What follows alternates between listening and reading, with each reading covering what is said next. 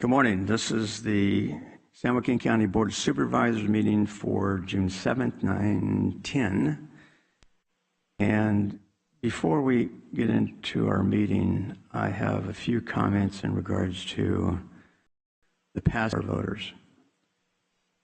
The registered voters, Heather Diddy, passed away last Saturday due to complications through a medical procedure she had undergone last week. She leaves behind her husband, 6 sons, and several grandchildren, and she would have been 51 to this month. As a board, we are at a loss to comprehend the grief felt by her family, friends, co-workers, and all those who knew her. We offer our heartfelt sympathies for your tremendous loss. Heather had only been with San Joaquin County for 6 months when we hired her in our ROV office, Registered Voters Office, and impacted other departments with her personality and professionalism. To put in perspective, I received from one of her staff members in regards to the comments that they've received in the Register of Voters. I'd like to share just a few of them. This is devastating news. She was such a caring person and an absolute blast to spend time with.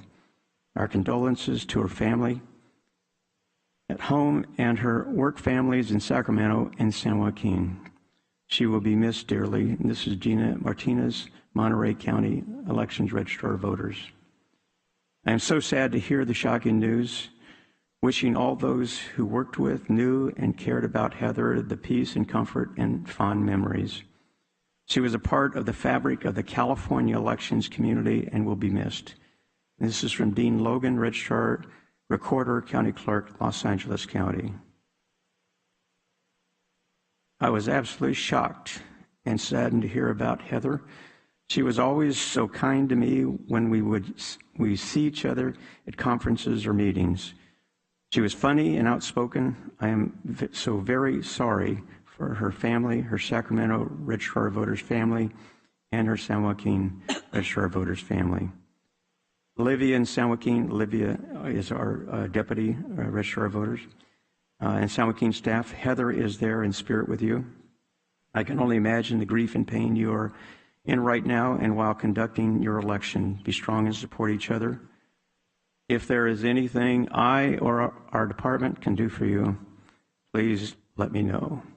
You're all in our prayers and thoughts, and that's Shannon Bushy, Registrar of Voters, Santa Clara County. I am saddened to hear about Heather's passing. She will be truly missed by many of us as she left an impression on everyone she met. She was a truly passionate about elections. My heart goes out to her family and coworkers, Donna Johnston. Heather had a profound influence on me as a friend and mentor. She was incredibly fun to be around, and I was looking forward to hearing about her experiences leading the team in San Joaquin County. I will miss her terribly. Ryan Ronco, Placer County Registrar of Voters. It is with the heaviest hearts to share the loss of the valuable member of the elections community, a friend and mentor. Heather hired me 18 years ago and gave me the opportunities to grow and learn in elections. She took me to my first CACEO meeting where I still remember her and Michael Vu arguing about whether to accept abbreviated street names on petitions. She was passionate, and that rubbed off on others. She truly cared about elections and dedicated her life to being a public servant. She worked for Sacramento County for almost 30 years and ended her career on top as Registrar of Voters for San Joaquin County.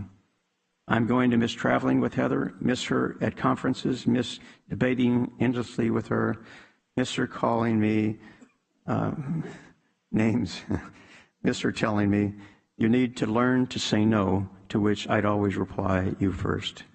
I will miss her stories, singing 80s songs with her humor and her big heart underneath.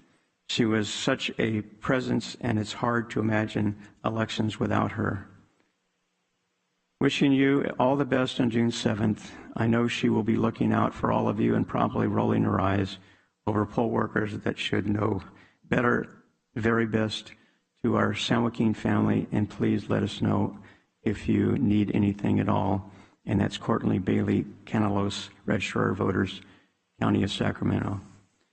So you can see that Heather was a very special person. She had an impact not only in the Registrar of Voters office, she had an impact upon our other departments and upon the board itself. So I would take this time in a moment of silence, silent prayer, a moment of reflection, to remember her, her family, her friends who are missing her greatly. So if you would join me, please.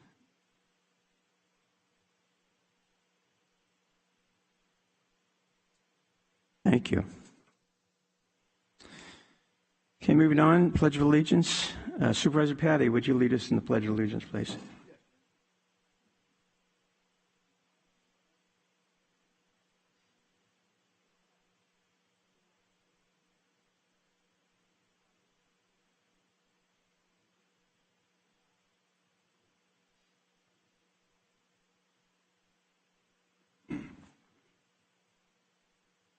Thank you. All right, roll call, please. Supervisor Rickman? Here. Supervisor Miller? Here. Supervisor Patty? Yes. Chairman Nguyen? Here. And for the record, Supervisor Villapadua is absent. Thank you very much. And now it's time for recognitions and presentations. If clerk of the board, if you'd read the first proclamation, please. Thank you. And also I'd ask Chris Rupe, are you in the audience? Oh, there he is. And he is Supervisor Villapadua's Chief of Staff. So you could join me, please. We now have the recognition of Greg Marsh, Franklin High School varsity baseball head coach, which was requested by Miguel Villapadua, District 1 representative. I would like to invite head coach Marsh to the podium for the presentation of the certificate of recognition by Chairman Nguyen and Chief of Staff Chris Rupe on behalf of the board, which reads, in recognition of your outstanding achievements as varsity head baseball coach with 302 wins thus far in 16 years, 24 overall, of coaching youth baseball. As a 5-time SJAA 3, CCCA 2 Coach of the Year, securing 5 playoff berths, and having been the 2017 recipient of the Stockton Hero Award, your dedication to our youth is exemplary. Congratulations on your great achievements, presented the 7th day of June, 2022.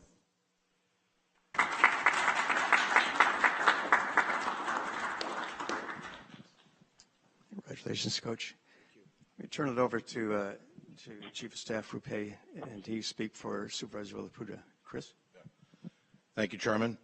On behalf of Supervisor Miguel Villapadua, Greg, what you've done and accomplished in working in an area, majority of your years at Franklin High School in East Stockton, which you're an alumni of. Franklin High School doesn't have the luxury of a feeder program. You know, it has a little league is very minimal that's surviving, but it has an area that does not have the luxury of travel ball players. It's a low-income area, and you have odds stacked against you. But, you know, that doesn't stop you, because your heart and passion to work with the kids and to make them winners, and what you've done with the program, and actually everywhere you've gone has been successful. To get 302 wins is incredible. And I also want to give, you know, besides every great coach, there's a great woman behind that coach. I also want to give thanks to Tammy. You've done a remarkable job, and you know how many hours he sacrifices for what he does.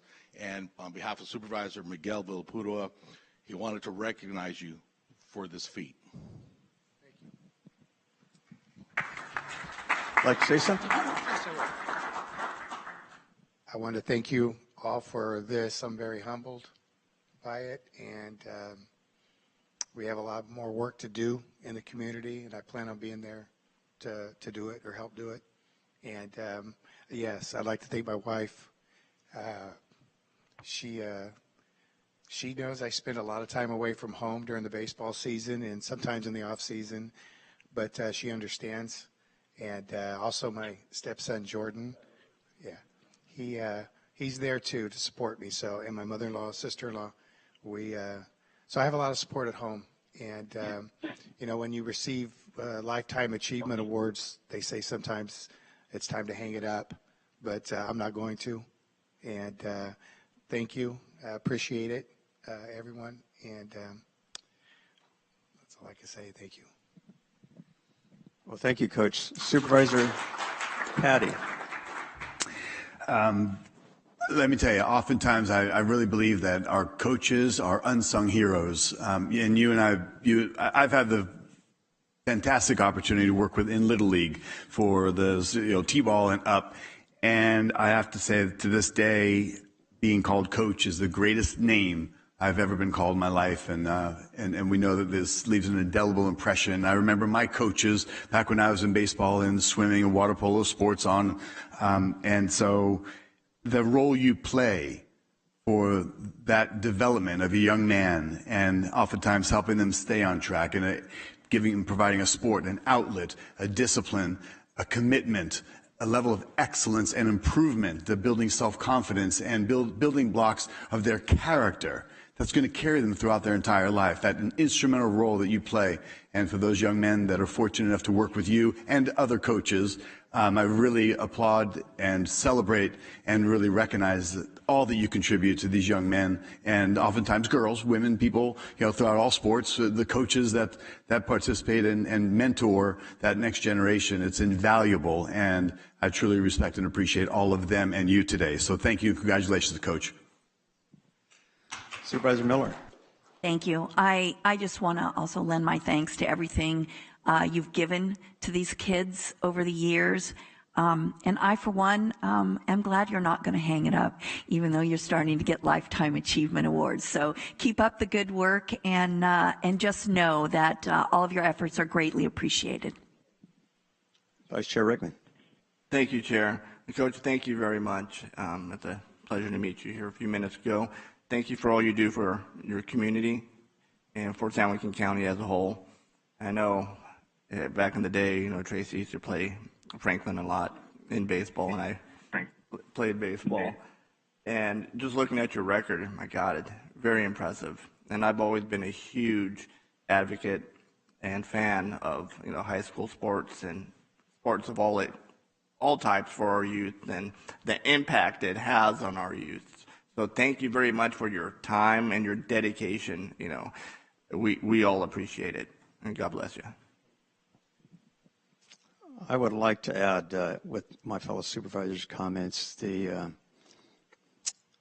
recognition and appreciation for being a coach.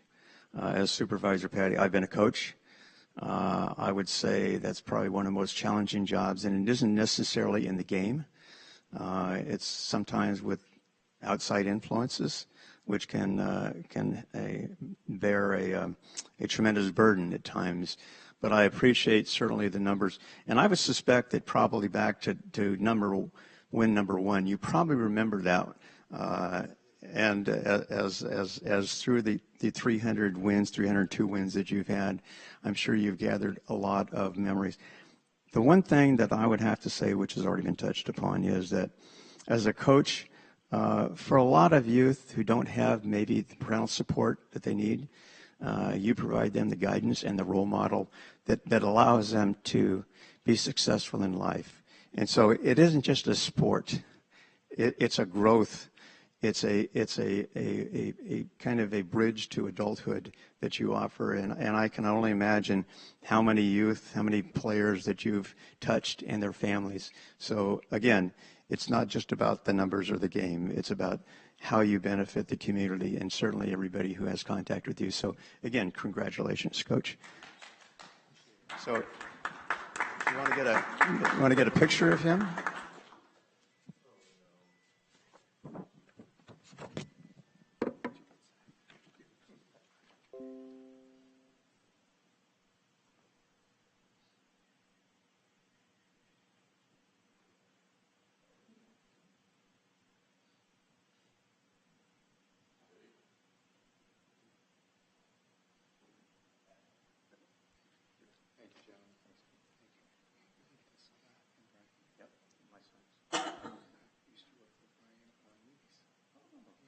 Still doing them?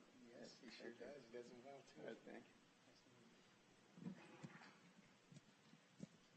Okay, clerk of the board. And I'd ask Supervisor Miller to come down, please. Next, we have the proclamation of June 2022 as Gay Pride Month. And I would like to also invite Simone Reyes, Executive Director of the San Joaquin Pride Center, to the podium for the presentation of the proclamation by Chairman Nguyen and Supervisor Kathy Miller of District 2 on behalf of the board, which reads, whereas throughout the United States during the month of June, celebrations, rallies, parades will be held recognizing the diversity and strength of the lesbian, gay, bisexual, transgender, and queer community. And whereas lesbian, gay, bisexual, transgender, and queer individuals in San Joaquin County are productive, compassionate, and contributing members of the community. And whereas the Board of Supervisors and the community at large agree that discrimination, harassment, and physical harm experienced by lesbian, gay, bisexual, and transgender individuals in San Joaquin County is not acceptable and will not be tolerated. And whereas the United States Constitution clearly provides that all citizens are entitled to equal protection and basic civil rights under the law.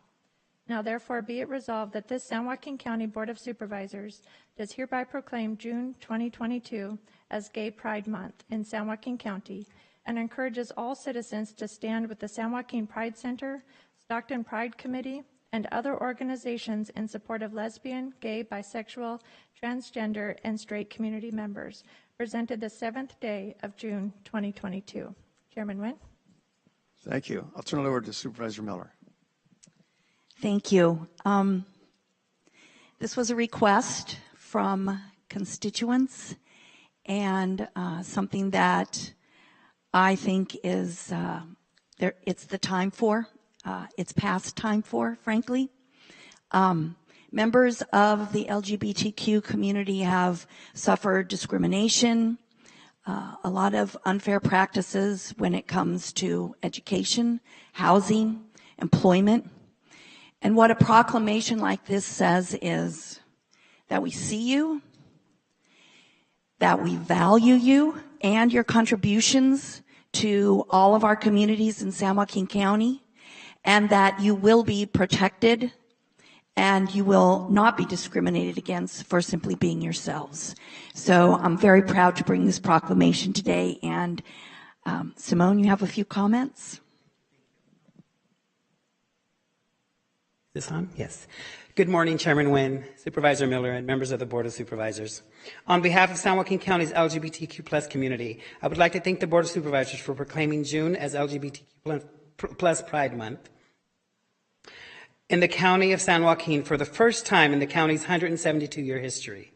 It is important to understand that symbolic, simple gestures such as proclamations and even raising of the LGBTQ Pride Month flag in June to honor LGBTQ+ Pride Month is a step in the right direction. Stockton being the county seat of the largest city in San Joaquin County and also the most diverse in the United States, our city and county takes great pride in its diversity.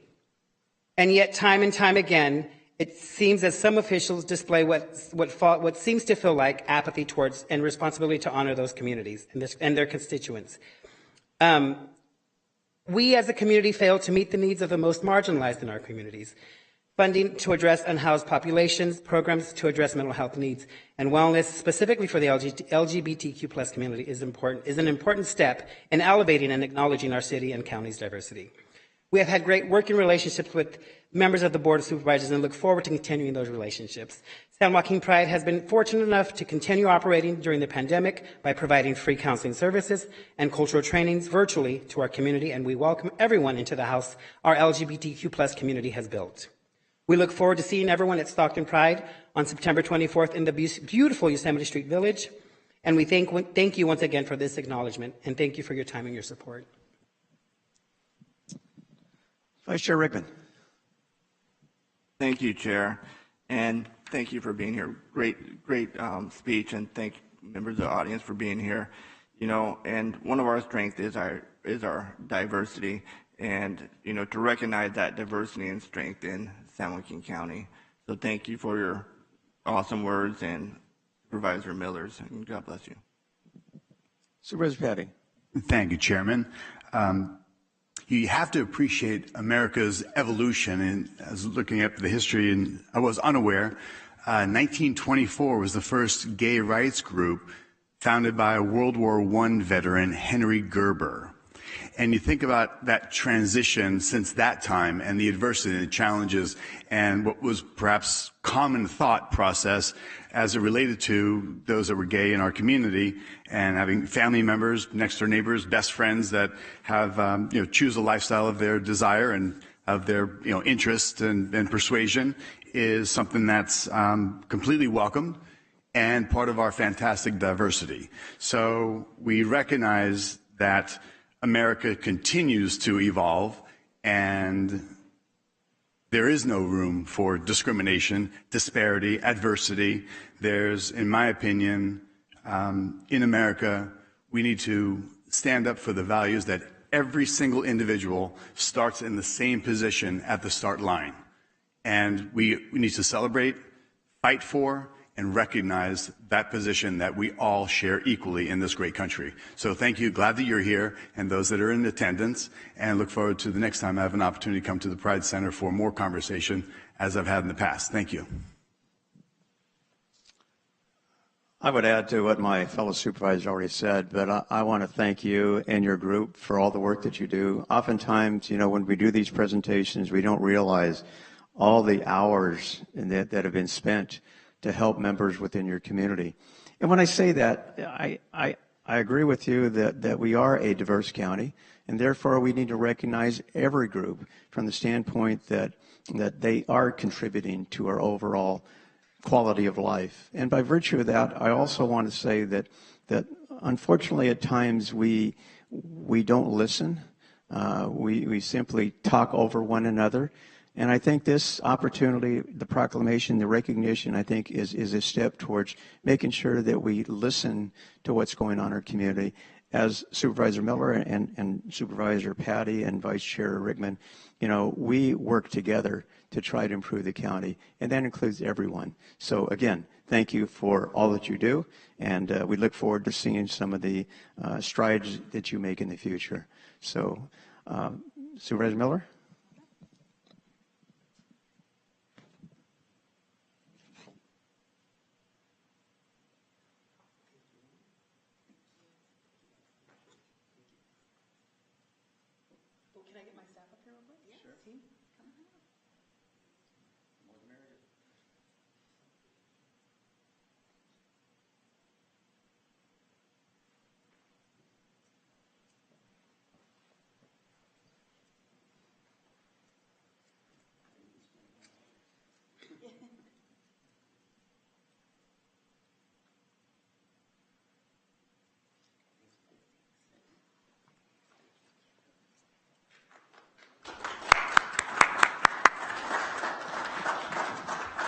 Then I'd like to have Supervisor Rickman come down, please. And Clerk of the Board. Next, we have the proclamation of June 2022 as Portuguese Heritage Month. And I would like to invite Lucia Madruga, past president of the Tracy Portuguese Hall, to the podium for the presentation of the proclamation by Chairman Nguyen and Supervisor Robert Rickman of District 5 on behalf of the board. And the proclamation reads, whereas during the month of June, in recognition of June 10th as the Day of Portugal and June 6th as the Day of the Azores, we celebrate and honor the long history of the Portuguese community in San Joaquin County and across California. And whereas Portuguese Heritage Month is a time to recognize the vibrancy of Portuguese culture and offers an opportunity to learn more about the community. And whereas during Portuguese Heritage Month, we can learn more about the many outstanding contributions Portuguese Americans have made to San Joaquin County and around the world. And whereas Portuguese Americans harbor a deep commitment to family and community, an enduring work ethic, and a perseverance to succeed and contribute to society. And whereas San Joaquin County is home to a large and diverse Portuguese community, and we recognize the contributions they make to San Joaquin County and celebrate their traditions, heritage, and culture. Currently, there are more than 350,000 persons of Portuguese heritage living in California, approximately 90% of whom have either come directly from the Azores Islands or or are of Azorean ancestry. And whereas Portuguese Americans are leaders in the agricultural industry in San Joaquin County and throughout California, most notably in the dairy industry. And whereas the Portuguese Holy Ghost Festival and other religious and cultural festivals are an important part of the communities in which they are held, bringing communities together and preserving and disseminating the rich traditions of our proud people. Now therefore be it resolved that this San Joaquin County Board of Supervisors does hereby proclaim June 2022 as Portuguese Heritage Month in San Joaquin County and encourages all citizens to celebrate the accomplishments and contributions our Portuguese citizens share with our community. Presented the 7th day of June, 2022. Thank you, Clerk. Would you like to make some comments? And I'll turn it over to Vice Chair Rickman. I want to thank you, all of us, and I want to thank you, all the Portuguese committee, for continue our traditions. Thank you. Thank you, Ms. Madruga, for coming all the way over here to Stockton from Tracy. You know, I'm honored to introduce this proclamation recognizing the significant contributions of the Portuguese community to San Joaquin County, California, and of course the United States. And you know, I had a lot of folks ask me to bring the proclamation forward, and as our county clerk mentioned, this month of June is the Holy Ghost celebration. And I can say, for example, in Tracy, my hometown, this year, what is it, we celebrated over 90 years, 98 years celebrating the Holy Ghost Festival. So it's a huge tradition in Tracy and in Escalon and Lodi and Stockton. There's a huge Portuguese culture here. I know for me personally, my grandparents, my great-grandparents came here to San Joaquin County in Tracy in the early 1900s from the Azores to Seda. And, they started off, milking cows and ended up getting their own dairy and providing a living for their family. So I'm very honored to, give this proclamation to you and the Portuguese community. So thank you very much. Supervisor Miller. Thank you. Almost all of us come from people who came from somewhere else. And it really is one of the strengths of our nation, that immigrant infusion of risk takers and folks who are always looking for a better place and a better life for their families. It's a big part of what makes our country strong. And so I'm really pleased that Supervisor Rickman brought this forward to represent and proclaim this month in recognition of your heritage, and wish you all the best, and especially with your big festival. So thank you for all that you do and all your contributions to San Joaquin County. Supervisor Patty. Thank you, Chairman. It's widely believed that the Portuguese host perhaps the most beautiful language, as linguistics would go and people would refer, and it is very unique and special, just as the Portuguese history and people are. They came to America in the 1600s, settling on the East Coast. They were explorers. They helped charter South America, the routes of our waterways and across the lands. And it's a proud community and culture, very hardworking, very family-oriented, great food, great unity. And I think it's wonderful that the Portuguese to this day contribute to the wonderful diversity that is America. That we are all here, and we all have unique qualities and interests and backgrounds, but we all share that commonality of being America. And I'm very proud that the county is recognizing this Portuguese heritage, and congratulations. Thank you for bringing this forward to our county today. Thanks. Well, I think most have been said, but I would offer this. The Portuguese know how to party. I've been to their festivals. The food is great. The people are happy, they enjoy themselves, and that, I don't want to say is a unique trait, but it's certainly the ones that stands out. But also, as already been said, they're hardworking. They are industrious in every particular way. My son-in-law is Portuguese, and I really appreciate him and his energy, and I guess for most part his very positive attitude. And I think that represents the Portuguese people, that they're kind of a can-do. In other words, you give us a challenge and we'll take care of it. So again, I appreciate Vice Chair Rickman bringing this forward.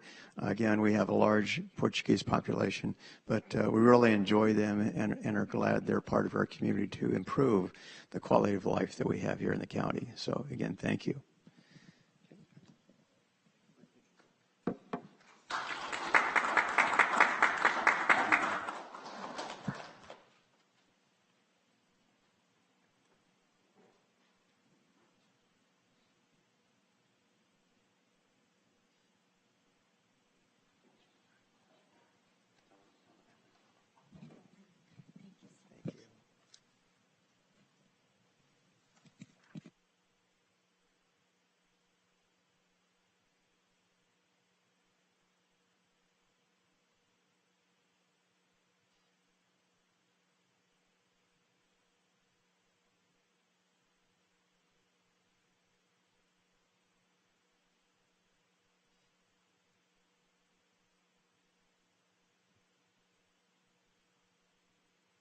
Okay, at this time, we're a little bit challenged in regards to our agenda, primarily because Supervisor Patty must leave shortly, and we need to have some votes which require 4 members, so we're going to do some things a little bit out of order.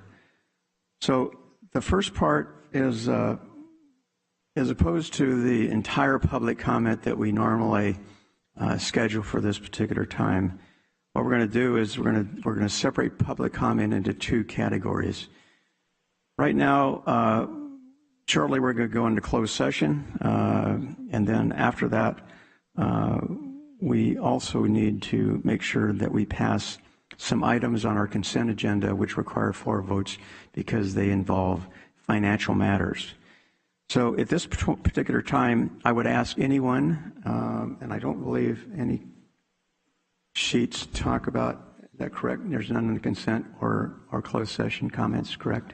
I'm not aware of public comments right now for closed session Okay. or consent.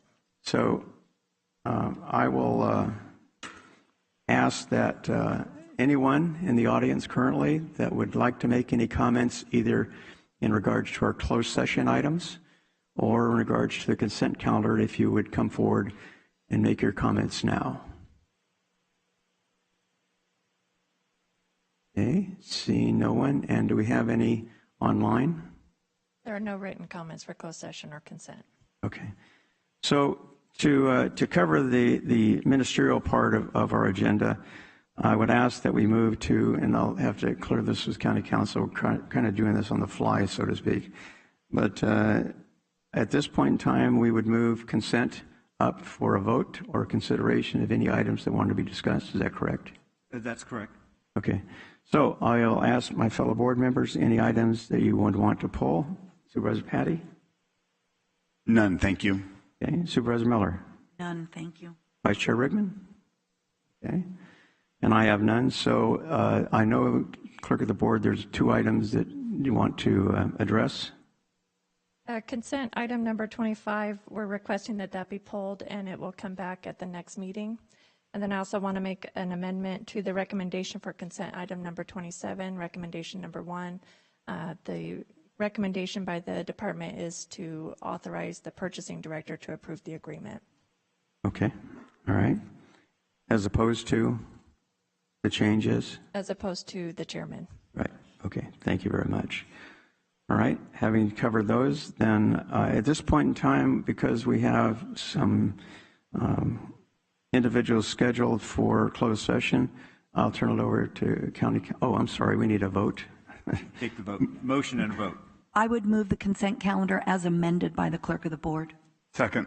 Excuse me, Chair Nguyen, Yes. I hate to interrupt, Not a but problem.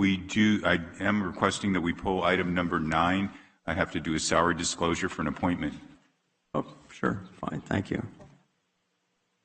Thank you. All right, go right ahead. Yeah, thank you, Chairman and Supervisors. Government Code 54953C3 requires an oral report on salary compensation before the board takes final action. And this is for the, today's action recommends the Director of Public Works, the appointing annual salary, who you will be approving for appointment in the consent. Starting salary will be approximately $198,080 annually. So I just needed to point that out. Thank you. Thank you, appreciate that. All right, any other comments? If not, please vote.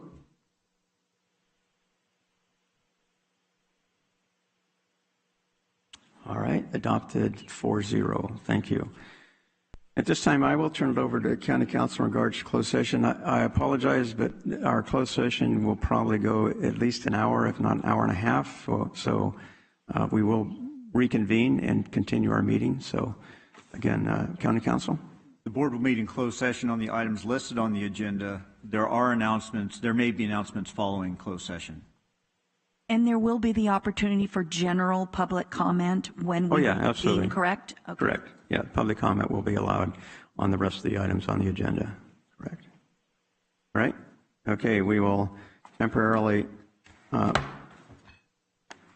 go to closed session, then we will come back and possibly with some announcements.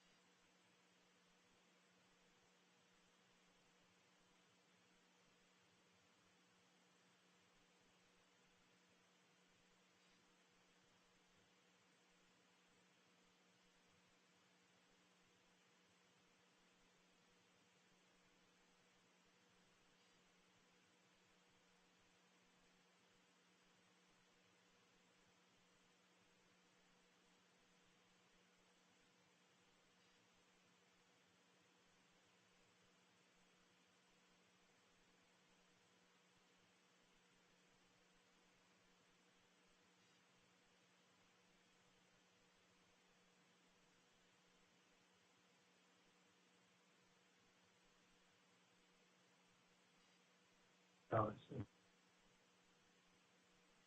What's going on?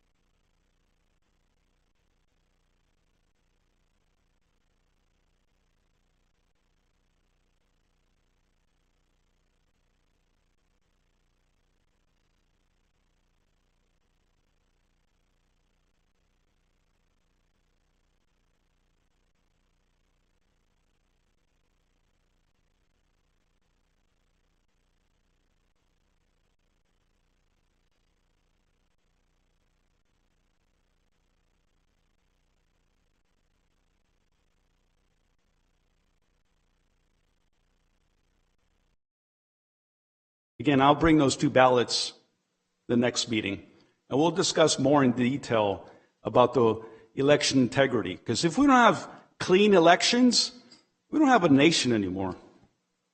Thank you. Okay. Jessica Wagner.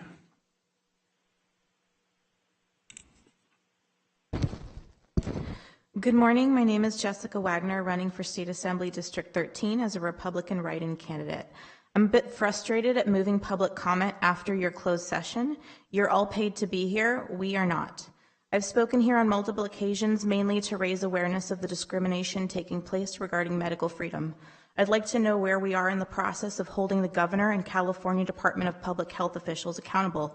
Let's end this. Seeing as today is election day, I want to ask the county to enforce voter integrity and reject the mass vote by mail system moving forward. Our community wants transparency over duplicate ballots and the operations of the machines being used. Can we get verification that these machines are not connected to the internet or susceptible to hacking? What steps are being taken today to assure voters that you are taking election concerns seriously? Finally, it's June. Last month's agenda requested recognition as Elder and Dependent Adult Abuse Awareness Month. That represents a large community. I don't know if there's a flag for that.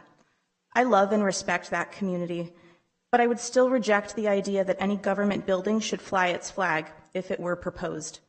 While there's no place for discrimination of their community, it can still be true that it would be inappropriate to fly additional flags on government property that pander to communities already enfolded and welcome under our American and state flags. Please remember that principle in your general government discussions. Thank you.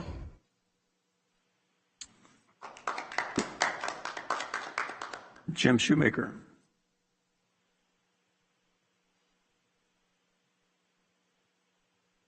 Good morning, Board. It's been 2 weeks since I was here, but now we have something else to talk about on this election day.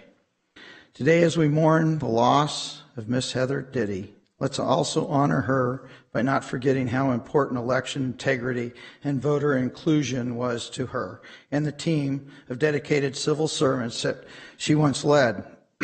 It's an incredible, difficult job under the best of circumstances. As a congressional candidate, of course, I have a strong vested interest in the integrity of this election. But first and foremost, I'm an American.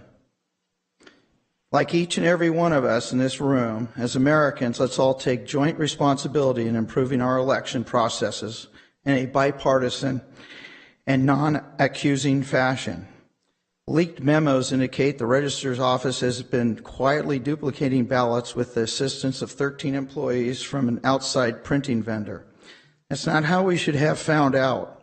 Best practices are not being followed in a room across the hall.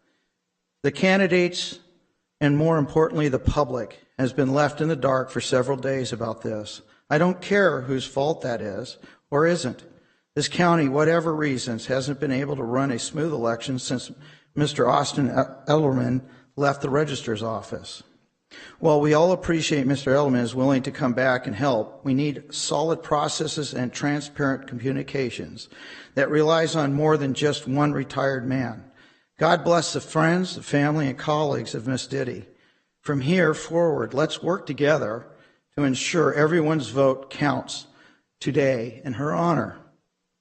I also want to make a note that I still have my 5 ballots that I received in the mail. I'm going to go down to the 3rd floor, and I'm going to vote in person, and I will turn these ballots over to the registered recorder. These are the issues we have to look at. These were all mailed to my P.O. box. If somebody wants to do something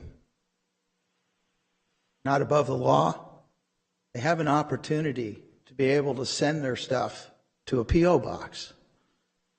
I didn't ask any of this. I've used the same P.O. box for 30 plus years. So I'm just letting you know this is an issue we definitely have to look at. But thank you for your time. God bless.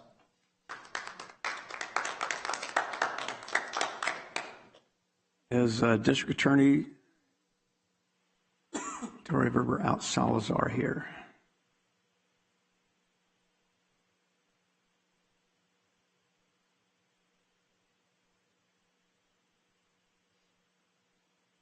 Okay. All right. So while she's coming over here, County Council, I asked you in regards to a presentation that from the registrar of voters. We need a vote in regards to adding that to our agenda. Is that correct? Government Code section, let me turn to my notes here. Government Code section 54954.2 allows the board to add an item to the agenda when there's need for immediate action, and it has come to the attention of the agency after the agenda was posted. The matter that is being added, or the request to add to the agenda, is a report from the registrar of voters on the issue that is occurring presently with the ballot. The need for immediate action is so that to reassure the voters on the processes that are in place to address this issue with the ballot, and this did come to the attention of the agency after the agenda was posted. So it requires, because we're down to 3 members, it requires a unanimous vote. Thank you. I need a motion and a second. So moved. Second. Okay, please vote.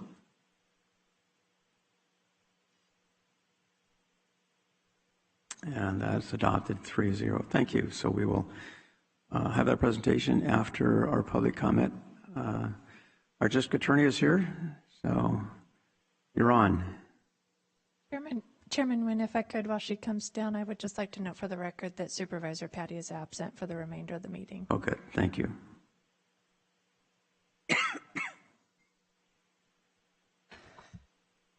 We go ahead and bring that super. Thank you. Good morning, Chairman Nguyen, Vice Chair Rickman, board members, CAO Wolverding, and Madam Clerk to Board. Thank you for allowing me to discuss Operation Hybrid Havoc with the public. I would like to extend my gratitude to this board for allocating funds during the 21-22 budget for a dedicated high-tech organized crime deputy district attorney and paralegal. Operation Hybrid Havoc is a result of those funds, and our community is safer because of you. Sitting next to me, I'm proud to introduce that Deputy District Attorney, Lisa Mann, as well as her supervisor, Caitlin Casey, who have spearheaded this campaign over the last several months to ensure the successful arrest and prosecution of 90 of the top 100 offenders in our community. This operation was a monumental undertaking, highlighting the true power of partnership and collaboration between law enforcement agencies, myself, the office, Stockton Police Department, and the Department of Justice and CHP. To date, Operation Hybrid Havoc is one of the most, we can go ahead to the next screen, successful organized crime operations we've had in San Joaquin County.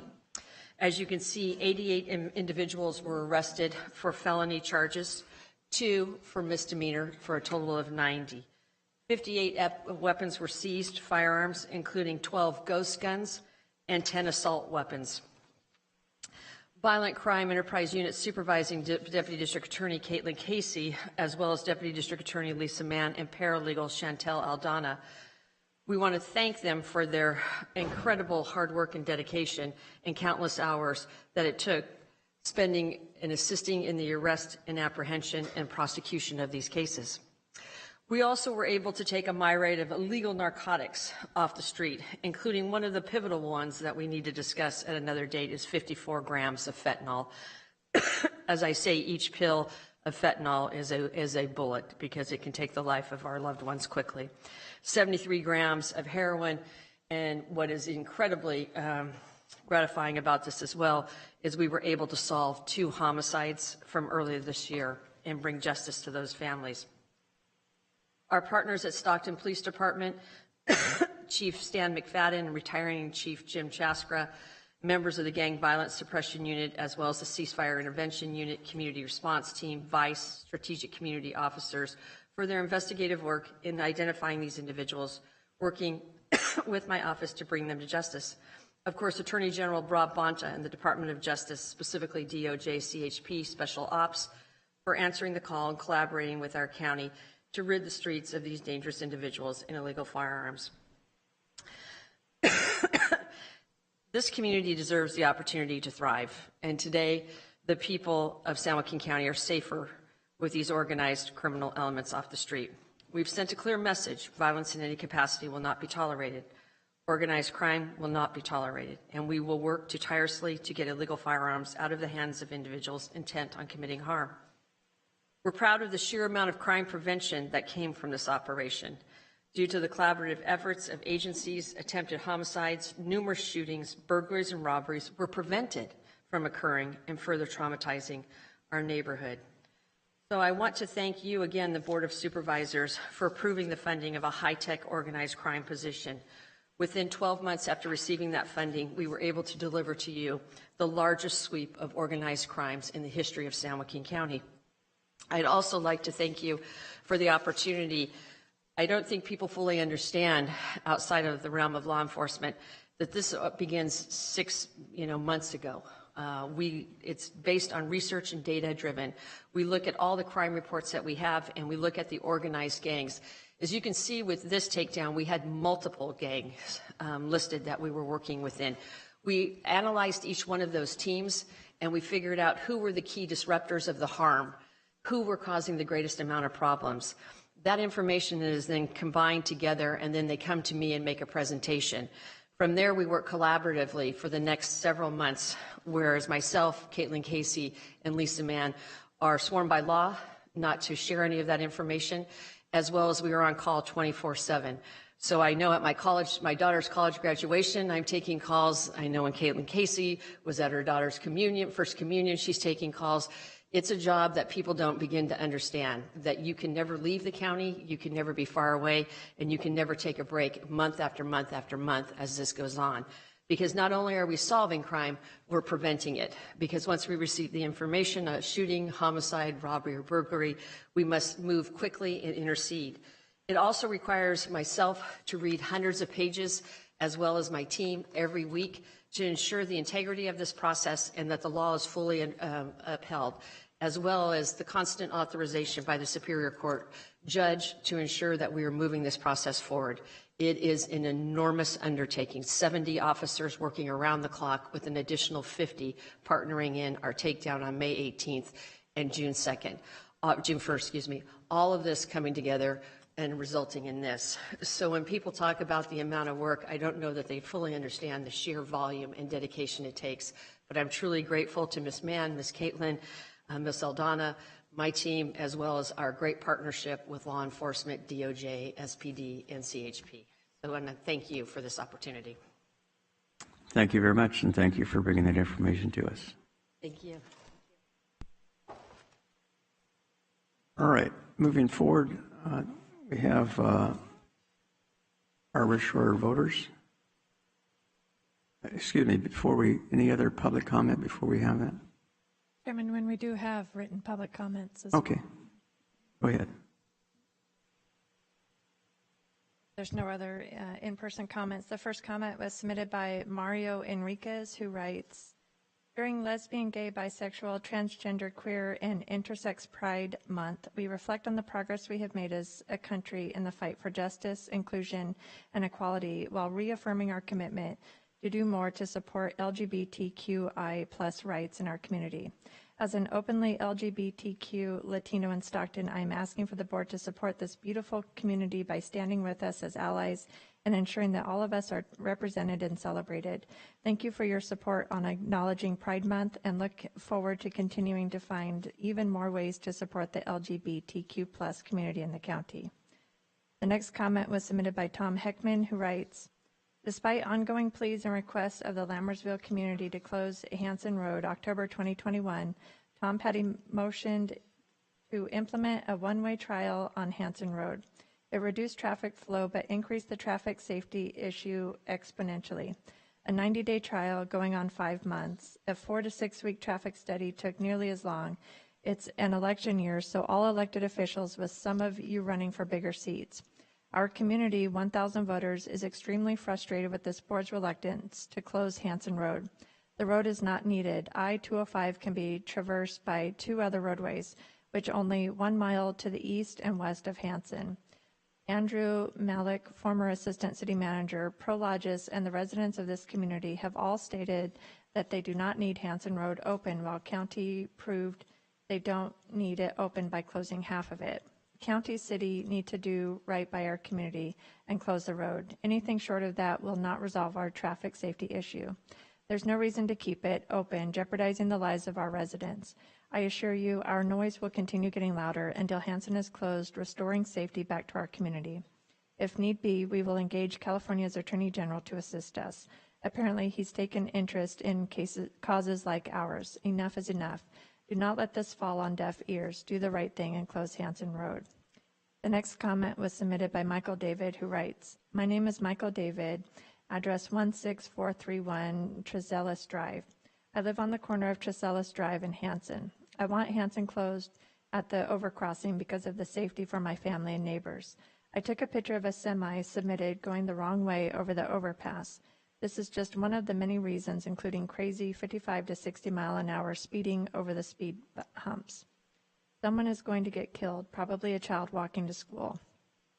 The road needs to be closed at the overcrossing. There will be more warehouses. It will even get worse. Please do not wait for a fatality to implement this change.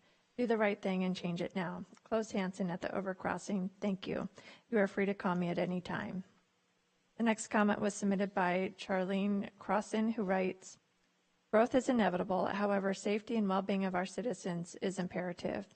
A major thoroughfare through a residential neighborhood and nearby elementary school should not be accessible for commercial purposes. Strict enforcement to disallow passages must be compulsory. The importance of trucking is obviously a necessity. Our city and county leadership need to first and foremost consider safety and institute a viable passageway for commercial vehicles to access industrial areas that does not bring semi-trucks, commercial vans, etc., through neighborhoods whereby it endangers children and interrupts the quality of life of its citizens."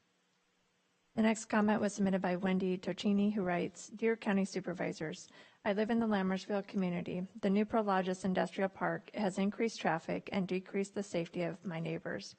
I know you are trying to help us in the struggle to make the area safe again, but the trial of Hanson Road as one-way road has, unfortunately, made that road and the area increasingly more dangerous. As a driver, I no longer come home via Hanson Road. As a pedestrian, I no longer walk on Hanson or Von Sosten roads. You have been sent videos of vehicles illegally speeding southbound on Hanson, accelerating so that they are not seen crossing into the northbound lane while going southbound to proceed over I-205. This one-way road is now a horrible accident just waiting to happen. There might be two cars hitting head-on and tumbling into the freeway from the overpass. Since you have blocked one side of the overpass with huge cement K-rails, more vehicles on the freeway below may be affected. Please add the closure of Hanson Road to the freeway overpass onto an upcoming BOS meeting. If you are still unsure of the outcome of this one-way Hanson Road trial, please ask the people who live here. It is a complete and utter failure." The next comment was submitted by Nancy Gudanga, who writes, "As a community of homeowners have done everything in our power to get our county to work for us. We have been patient and still our elected officials have not heard or recognized what the vast majority of this group has decided. Your ugly barricades are a joke. Trucks run them over. Please close Hanson to the warehouses." The next comment was submitted by Robert Budagna, who writes, "Board of Supervisors, this community has been dealing with truck traffic and commuter traffic now for years. We have brought it to the board's attention, and you decided on doing a traffic study and closed the road to one-way traffic. This has made Hanson Road extremely dangerous. I thought the study was going to 90 days. It's been a lot longer than that. Someone is going to get hurt, and the Board of Supervisors will be the ones to blame. It is a safety hazard, and we cannot allow this to continue. It's time to give us back our community. 85% of the homeowners signed a petition to close Hanson Road. Of you on the board have ever had that large of a margin in your election. Close down Hanson Road." The next comment was submitted by Keith Vanderveen, who writes, "The one-way trial on Hanson Road seems to have reduced illicit truck traffic through the Santos Ranch neighborhood and around Lammersville Elementary School. However, the illicit truck traffic has not been eliminated. Cars transitioning the overpass to from the warehouse are still speeding, but the volume of cars seems diminished. To fully solve the truck and speeding car problem, the I-205 overpass must be closed, or the speed bumps must be made much higher and the gaps between them filled in so that vehicles can't take them at high speeds. If the truck and speeding car problem isn't addressed, eventually a resident or Lammersville student is going to get hurt. There are no sidewalks on Hanson Road, hence no safe places for students walking to from Lammersville Elementary, or residents walking pets to be when cars or trucks speed on Hanson Road. The next comment was submitted by Mindy Meyer, who writes, Committee and board members, please hear and understand why the requests from our community are so strong asking for the closure of Hanson Road.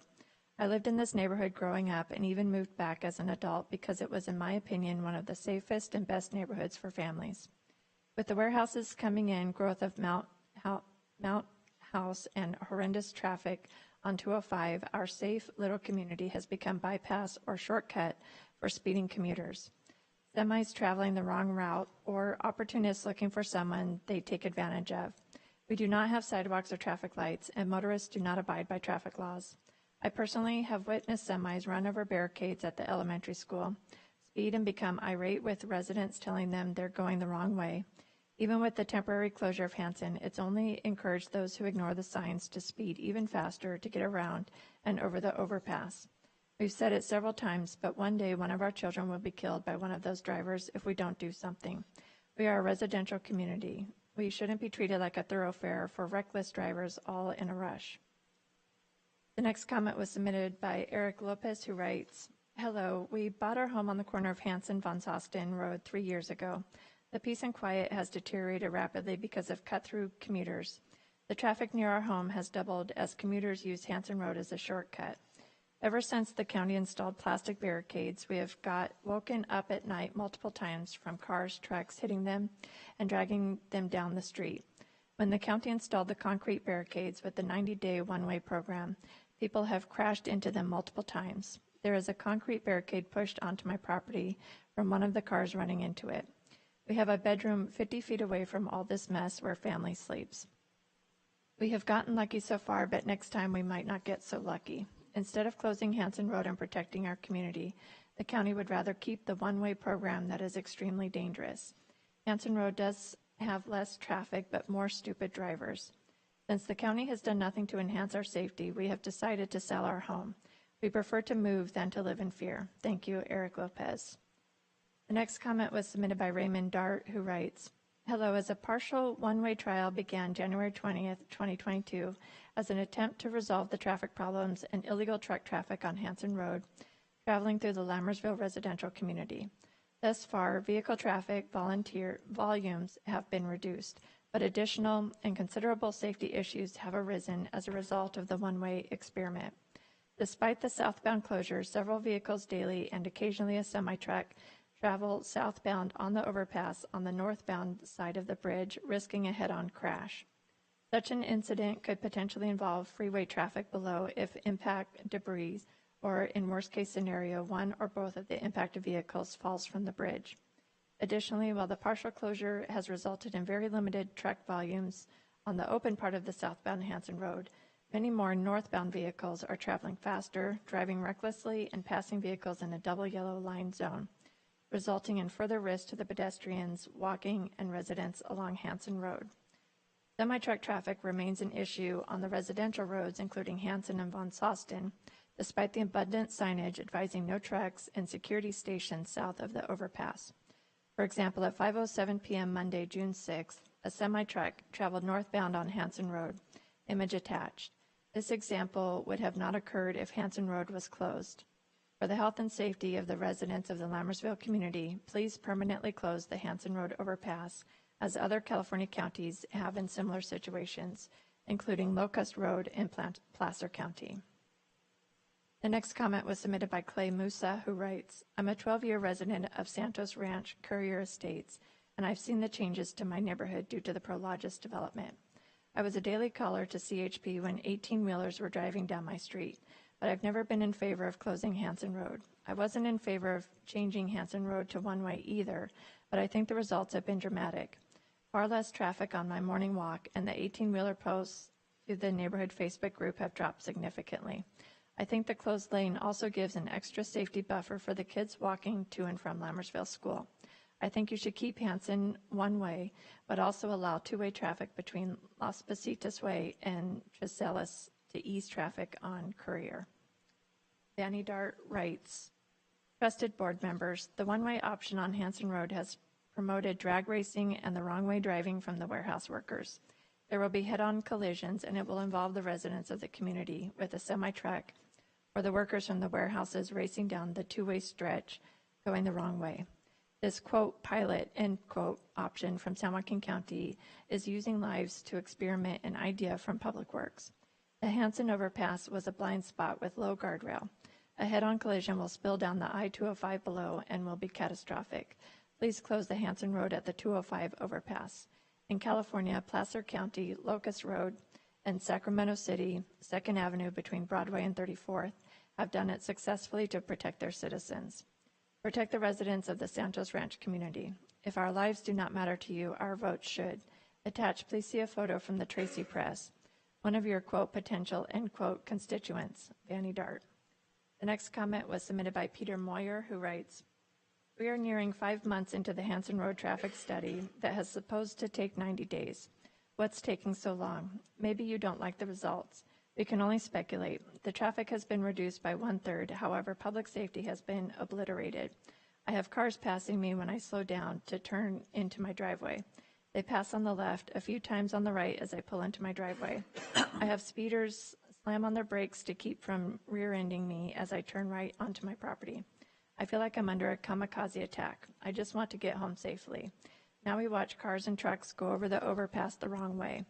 What's going to happen when a head-on wreck collision and cars fall onto the freeway, killing many people? We have support from our community, the fire department, the school board, Prologis, and Andrew Malik. If we continue to watch Najee daily, the traffic study, the county will have blood on its hands. It's just a matter of time. Please note the video that Najee and Balaji showed the board on October 2021 was a sugar-coated propaganda piece. During the May 2021 Zoom presentation to our community, the county told us we had to pay $225,000 to close Hanson and had to pick one option and live with it forever, which was not what was presented to the board. Wake up and close Hanson Road. The next comment was submitted by Cheryl Valdez, who writes, Dear Board of Supervisors, I am writing in regards to traffic on Hanson Road. The one-way has helped a bit, but has presented its own problems, such as traffic going the wrong way. Please give us our quiet neighborhood back and close the Hanson Road at the overpass. Thank you, Cheryl Valdez. The next comment was submitted by Caitlin Merrill, who writes, here is the message I sent the Board of Supervisors. Please feel free to copy and paste some or all of it in your message to the board. Comments are due today for the June 7th meeting. Here is the link. Dear Board of Supervisors, please hear this community's plea. The one-way on Hanson Road is extremely dangerous. We have a lot of video footage of wrong-way drivers speeding in our rural residential neighborhood. We still have semi-trucks using Hanson and even going in the wrong direction. The I-205 overpass is a hill that is a complete blind spot when someone is driving on the wrong side of the road, which happens every single day and night. We all see it and have tons of proof. I don't know how this was thought to be a good idea. It is a safety hazard, and we will not allow this to continue. We have had at least 2 head-on collisions into the cement barriers, which are right outside of homes and across the street from the elementary school. The residents can't hear our own streets. It's like a construction zone. But most importantly, it is dangerous. Prologis told the LPA that they don't need Hanson Road. Please give us our safe community back and close Hanson Road at the overpass. It's a simple solution to an immediate safety problem. Please, enough is enough. Christina Smith writes, hello, this one-way option has taken much longer than we were told it would take to get the results. This option has also left us with quite a bit more danger of wrong-way drivers. CHP was requested before because of speeders and semi-trucks, and we were told that CHP does not have the capability to be out patrolling all the time. Now more than ever, we need CHP to control the speeders and the wrong-way drivers that are going to cause a head-on collision. Closing the road does not require CHP. Please realize that the speed bumps and one-way have been poorly spent money that could have already been used for the road closure. John Tocini writes, Dear San Joaquin County Supervisors, I'm a concerned homeowner and grandfather in the Lammersville community. I've lived here for over 30 years and have seen the growth of the Prologis Industrial Park changing the safe and peaceful nature of our neighborhood. Safety of our community roads should be the #1 priority of our county. Changing Hanson Road to one-way will not solve the safety issue. This change has only created a larger unsafe condition. We already see vehicles violating the one-way direction, creating a more hazardous situation. Head-on collisions over the I-205 Hanson overpass are imminent. These accidents may include not only vehicles colliding on the overpass, but debris from this crash falling on the freeway below. Consider the liability brought upon the county from these accidents. As county supervisors, one of your duties is to look at all the evidence which shows the need to close Hanson Road with access for emergency vehicles as the best solution. 2 other counties both closed roads for unsafe conditions. Allow the Lammersville community to present their data showing why Hanson Road should be closed. The next comment was submitted by Jennifer Gass, who writes, members of the Stockton Blind Alliance movement look forward to hearing back from you and meeting with you soon to help address long-standing and serious concerns at Community Center for the Blind and Visually Impaired, CCBVI, Stockton, shared with you during your meeting 5/24/2022. We will be holding our 4th public protest on Wednesday, June 8th, 2022, 9:30 to 11 a.m., beginning in front of CCBVI and marching around Da Vinci Drive to West March Lane, returning to CCBVI by 11 a.m. Please join us and hear our stories. We want an independent audit of how CCBVI has used its resources, including the secret sale of its former building, an investigation into CCBVI's misconduct, a new CCBVI executive director and president of the board of directors, carefully and openly sought, vetted, and selected with community stakeholder input, including that of all interested blind clients and community members. Thank you to Stockton City Councilman BOS candidate Paul Canepa for standing in solidarity with us June 1st to actively listen to our concerns. We need your help and support. Thank you. Stockton Blind Alliance 209-200-8589. Facebook, Twitter at Stockton Blind. List of just some supporting these comments throughout San Joaquin County. Jennifer Gass, Denise Hudson Mendoza, Angela Mendoza, Lisa Vigil, David Vigil, Sonia Mendez, Peggy Washington, Janet Tabora, Elena Torres and Torres family, Miguel Mendez, Maria Alanez de Mendez, Lorena Mendez, Ariana Chavez, Selena Andrada, Tammy Hudson, Ora Hill, Sophia Colon, Janet Whitehouse, Joga Singh, Stephen Gass, Christopher Pearson, Robert Cole, Miguel Venegas, Arciela Venegas, Pat Ramsey, Arvin Shirley Rodriguez, Sandra Taylor, Eric Schultz, and Rosemary Schultz. The next comment was submitted by Timothy Bannister, who writes, Dear Board of Supervisors, please hear this community's plea. The one-way on Hanson Road is extremely dangerous. We have a lot of video footage of wrong-way drivers speeding in our rural residential neighborhood. We still have semi-trucks using Hanson and even going in the wrong direction. The I-205 overpass is a hill that is a complete blind spot when someone is driving on the wrong side of the road, which happens every single day and night. We all see it, and we have tons of proof. I don't know how this was thought to be a good idea. It is a safety hazard, and we will not allow this to continue. We have had at least 2 head-on collisions into the cement barriers, which are right outside our homes and across the street from the elementary school. The residents can't use our own streets. It looks like a construction zone, but most importantly, it is dangerous. Prologis told the LPA that they don't need Hanson Road. Please give us our safe community back and close Hanson Road at the overpass. It's a simple solution to an immediate safety problem. Please, enough is enough. The next comment was submitted by Alicia Sanchez, who writes, Dear Board of Supervisors, regarding the one-way on Hanson Road pilot, although I have noticed some reduced traffic, the issue has now turned into people driving more reckless, driving down the wrong side of the road, speeding drivers, crossing the double yellow lines to bypass other drivers. I do feel this solution has decreased traffic, but increased the safety of the public who live in the area, as well as those driving in the area. Thank you, Alicia Sanchez. The next comment was submitted by George and Julie Escalante, who write, One-way experiment on Hanson Road is not working. Hanson Road is now more dangerous with wrong-way drivers going over blind overpass on 205. Close Hanson Road.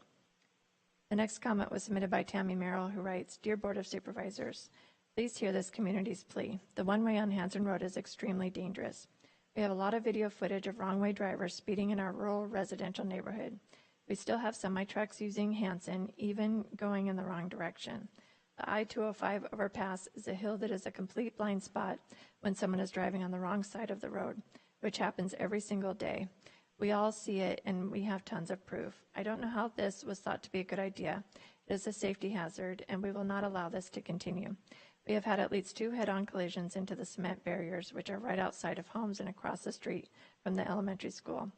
The residents can't use our own streets. It looks like a construction zone, but most importantly, it is dangerous. ProLodge has told the LPA that they don't need Hanson Road. Please give us our safe community back and close Hanson Road at the overpass. It's a simple solution to an immediate safety problem. Please, enough is enough. The next comment was submitted by Gary Moore, who writes, Hi, we are very concerned about the number of people going the wrong way on Hanson Road. The Prologis employees speeding and reckless driving habits, passing over double yellow lines on Von Sosten Road with total disregard to pedestrians, school children, and family pets walking home from the school right on the corner of Hanson and Von Sosten. The road has deteriorated from all the excess commuter bypass traffic and excessive vehicle noise, with numbers of vehicles at shift changes over 120 vehicles per hour down Hanson and Von Sosten roads. The school children are in grave danger every day walking in the neighborhoods, not to mention the people trying to get from the driveways onto the road without getting hit by speeding vehicles. The only way to correct this problem is to close Hanson Road overpass. Thank you. The next comment was submitted by Dale and Patricia Brandes, who writes, The temporary partial one-way traffic mitigation on Hanson Road has reduced vehicle traffic on the roadway, but it has created a hazardous safety situation. Vehicles regularly go the wrong way on the one-way portion of the street, creating unsafe conditions. In addition, trucks have been going southbound over the overpass, which is blind to both northbound and southbound drivers, creating the opportunity for a head-on collision. Such a collision would be lethal and could cause debris to drop onto the freeway below, creating additional hazardous conditions.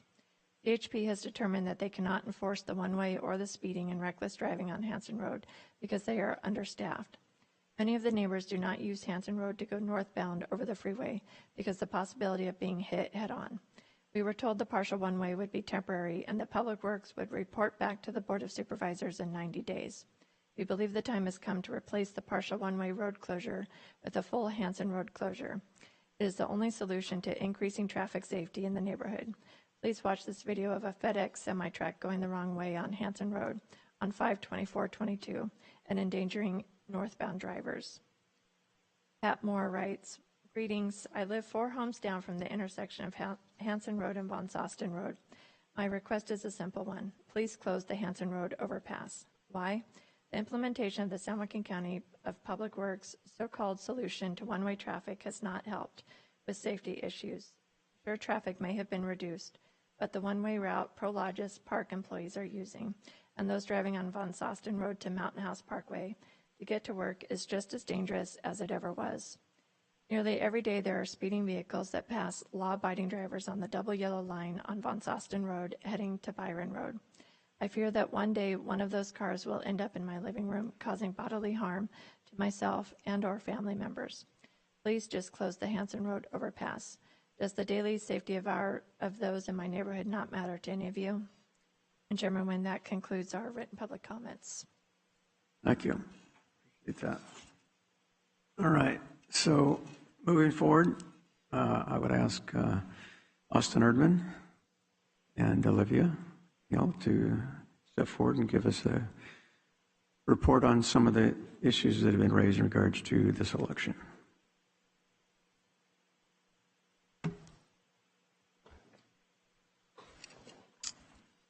Good morning. Morning. Would we like to watch the video so that it explains Sure. it? That'd be best. Okay, we can do that.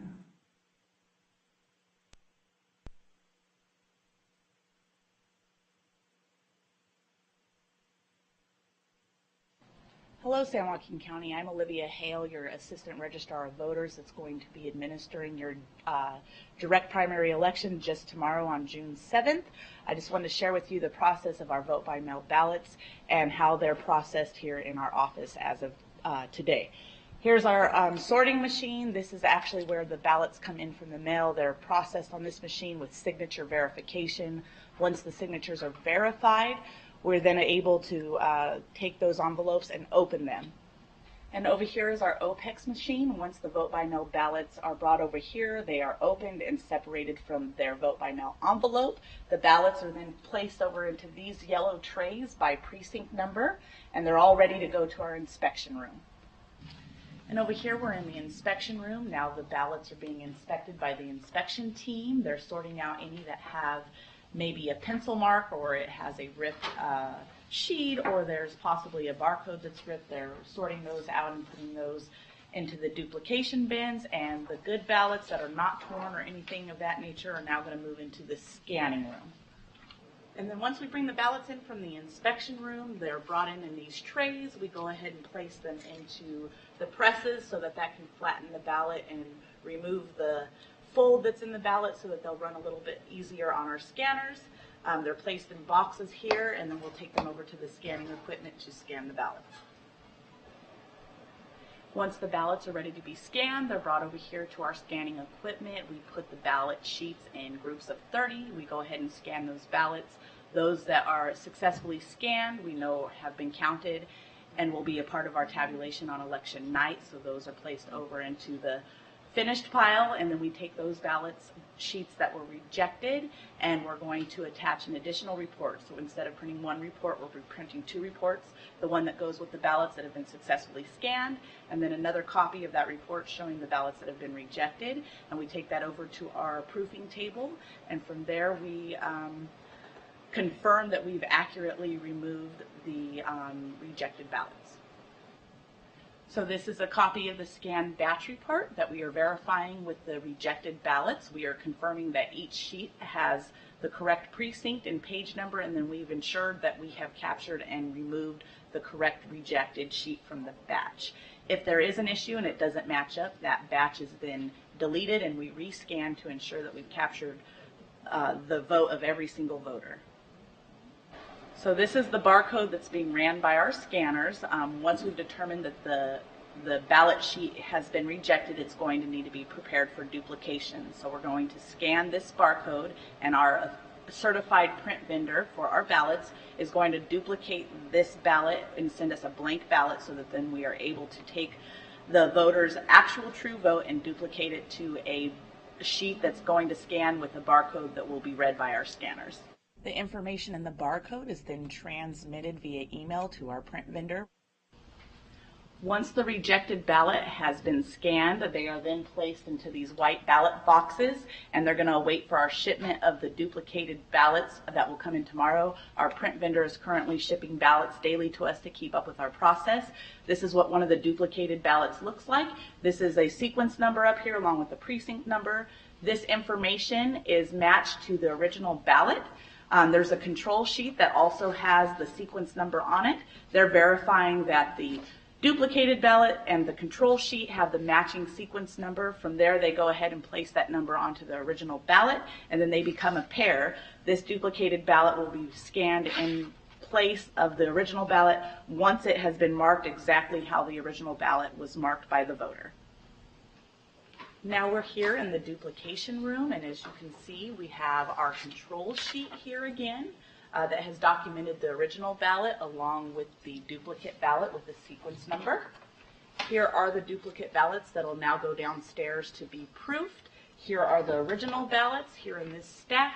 These will stay together along with their control sheet through the rest of the process, and post-election they'll stay together. So if there's ever a recount or any questions, we're able to show exactly what was duplicated from what for every single ballot that we've received in our office that we do actually have to duplicate.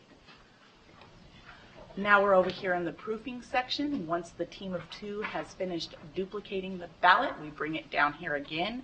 The duplicated ballot is then compared to the original once more to confirm that the correct choice selected by the voter is exactly what was marked on the duplicated ballot. And now it'll be ready to go back to the scanning room, and now that duplicated ballot will be scanned and read appropriately on our equipment. And in closing, I just want to share that anytime that we're working with live ballots, which means a voted ballot, we always use two-person integrity, so we never are alone with ballots that have been cast by a voter, and we do everything with the ballot underneath our camera system here at the Registrar of Voters office. Thank you for your time, and I hope that has clearly explained what's going on with our barcodes in this current election. Very well done. Thank you. Appreciate that. Any additional comments? Austin? Yeah, Supervisor. Yes, this is a normal process that the Registrar of Voters does through all elections in processing ballots that are unreadable by our scanners. However, due to this election, since I've come in, there's been an issue regarding the barcode, and these ballots are being duplicated properly within the Registrar of Voters office. So there is no issue in regards if there is a recount. So everything should be on the up and up and straightforward. So as I understand it, the reason that so many of these ballots were rejected is because when the printer, which is a vendor, which is certified by the state, when they printed them, as opposed to printing them landscape, they printed them portrait. Is that correct? Yes, and what happens is there's, on an inkjet printer, there's a tail off of the printing of the inkjet, and the way our current HART system works, it is actually having trouble reading the barcode because of the way that it was printed through the printer. And so because of that, and because of the way the software is written, it can't be changed, and that's the reason for the duplication of the ballots. So the reprinting was done on basically a landscape as opposed to the portrait, which then allowed it to go through the scanner properly, as most of the other ballots did the first time, correct? Correct. Okay. And then the other question in regards to, the process itself, and I know that there's, because I know Supervisor Miller's been down there, and I've been down there. I don't know if Vice Chair Rickman's been down there in regards to actually observing this firsthand. Yes, he has. But the question arose in regards to the duplication from the original ballot and the way it was marked by the voter, and then the duplicate ballot. There's two individuals, and one reads off what the voter marked, and then the other person marks that particular box to ensure that it's identical, correct? Correct. And then is there a process, there is a process after that to make sure that those ballots that were obviously combined now match each other, so that somebody couldn't, for example, a rogue team who had a propensity for a particular candidate or candidates or whatever, decided to mark all the ballots they received in a particular vein. That is reviewed to make sure that hasn't happened. Is that correct?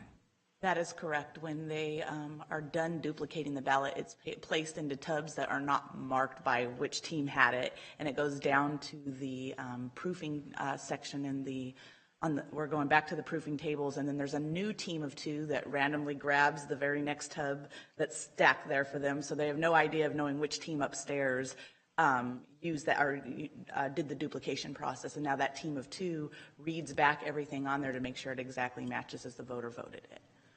Also, I'm going to comment that this needs to be done in accuracy because of the potential of a recount. If there's a close race and somebody asks for a recount, they're going to ask to see the original ballot to make sure that that vote was marked correctly. So there is no ability to actually cheat or do whatever you're saying, rogue team. There's no possibility of that. And if it were to happen, we would catch it, and we'd certainly catch it in the during the process at the end of the election.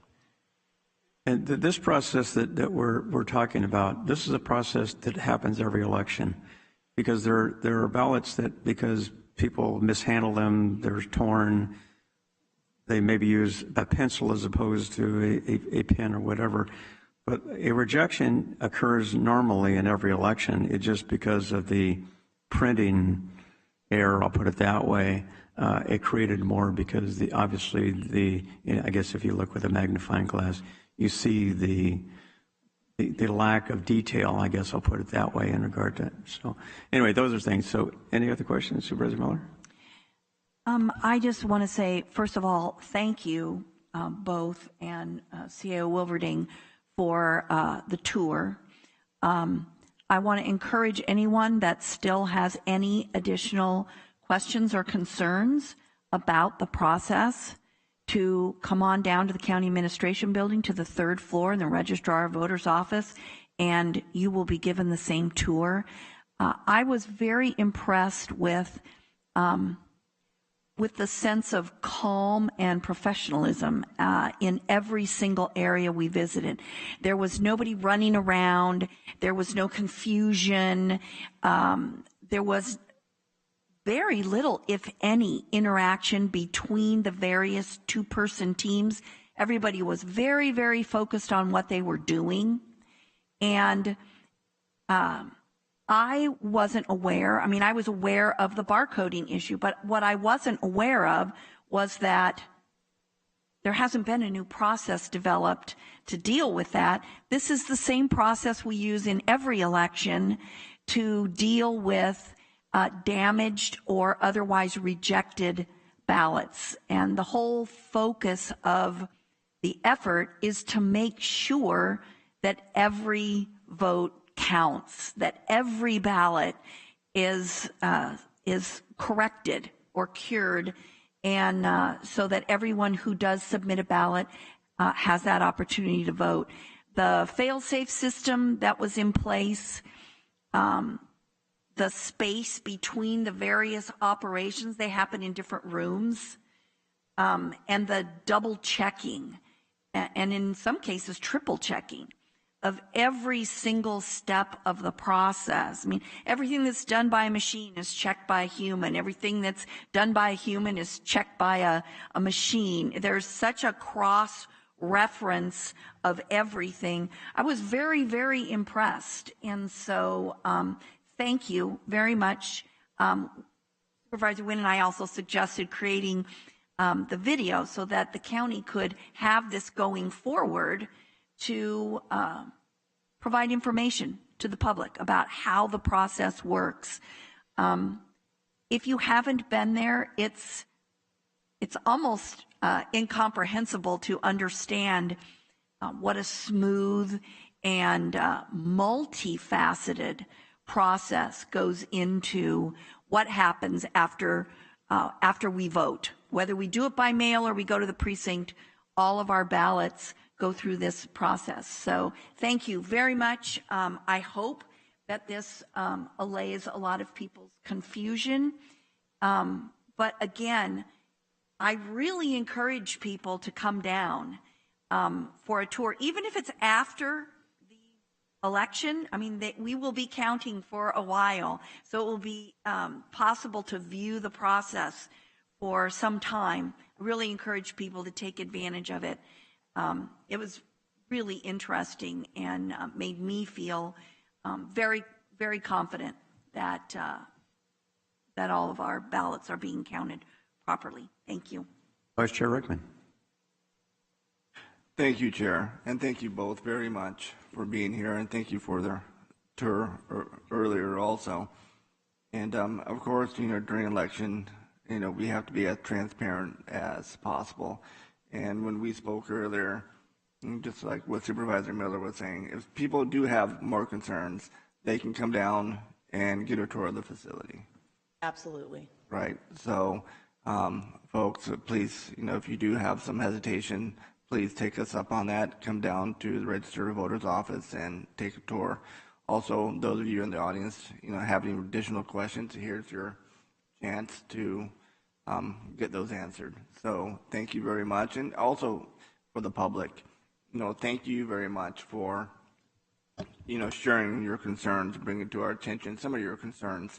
Or if there are problems, we have to know about them. We need to know about them in order to fix them. So thank you for being vigilant on the election system. Again, thank you, Chair. Thank you. I also want to thank the CEO's office, certainly CEO Wilverding, because as he said the other day, we probably need a red phone because he was communicating with me over the weekend numerous times, giving me updates on what's happening, and I appreciate that. And we wanted to make sure that that we got the information out for everybody to hear at one time, which is at this board meeting, to ensure that everybody understood the processes that are in place.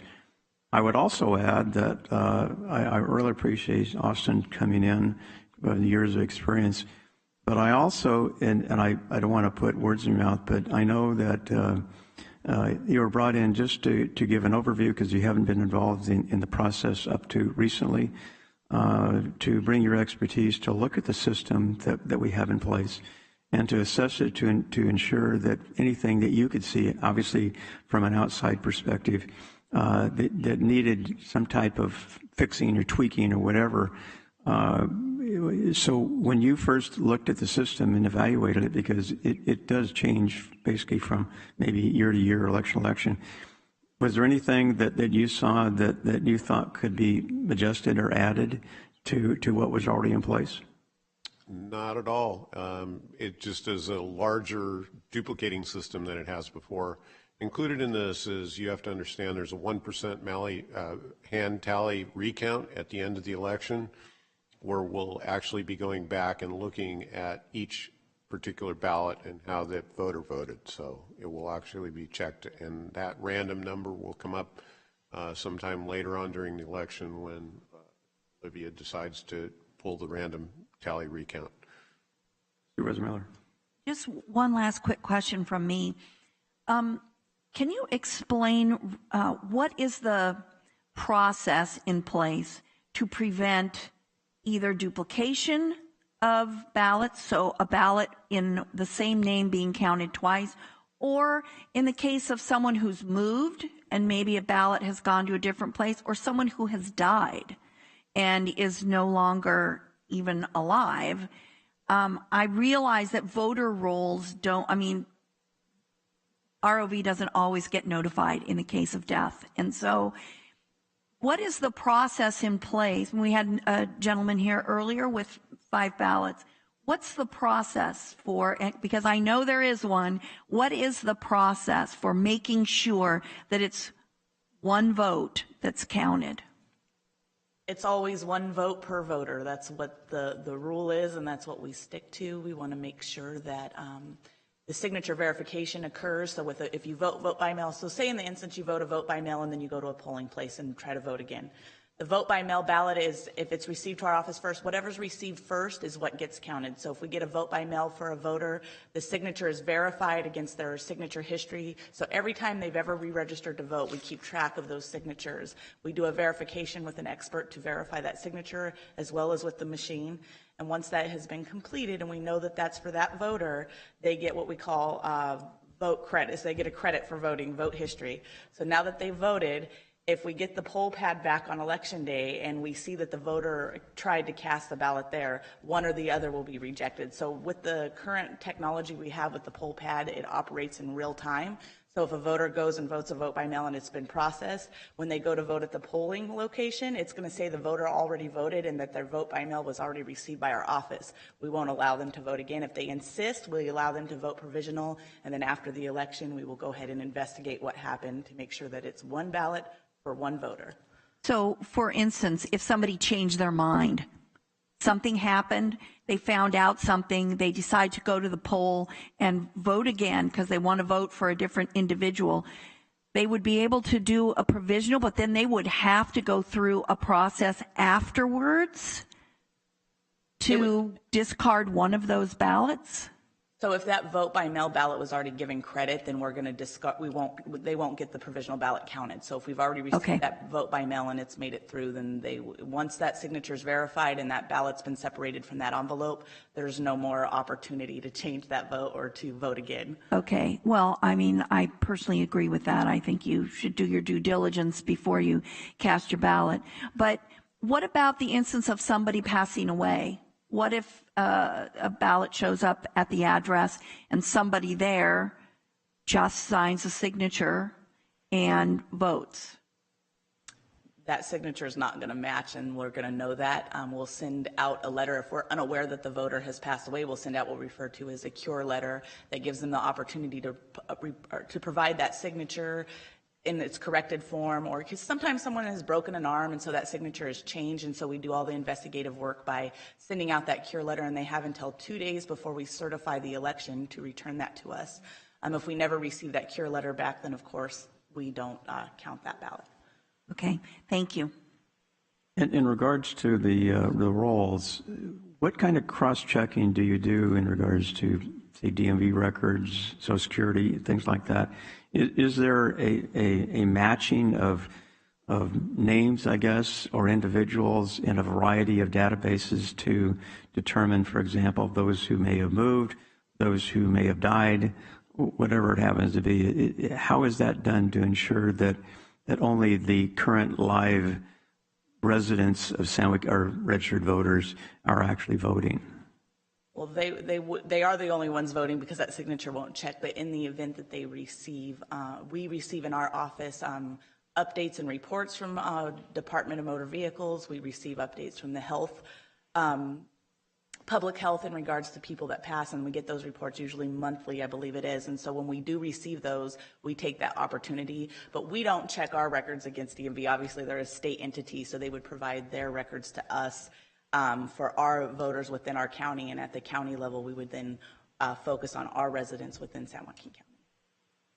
Also, I've talked to individuals who have, on the example you give, the signature didn't match, so they were sent a notification that, you need to come back and re-sign or whatever. But also, my understanding is if, for example, somebody filled it out in pencil, or made some error, or didn't sign it, didn't sign their ballot, et cetera, rather than just rejecting that ballot or passing it through because it doesn't follow all the rules, are we sending letters to those individuals to allow them to correct whatever mistake was made?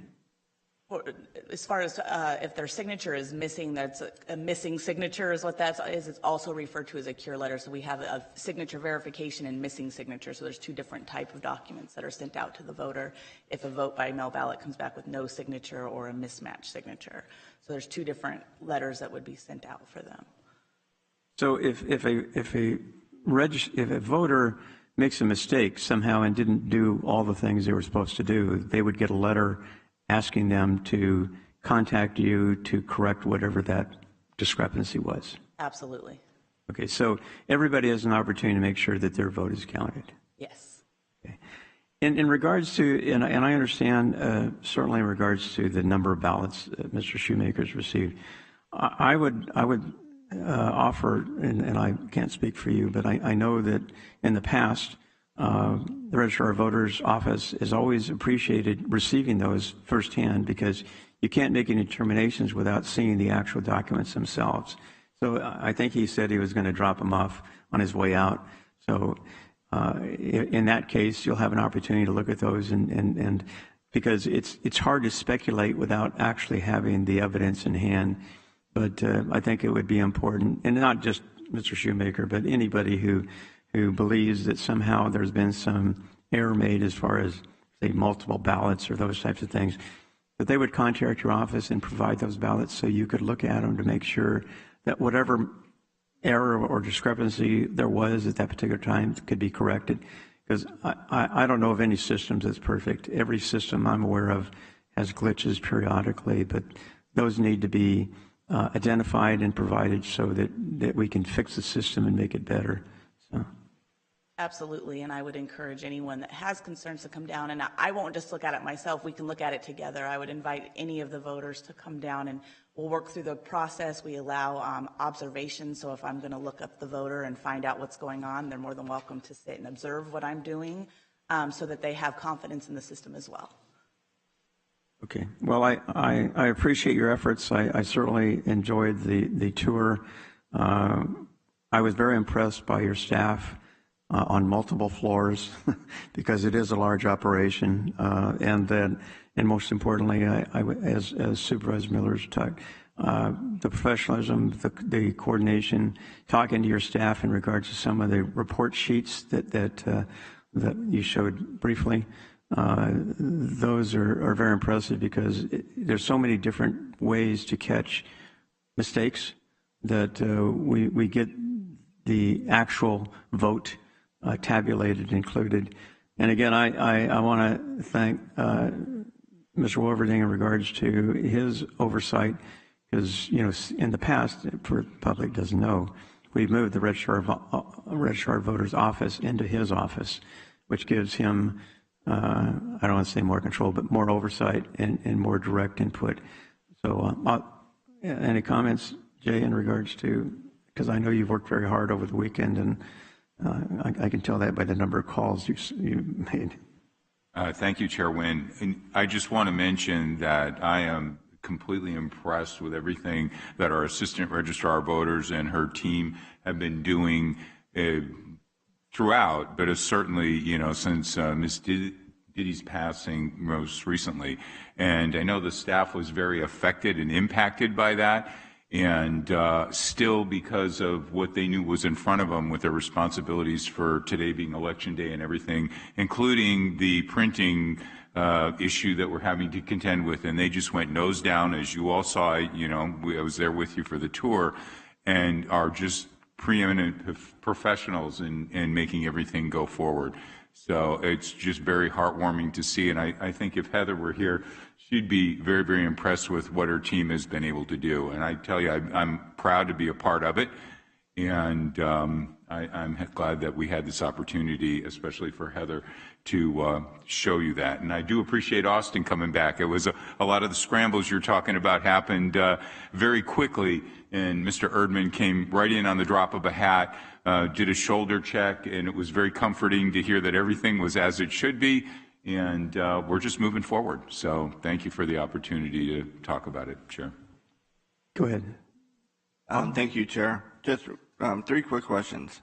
And I got an email from someone that had 3 ballots delivered to their home. One of the person deceased, one lived in North Dakota, and one lived in Boston. So when residents do get that, where can they take it without driving all the way to Stockton?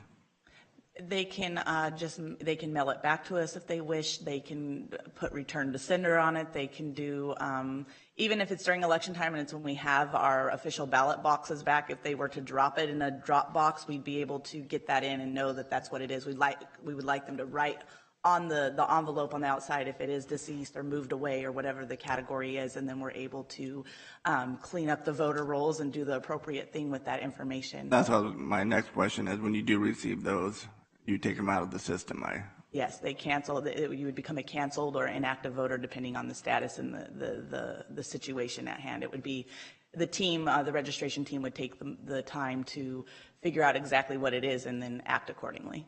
And my last question, Chair, is for those folks who move out of state, and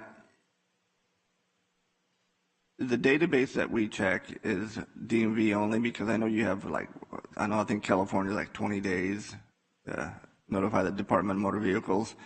However, many people don't. I mean, they just keep their same license and drive around until they're stopped and told to go do it. Is there another database that people or government checks? Yes. It's checked through Social Security. The state owns the database. As of HAVA 2002, the state took over the registration database, so you can go online and register. You can, when you go to the DMV, it can automatically register you, and you can be in another county, actually, and you can be from this county. I've taken my grandson to Calaveras County to actually get his driver's license. And so through that, then it's transmitted to San Joaquin County because that's his address. Is there a way to, or are you guys alerted, I should say if somebody does move, either, you can say within California, a different county, or a different state, that they vote in that different state or different county. Is there a system that plugs it all together and says, hey, this person? Yes, the state of California definitely notifies the Registrar of Voters Office if they get wind of it. But is there a database that shows that? I'm not sure. Well, if you're registered in San Joaquin County and you live in Alameda County and you vote in Alameda County is there an automatic alert to San Joaquin County and says, hey, this voter's on your rolls, however, this person lives in? Yes, through CalVoter, it's checked. All right, cool. That's what I want to know. Thank you, sir. I would offer, also, and certainly for members of the public and those who may view this meeting, and certainly your presentation, is that, it's easy to comment on things that happen that are anomalies or wrong or whatever, but I think it's important that especially when individuals have documents, that they bring the registrar of voters, because there may be a system glitch, maybe just a one-on incident or whatever, but until we actually see those and have an opportunity to scan them or review them or inspect or investigate, we can't do anything unless we actually see the documents themselves. So I really appreciate Mr. Shoemaker dropping those ballots off, because then we can do a cross-reference to see how that happened, if at all. And if we can't, then nothing else, we might develop some procedures that would prevent that from happening in the future. And especially, for example, if maybe an individual between the time that their listed address is mailed and they go out and adopt a new address because they moved, sometimes those things happen. But again, these are things that we need to be aware of to make sure that we improve the system each time we have an election. And I think that's key. But anyway, I want to thank both of you and your entire staff. I know that staff, because I as said earlier, Heather made a difference. She really did. And certainly I know Austin was in that office for a number of years. But, I really appreciated the efforts that Olivia, you made in regards to, picking up and more importantly, making sure that this election is nothing's ever error-free. I can't tell you how many times we've had these discussions. Austin, we've had these discussions. So, but again, I think each time that it happens, if we can improve upon that and narrow the number of errors, if you want to use that term, I think everybody should be more confident, put it that way. And the fact of the matter is, we're not Pennsylvania, we're not Georgia, we're not a lot of other places that are on the national media. We're trying to do our own county election process and make it the best it can be. And it evolves, I'll put it that way, and I appreciate your efforts. So I will open up any public comment at this time. Any questions? Yes. If you state your name before you.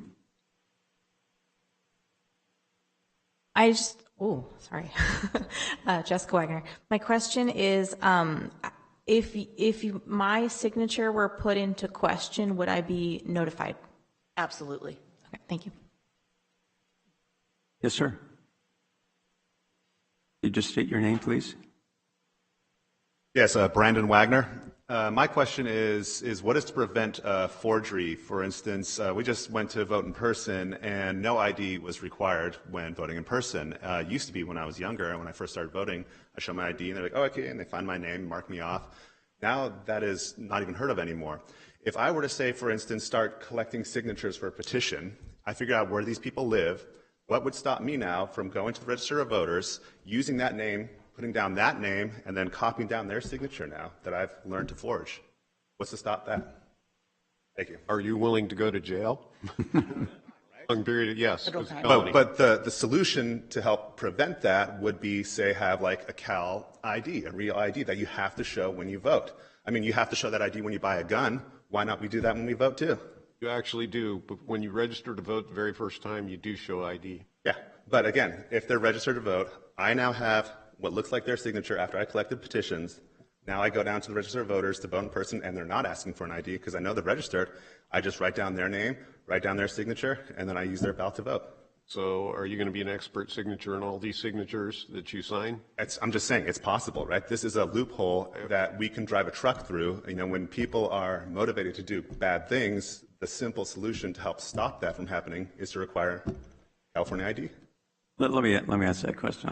I appreciate your concern, and you know, we can talk about what ifs forever. Thank you. But I would make one comment. Unfortunately, we don't run the state election system. Secretary of State mandates that we do certain things, and we can't opt out. We can't say, nope, in our county, you got to show an ID, whether it be a driver's license, whatever, or Social Security, whatever.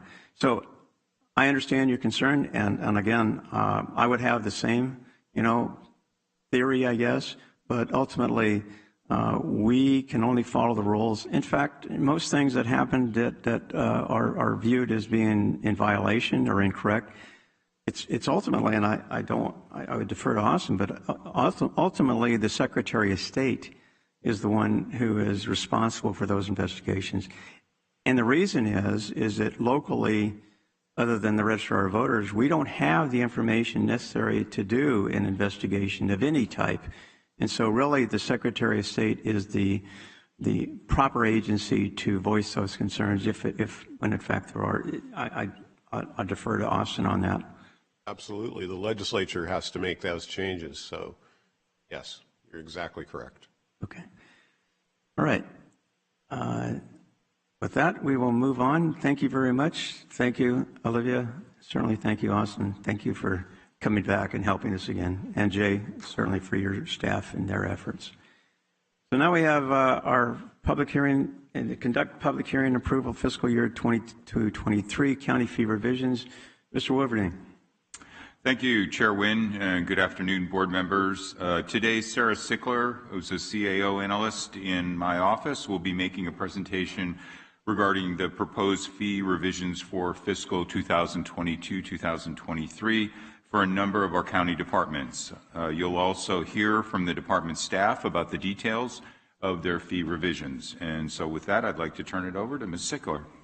Good afternoon, Chairman Wynn and members of the board. Sarah Sickler, Management Analyst with the County Administrator's Office.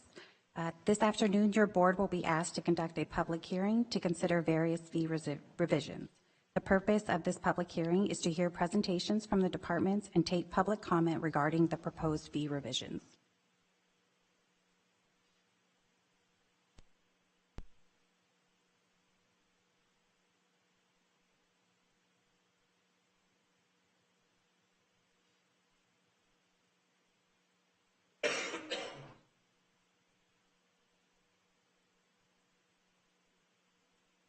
The state has distinguished between general public services and special public services. Examples of general public services would be jail, welfare, and certain public health or certain health programs.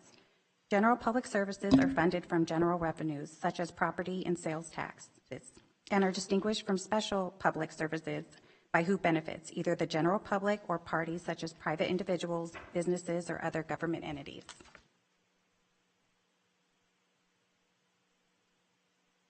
Examples of special or user beneficial public services would be those related to property development, conducting a business, animal ownership, or individual healthcare costs, such as those provided by public health and behavioral health. Special public services are funded by special revenues, such as user fees, license fees, and penalty assessments. These fees are designed to cover the costs associated with providing user-initiated activities. The amount of these fees is intended to maintain service levels expected by the service recipient without shifting the cost to the general taxpayer. If fees are not adequate to recover the cost, is subsidized by the general fund. In conformance with California Constitution, Article 13C, Section 1, the fee amounts are no more than necessary to cover the reasonable cost of the activity, and the manner in which the costs are allocated bear a reasonable relationship to the benefits received from the activity.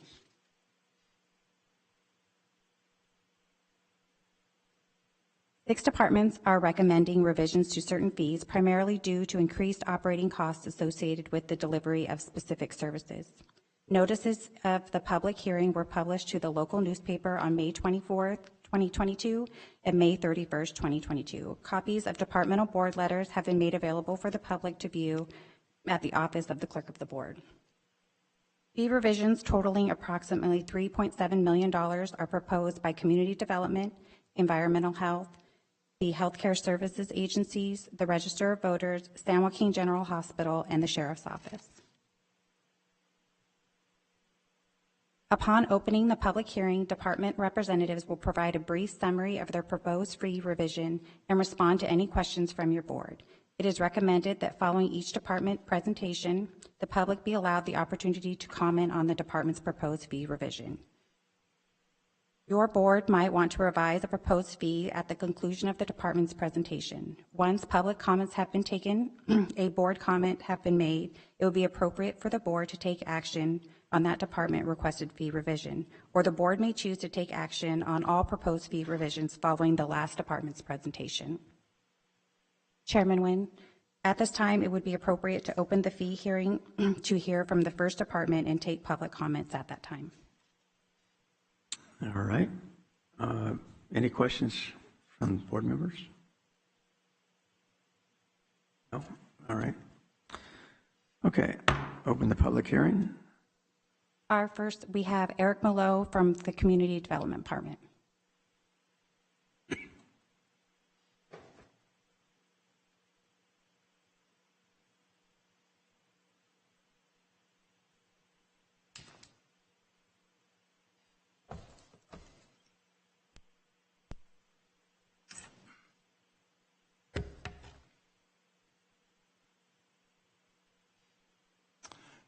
Good afternoon, Chairman Nguyen, Vice Chair Rickman, and Supervisor Miller. I'm going to present the proposed fee update for the Community Development Department. Our update is to increase the plan check fees for production homes. So production homes are single-family residences, usually in a development that are identical to the original model homes that were permitted at the beginning of the development process. The background of this is that, if you recall, last fall in October, the Community Development Department proposed a comprehensive department-wide fee revision that was approved and went into effect at the end of January of 2022. At the time, we based those revisions on a cost of services study that was performed during 2021, and we identified a number of fees that we decided that we would not seek full cost recovery for at that time, because the intent was not to phase in the increase to full cost recovery. And so the plan check fees for production homes was not increased to full cost recovery. It was left at approximately 30% cost recovery with our last fee update. But at this time, we did an addendum, produced an addendum to the cost of services study, which specifically identified the actual recovery that we were getting, which was approximately 30% for these types of plan reviews. And so we now propose to increase it to 100%.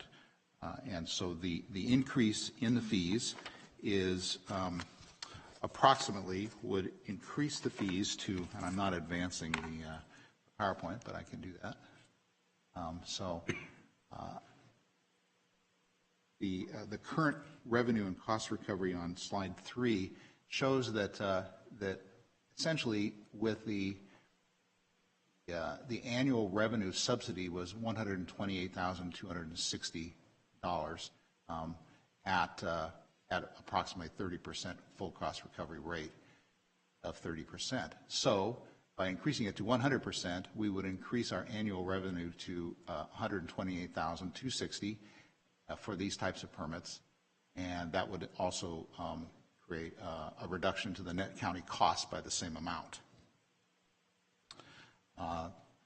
This slide shows that what the actual fee would be. Our current fee is $150 for the two sizes, that is 1,500 square feet and below of residences, and then for anything above that, it would be our basic estimate was approximately $2,500. So it will increase the fee from 150 to between 488 and 510, which then provides full cost recovery. We did do a comparison of San Joaquin County jurisdictions, Manteca, Stockton, and Tracy, what our existing fee was and what our proposed fee at 100% cost recovery. And on this slide, you can see that we are comparable to the other jurisdictions and what they are currently charging for these plan review fees. And that concludes. And if there's any questions you have or like to ask me, that would be great. Questions? Well, obviously, from the slide, there's a minimal increase overall compared to the cities. Mm-hmm. And I've always, and when I was on the city council, I was always curious about why county developments, for whatever reason, seem to be of different standards. I'll put it that way. And I guess the reason I asked that question is on LAFCO, for example. One of the questions has been as far as unincorporated areas within city limits, these pockets of county properties. And oftentimes, and these have been around for decades, but oftentimes the question arises in regards to, quote, annexation, is the cost for the homeowner or for the city or both in regards to these particular properties. And I know this is kind of a side, but again, I'm hoping that the county is starting to move towards meeting the same standards as cities, especially within the sphere of influence of that city, so that when annexation occurs, which inevitably it does, there is a greater opportunity for those residents to hook up to, services without paying, tens or hundreds of thousands of dollars, because the county doesn't have the same requirements that a city would. So this goes at least partially to making sure that we recover those costs to ensure that our development standards are maybe more similar to those of cities. Yes. Yeah, these fees are user fees, so they are providing a benefit to the developers, and so that is generally intent there is to provide cost recovery to the department, so that you're not actually subsidizing those. Whereas the services, roads and utilities and so forth are less considered less of a user fee. There's some general public benefit to that, and so there's a difference there. Right. All right. I appreciate that. Thank you. Neither? Okay. Thank you. Okay. Thank you very much. Mr. Chairman. Yes. You're going to have public comment on each one as they come through, or you're going to have public comment at the end? I would say probably, how many are going to have public comment on these? Anybody? Go through. Yeah, I would say just go through them, and then at the end, if there's any public comment, they can obviously address who they're talking about or which department. Okay, next.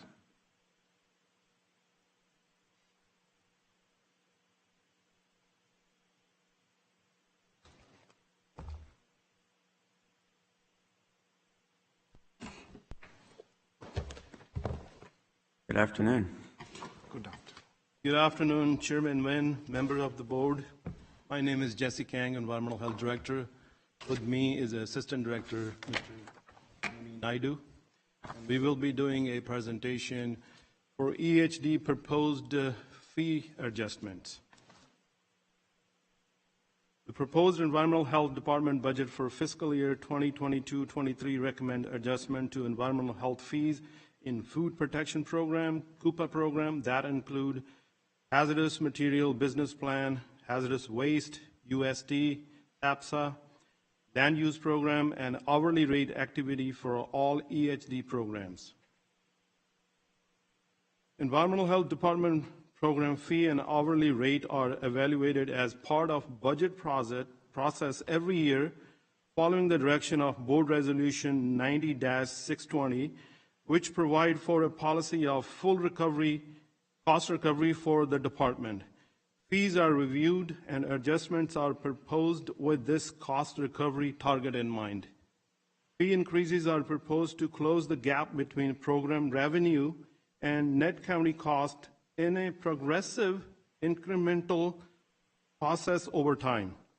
For most programs, the proposed fee fall within the low to mid-range of fees charged by other comparable environmental health agencies.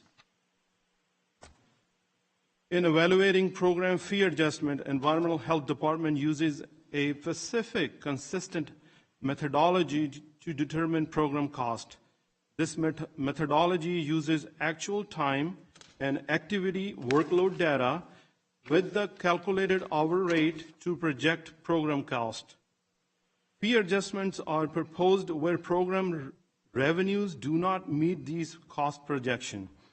This methodology, as well as the hourly rate calculation methodology, were viewed and approved by the Auditor Controller Office during an internal audit in 2018.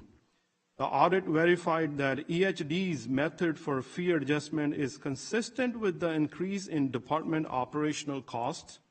A summary of a fee evaluation methodology can be found in Attachment 1 in a board package.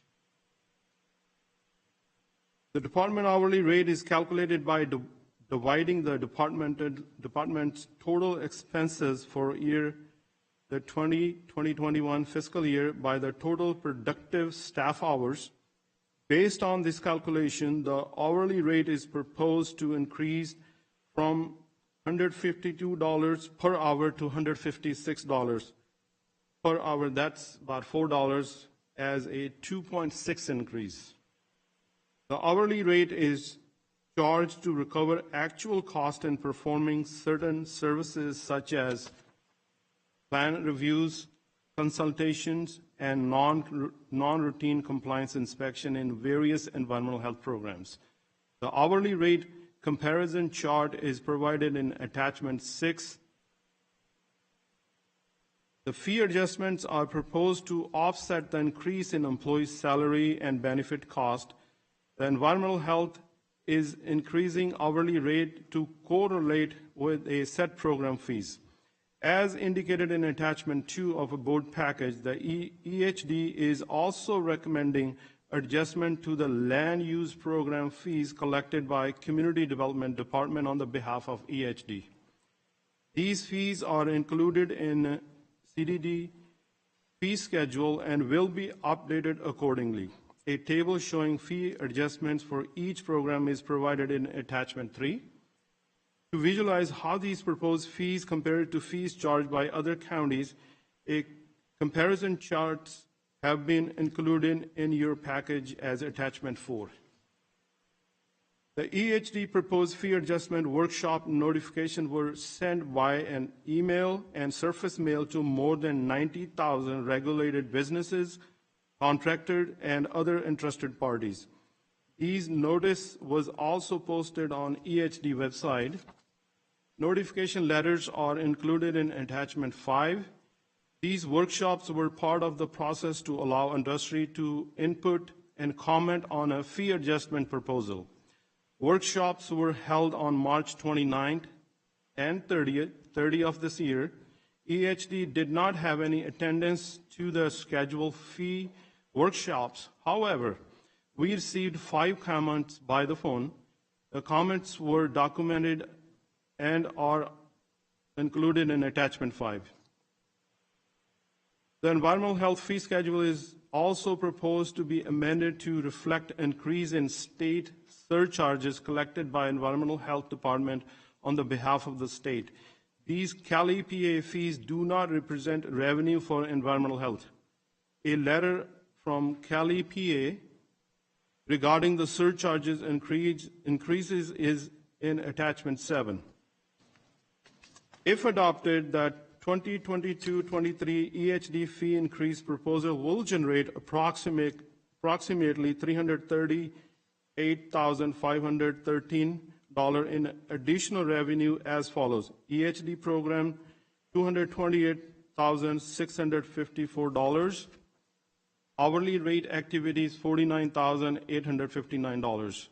The proposed 22-23 EHD budget include these additional revenues. If the proposed fees adjustments are not adopted, the EHD budget will require adjustment by either 1, a reduction in EHD program services sufficient to achieve a saving of $338,513 and still meet regulatory and inspection mandates. Or second, an increase in county net cost contribution of $338,513. Upon approval by the board, staff will amend the EHD and CDD fee schedule to reflect the adopted rates to be effective July 1st, 2022. This includes my presentation, and I'm available to respond to any question you may have. Thank you. I do have a question in regards to one of your slides. You have basically 228 and 49,000 for a total of 338. Yeah. I'm not sure. Yeah, I just rounded off 50,000 and 228. That's 278,000 total.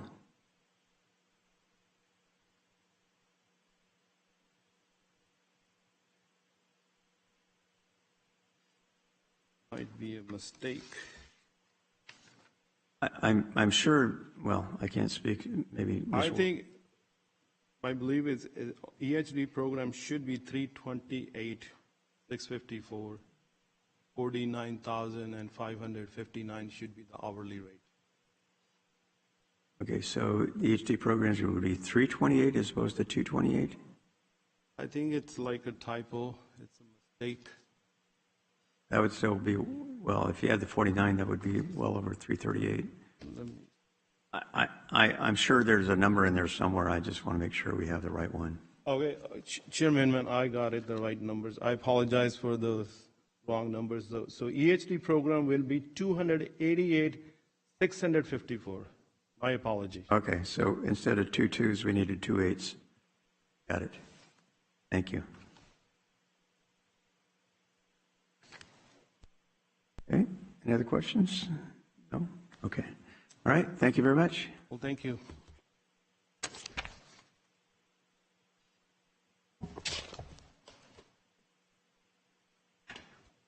Next, we have Greg Diederich from Healthcare Services.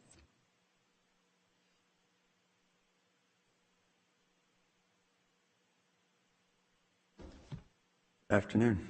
Good afternoon, Chairman Wynn and Board of Supervisors. Healthcare Services is proposing fee increases for 2 of our divisions at this time, Emergency Medical Services and the Public Guardian Conservator's Office.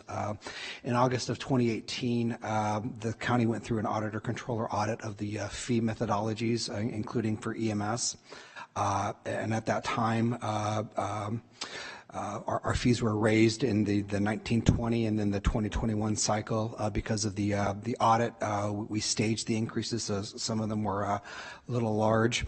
We still have a policy that certain of the fees, as listed in the board letter, facing training programs, continuing education, and public safety first aid are being subsidized to a degree. They're under our cost.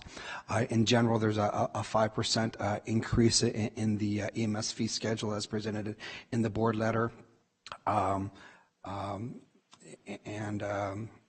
I'd like to face that some of the charges are estimates, and they're not actually charged.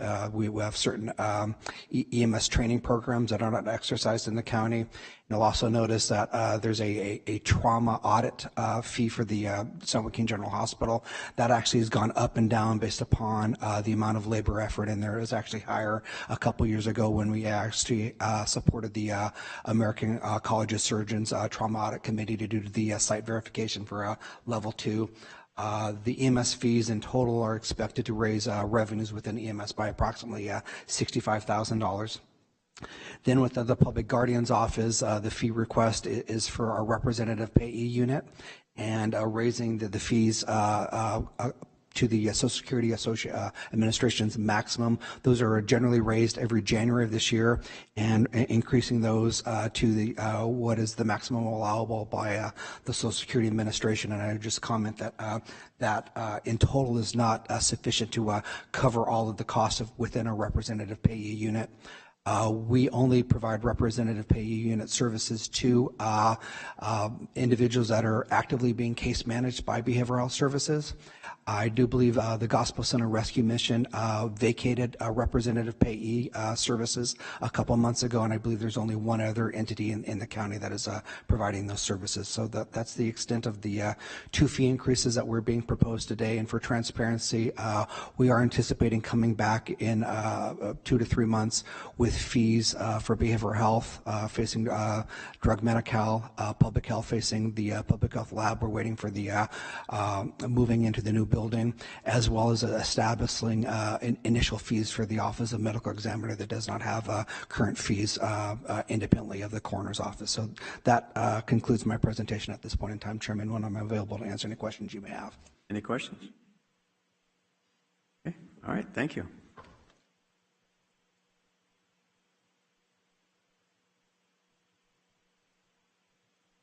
Next, we have Olivia Hale, the Assistant Registrar of Voters.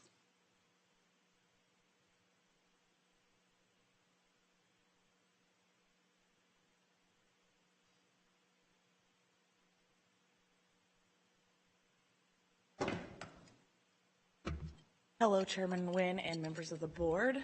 I'm here to present the recommended amendments to the Registrar of Voters fee schedule for the 2022-23 fiscal year. The ROV has completed a comprehensive review of the department's fee schedule and identified several necessary updates as such. The addition of new categorical fees not previously listed. In the past, these fees have been billed on a case-by-case basis. Some examples include administrative fees, election administration, map production, registration services, and vote recount. The inclusion of these new categories creates a clearer fee structure and prepares the ROV for common billing scenarios. Fees previously set with a minimum cost, such as candidate statement fees, will be more correctly billed on an actual cost basis. Outdated fees, such as general setup fees, have been removed. Fee descriptions have been updated to provide more clarity. For example, candidate filing fees are broken down into an itemized list by contest. The sale of goods and services is not a major source of income for the ROV, but these updates will more closely align the fee schedule with actual program costs. That concludes my report, and I'm happy to answer any questions you have at this time. Any questions? Oh, thank you very much.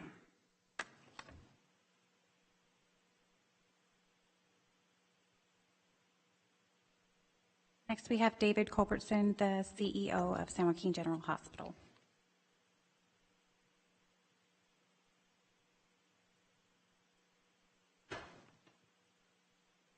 Good afternoon. Good afternoon. Chair Nguyen, members of the board, David Culbertson, CEO of San Joaquin General Hospital here. I'm here this afternoon to recommend that you adopt by resolution the room rates and other charges at San Joaquin General Hospital and clinics operated by the hospital effective July 1st, 2022.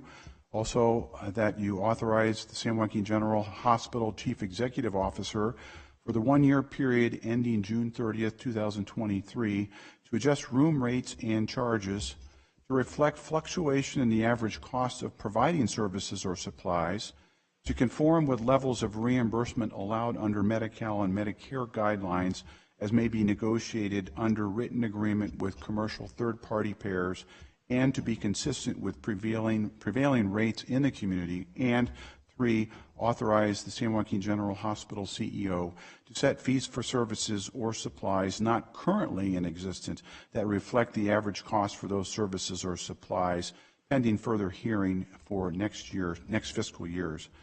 Specifically, what the recommendation here is that San Joaquin General Hospital recommends a 4.6% overall increase in room rate and supply charges effective July 1st, 2022. Rate notices are required to be provided to all of our contracted payers at least 30 days prior to that effective dates. While you are probably aware, Medi-Cal, Medicare, Medi-Cal, and the CDCR, California Department of Corrections and Rehabilitation, do not actually reimburse San Joaquin General Hospital based on charges. Commercial contracts we have with commercial payers do, and as such, the rate structure needs to be consistent with prevailing rates in our community. We do have over 17,000 separate hospital and clinic charges each year on June 1st. All of our charges are required on our charge description master to be reported to the state, and actually in accordance with state and federal transparency guidelines, they must be posted on our website within 60 days of the new price effective date. So again, we're recommending that on average, San Joaquin General Hospital implement a 4.6% average increase in the charges effective July 1st, and that the CEO of the hospital be authorized to adjust those room rates during the fiscal year. It's anticipated that this gross revenue increase of 4.6% will increase net revenue by approximately $3.1 million to the enterprise fund in the coming fiscal year. That I'll have finished my presentation. Any questions? Will that increase cover the actual costs? In most instances, Supervisor Wynn, yes, for those contracted payers. As mentioned, and you're probably familiar, most of the hospital's business is Medicare, Medi-Cal, or CDCR that have pre-established rates already, pre-established reimbursement rates already. And so this change, while it will affect gross revenue, for those payers will not bring in any incremental revenue. So for the contracted payers that are not paying CDCR, Medicare, or Medicaid by Medi-Cal by some pre-established fee structure, this rate will not affect reimbursement and cover the cost for those. But for the other contracted vendors, yes, it should. Other payers, it should, yes. Okay, good. Thank you. Any other questions? All right. Thank you, David. Thank you.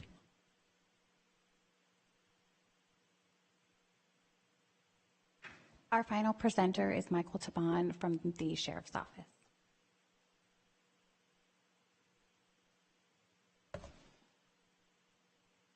Good afternoon, Chairman, members of the board. My name is Mike Taban. I'm the Custody Assistant Sheriff at the San Joaquin County Sheriff's Office.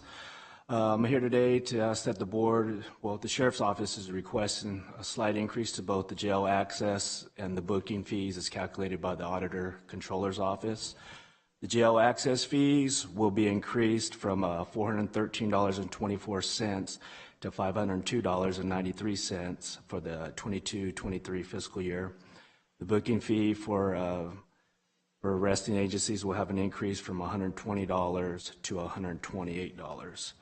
Let it be noted that the jail access fee can be charged to arresting agencies when their current year's bookings for misdemeanor crimes exceeds its prior 3-year average, and we haven't done so in the last few years. And we do not anticipate charging booking fees to arresting agencies because since 2006, Assembly Bill 1805 allows state appropriation of $35 million to be paid directly to all counties to recoup the costs incurred in the booking process. It is anticipated that the state will be appropriating the $35 million for fiscal year 2022-23. However, in the case that the appropriation is reduced, we want to be able to recoup part of the booking costs for our agency, or from the arresting agency. So that's all I have. If anyone has any questions. Nope. Thank you very much. Thank you.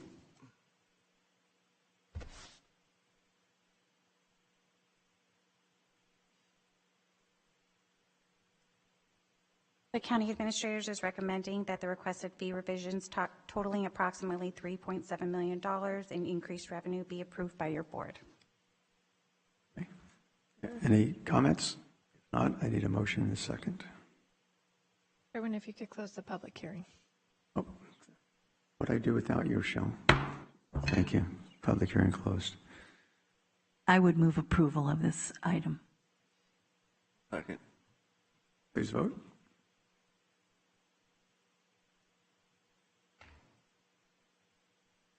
And it's adopted 3-0. Thank you very much. Thank you, Sarah.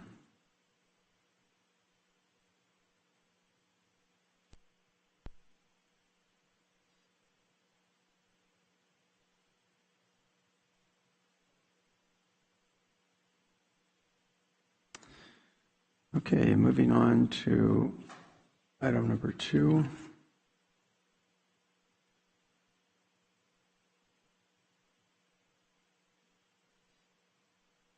I'm sorry, item number 1, Supervisor Miller. Thank you. What is before us today is actually in 2 parts. The first is to approve a request to fly the commemorative pride flag during a Pride Month this month at the County Administration Building. The request is for 7 consecutive days, but that's certainly under the board's discretion. And then secondly, to discuss and adopt a commemorative flag policy for San Joaquin County. When I first discussed this with County Council about what would be the process for bringing this request forward, I was told that it's up to the discretion of the board. However, because we do not have a flag policy that would cover any kind of commemorative flag, and in fact, our current flag policy doesn't cover the display of the county flag, it would open the county up to potentially the flying of commemorative flags being seen as an open community forum that any entity could fly the flag, and we would not really be in a position to deny any of them without charges of discrimination and potential litigation. So I did some research on flag policies because some of our cities, specifically Stockton and Tracy, do have commemorative, the ability to fly and have flown commemorative flags. And I brought forward the adopted policy from the city of Stockton to County Council. We discussed it. He provided a red line version to change it to be applicable to the county. And then we discovered that, yes, indeed, we do have a county flag, and actually it is displayed. It's right over there against the wall. And we have not had a policy covering either the display here or in any other county facility. So we added the language to the red line version so that it would cover appropriate display of the county flag. So that is what is before us today. The purpose of the policy is to make it very clear that, first of all, final approval of any requests will always rest with the board. So each request to fly a commemorative flag, if received, and for example, when we say commemorative flags, this could mean during Veterans Appreciation Month flying the Missing in Action flag.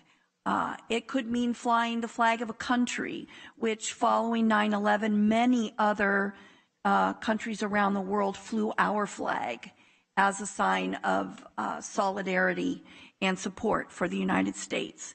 At this point in time, there are some places where the flag of the Ukraine is being flown simply as a political statement of support. But there's some key language that needed to be included in this so that it is very clear that this is the display of any such flags represent government speech. So this would be a statement that this board was making. I want to get the exact language here because it can only be flown at the direction of the full Board of Supervisors, must conform to the protocols of both the United States and California flag codes, and that we must do this consistent with the First Amendment. So there was a lot of information in the staff report. The government entity has the right to speak for itself. The way this is written, it is very narrowly defined. If we wish to use our own flagpoles, whether they're on the exterior or in the case of the county flag, interior, we can do that. And so the policy formally declares that county flagpoles are not intended to serve as a forum for free expression by the public. It is to express a position of the Board of Supervisors.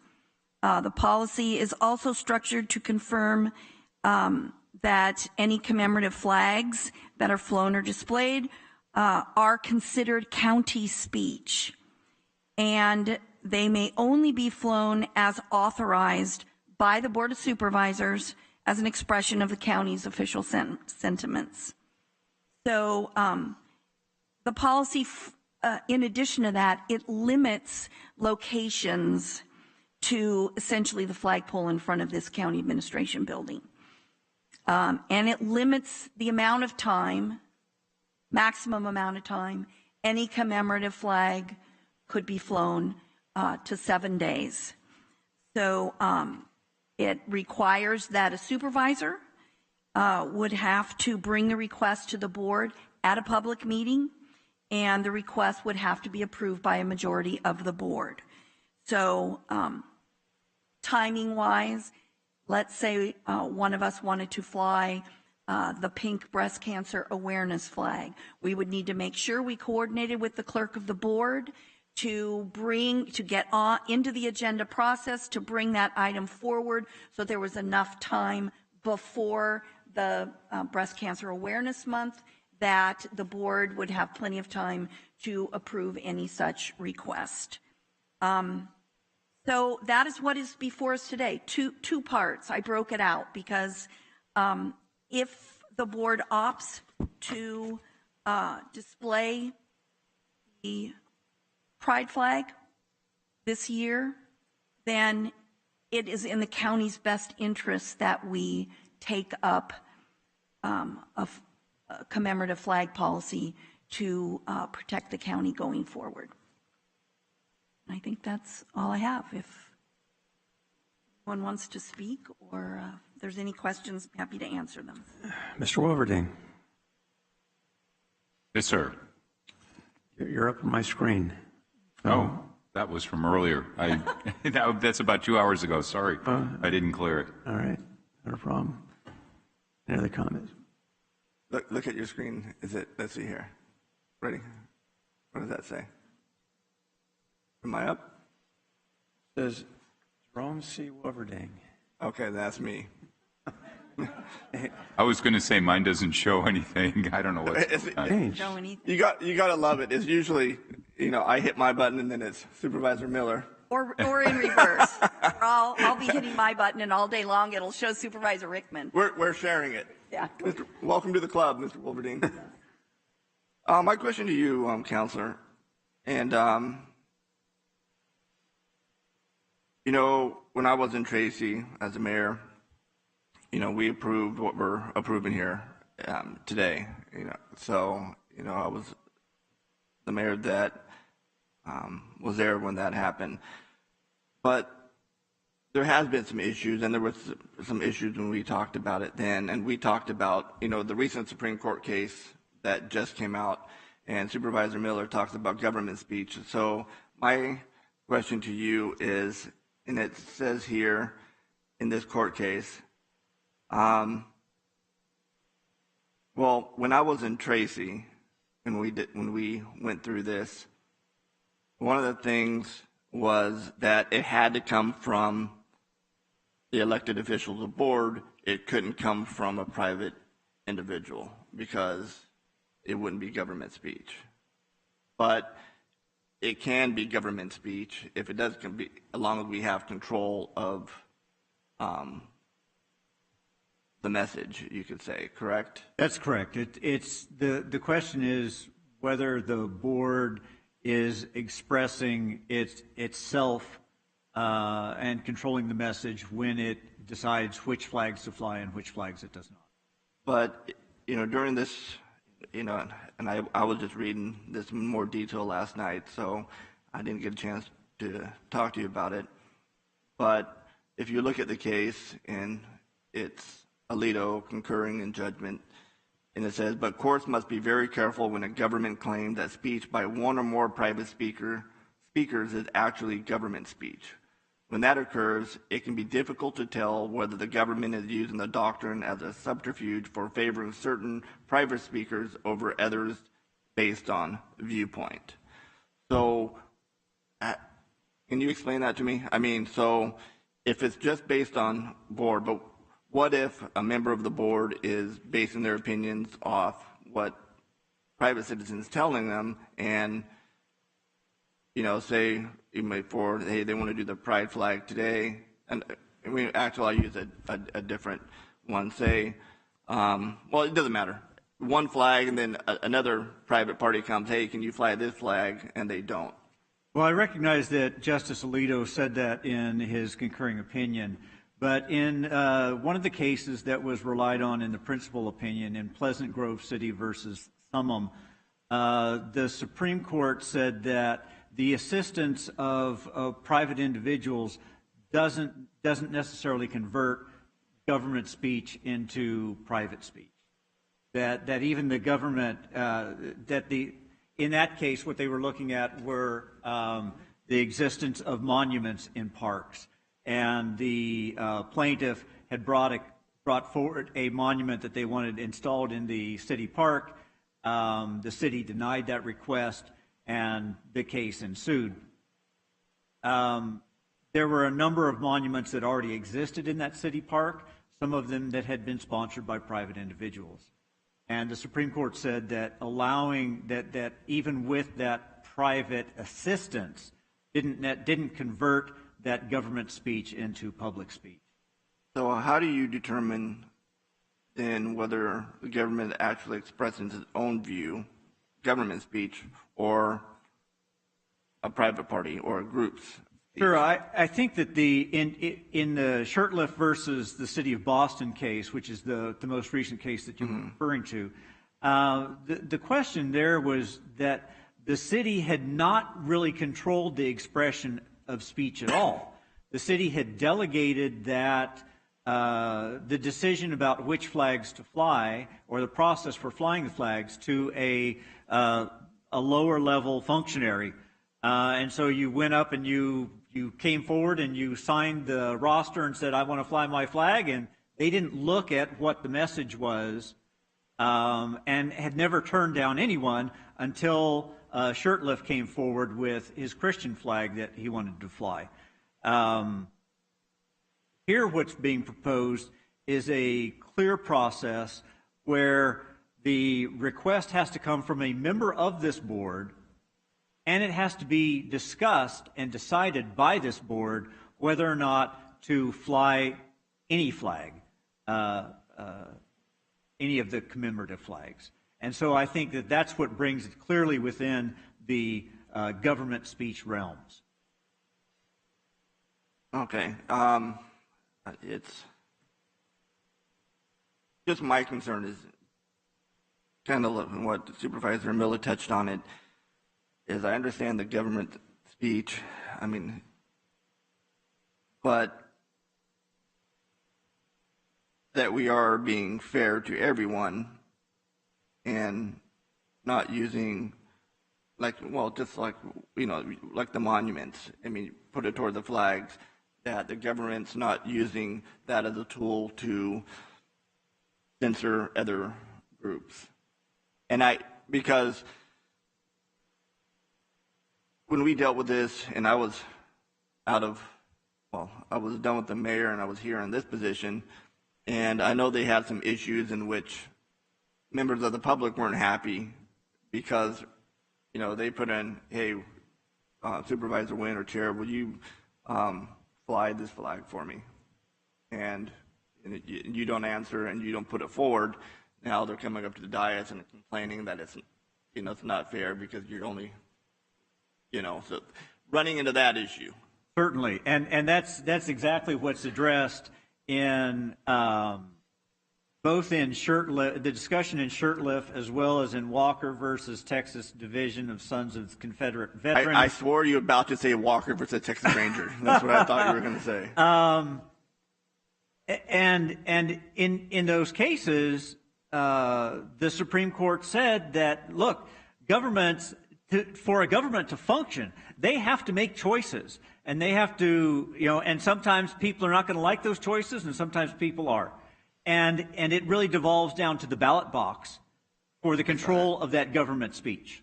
Right. And so, to your point, it's the ballot box as well as coming to the dais for public comment to express their displeasure or perhaps pleasure with decisions that are made by the board as to how the board and which programs that the board decides to endorse or not endorse. All right. And I don't have an issue with that, the request. However, that, members of this board need to be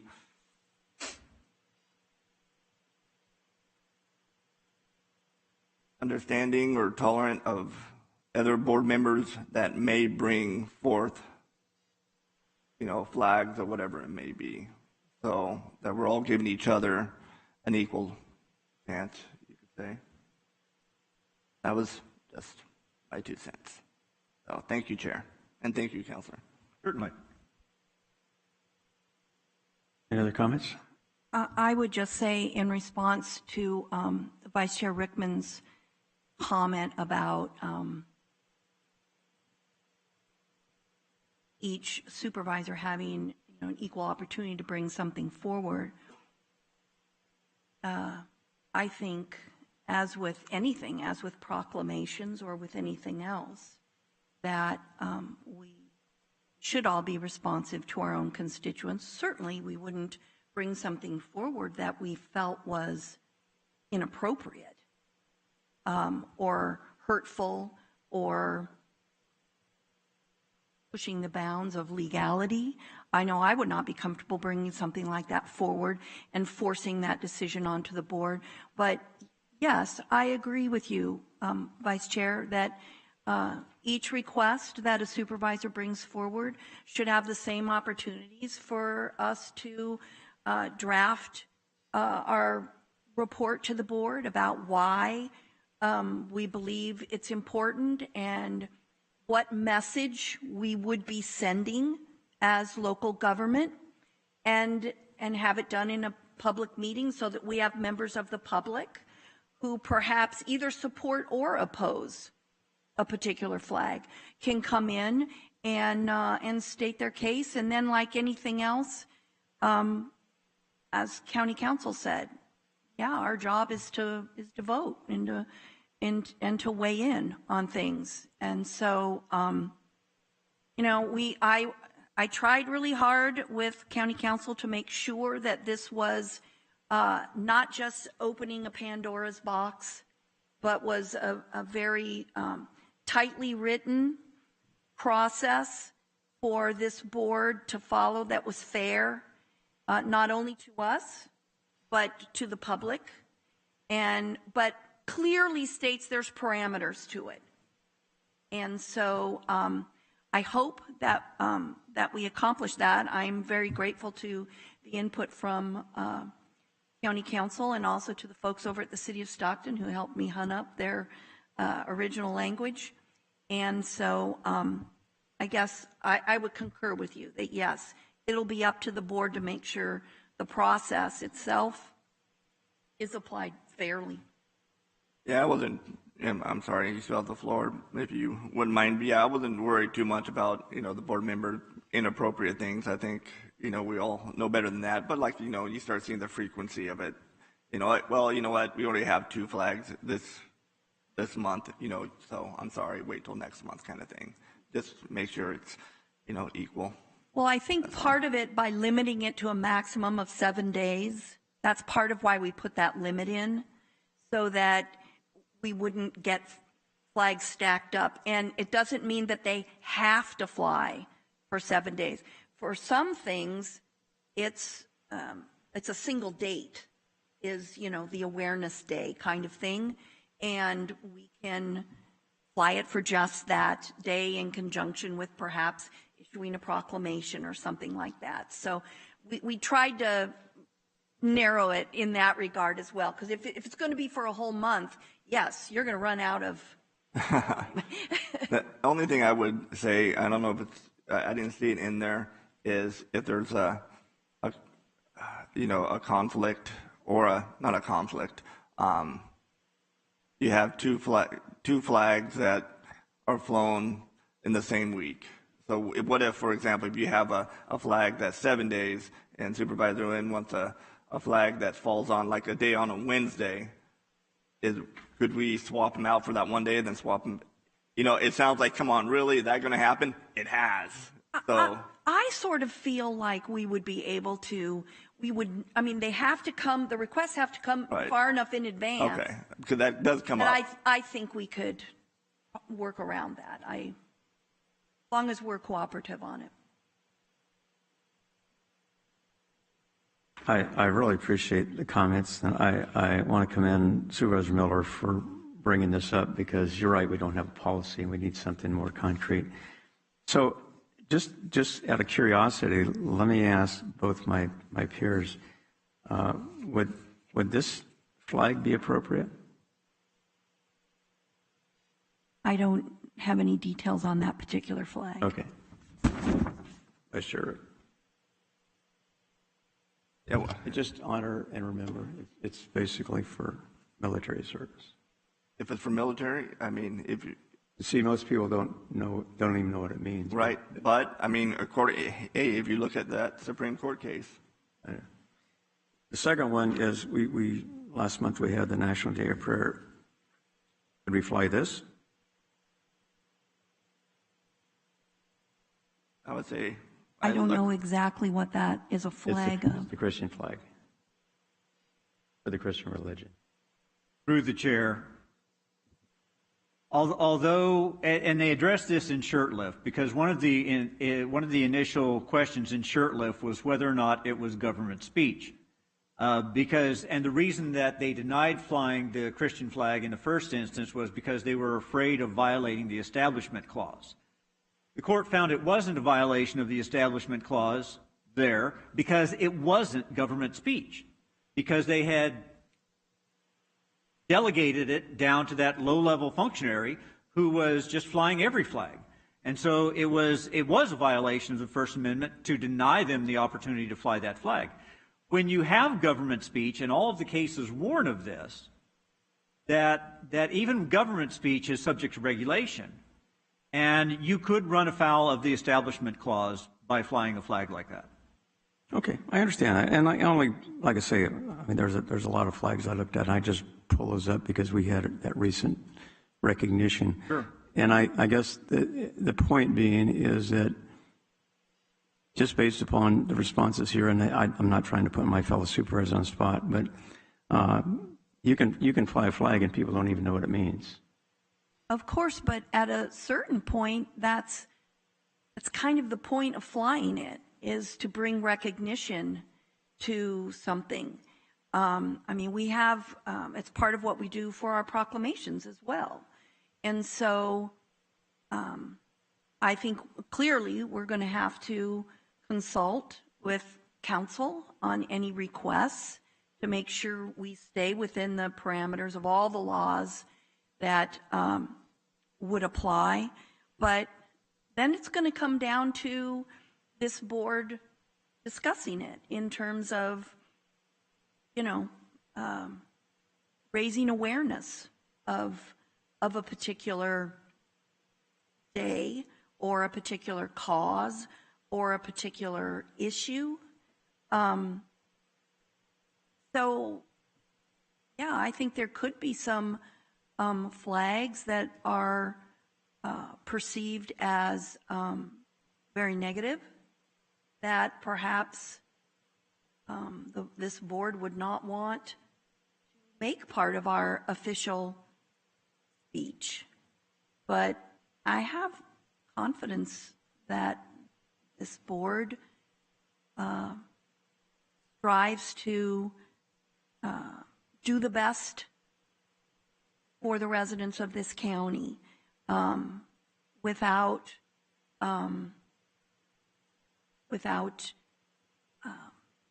I mean, I think we're wanting to make things better for all of our residents, not make things more difficult.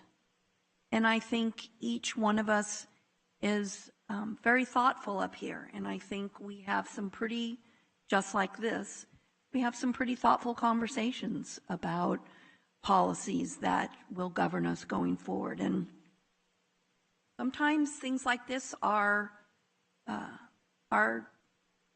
tricky, but that's part of why people elect us, is because they have confidence that we will put the time in to understand the issues and discuss them and, hopefully move things forward in San Joaquin County.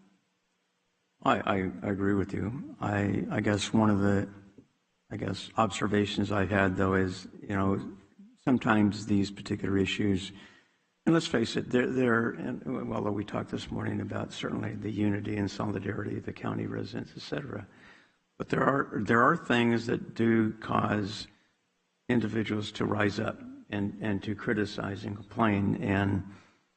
And I guess, we've had numerous discussions on this board just on the proclamations itself.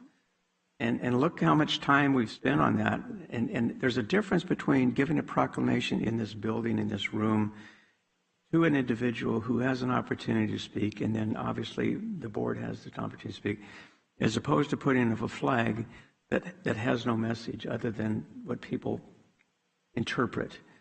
And that in itself, I guess the question is, not just talking generically, I'm not talking about the pride flag, I'm just talking about flags in general. There are times which individuals in our community would certainly not agree, and in fact vehemently disagree with our position. And I guess the question is, I certainly appreciate, I really appreciate your efforts in regards to our proclamation this morning, certainly all the members. But on the other side of it, sometimes creating, lack of a better term, controversy, is not necessarily beneficial, because then all of a sudden a lot of things come up which otherwise would be discussed maybe more civilly as opposed to that. So anyway, I have Jerome Wilverding, so I'm assuming it's Vice Chair Rickman. Is that correct? Tell me who's on first. Yeah, yes. Unless, Jay, you want to go ahead and talk? You go right ahead, Supervisor Rickman. Thank you. That is so awesome. Whoever wants to own up to it, go ahead. Councilor, the flag with the cross for National Day of Prayer. Yes.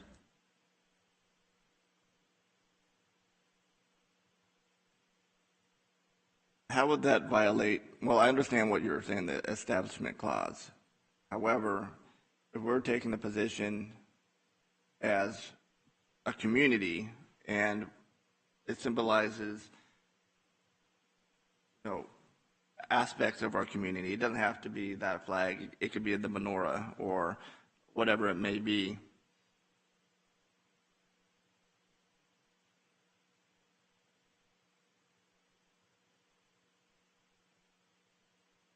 Could it be referenced, or could it be said that we're not endorsing this particular religion, but the community, I mean, say you put it at Christmas, the community who embraces that belief, but as long as we do it or without religious purpose. I think it gets into, as someone mentioned. Because aren't you treating religion different, less than secular activities? I don't know about less than, but certainly differently, because as the government and being subject to the First Amendment and the prescription against passing laws that favor or disfavor a religion. And so there is not a Supreme Court case that says that flying a Christian flag or doing something as a adopting a monument, for instance, violates the Establishment Clause. But the cases do warn against that.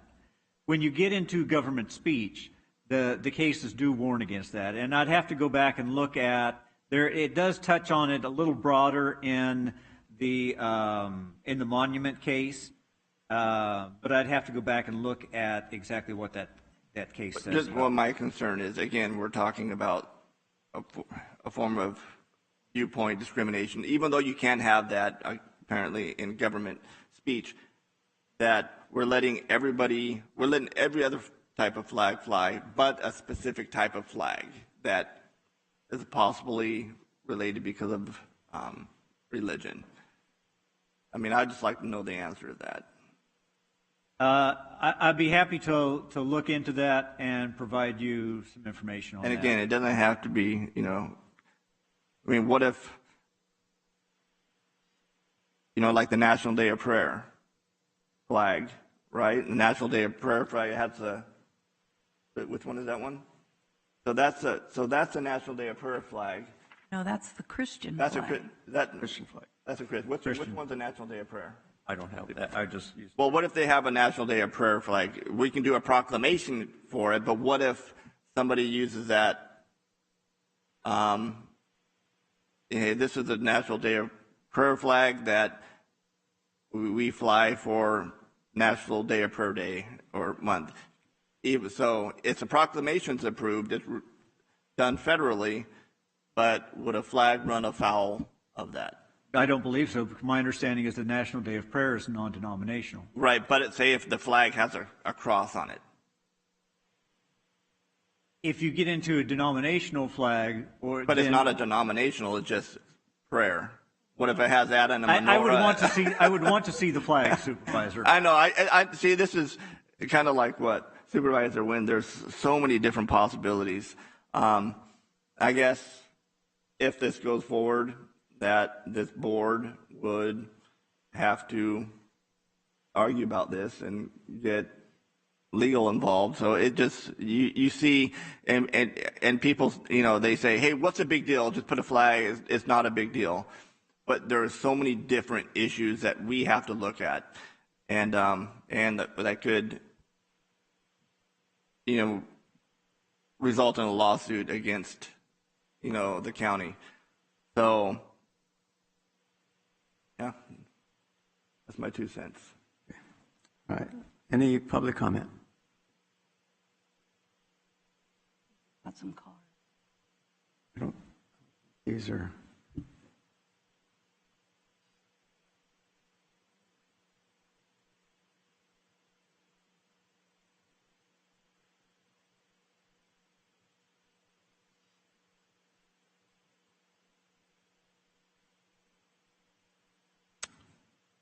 James Petrude. You must be James. Actually, my name is Isaiah. Isaiah Mayweather. All right. Oh, you're right. Got you, Isaiah. Thank you.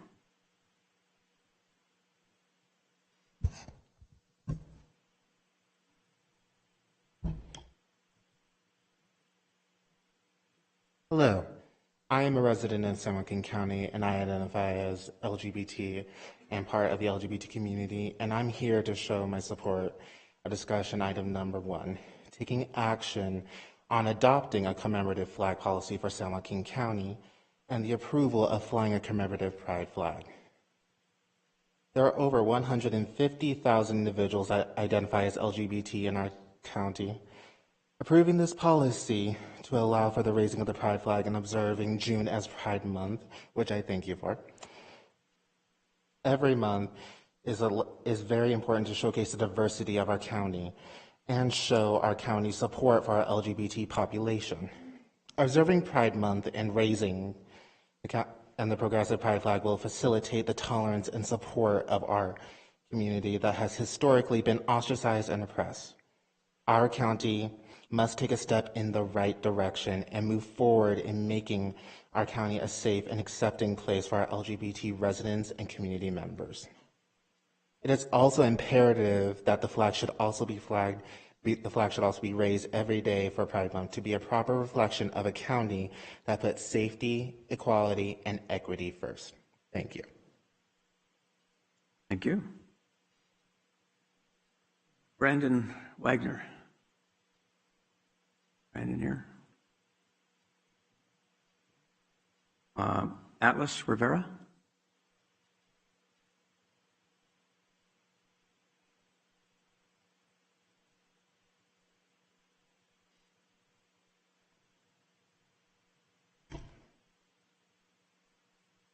Good morning, Chair of the Board and Supervisors. My name is Atlas Rivera, and I'm a resident of the San Joaquin County, and I identify as being LGBT. I am here today to show my support of discussion item number 1, taking action on adopting a commemorative flag policy for San Joaquin County and the approval of flying a commemorative pride flag. We are privileged to live in such a diverse county, with Stockton being acknowledged as the most diverse city in America. There are just about 750,000 people here in our county, and 150 of those individuals identify as being LGBT.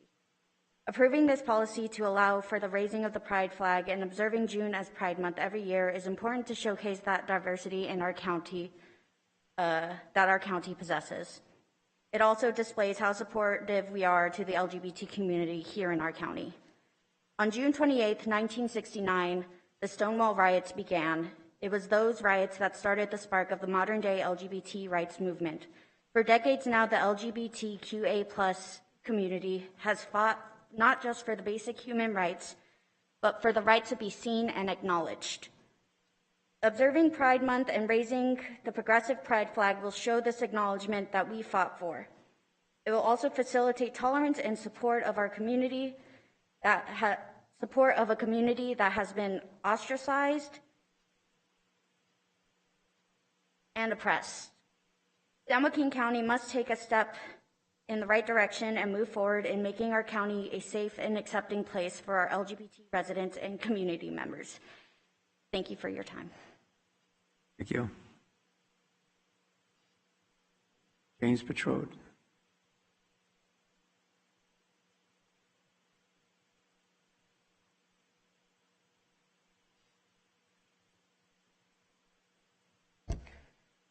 Good morning, Chair of the Board and Supervisors. My name is James Patnod, and I am here to show my support for adopting a commemorative flag policy for San Joaquin County and for the approval of flying a pride flag in observance of Pride Month.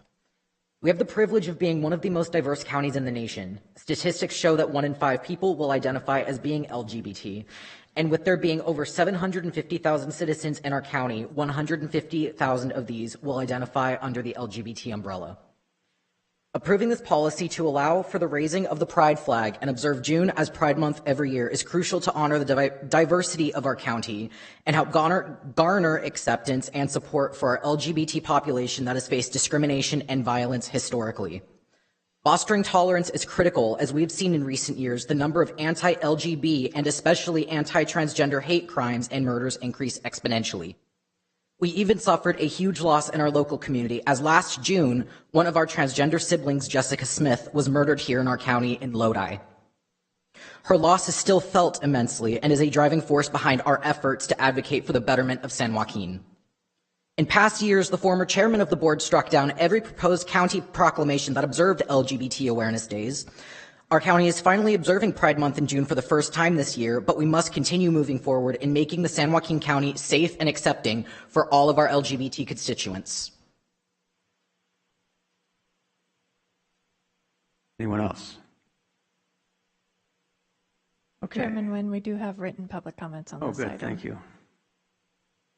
The first one is submitted by Patricia Barrett, who writes, I am a resident of San Joaquin County, and I identify as a member of the LGBTQ plus community. I'm writing to show my support for discussion item number 1, taking action on adopting a commemorative flag policy for San Joaquin County and the approval of flying a commemorative pride flag. There are over 150,000 individuals that identify as LGBTQ plus here in our county.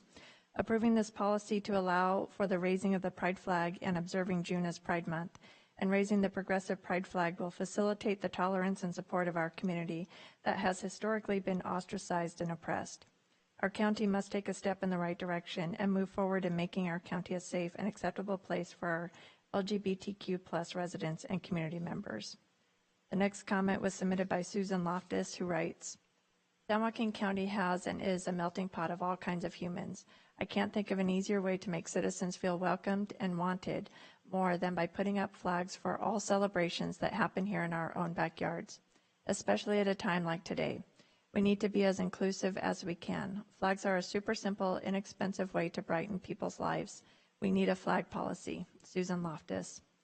The next comment was submitted by Renee Elliott, who writes, Dear Board of Supervisors, please support the policy put forth for a commemorative flag policy and for flying the pride flag at the County Administration Building.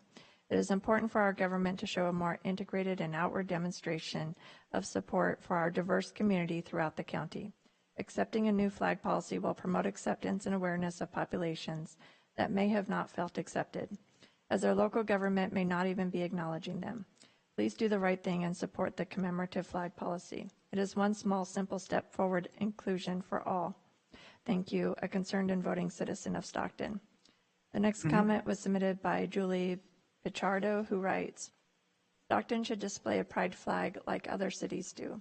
Please adopt a flag policy that makes our LGBTQIA+ residents feel included and welcome.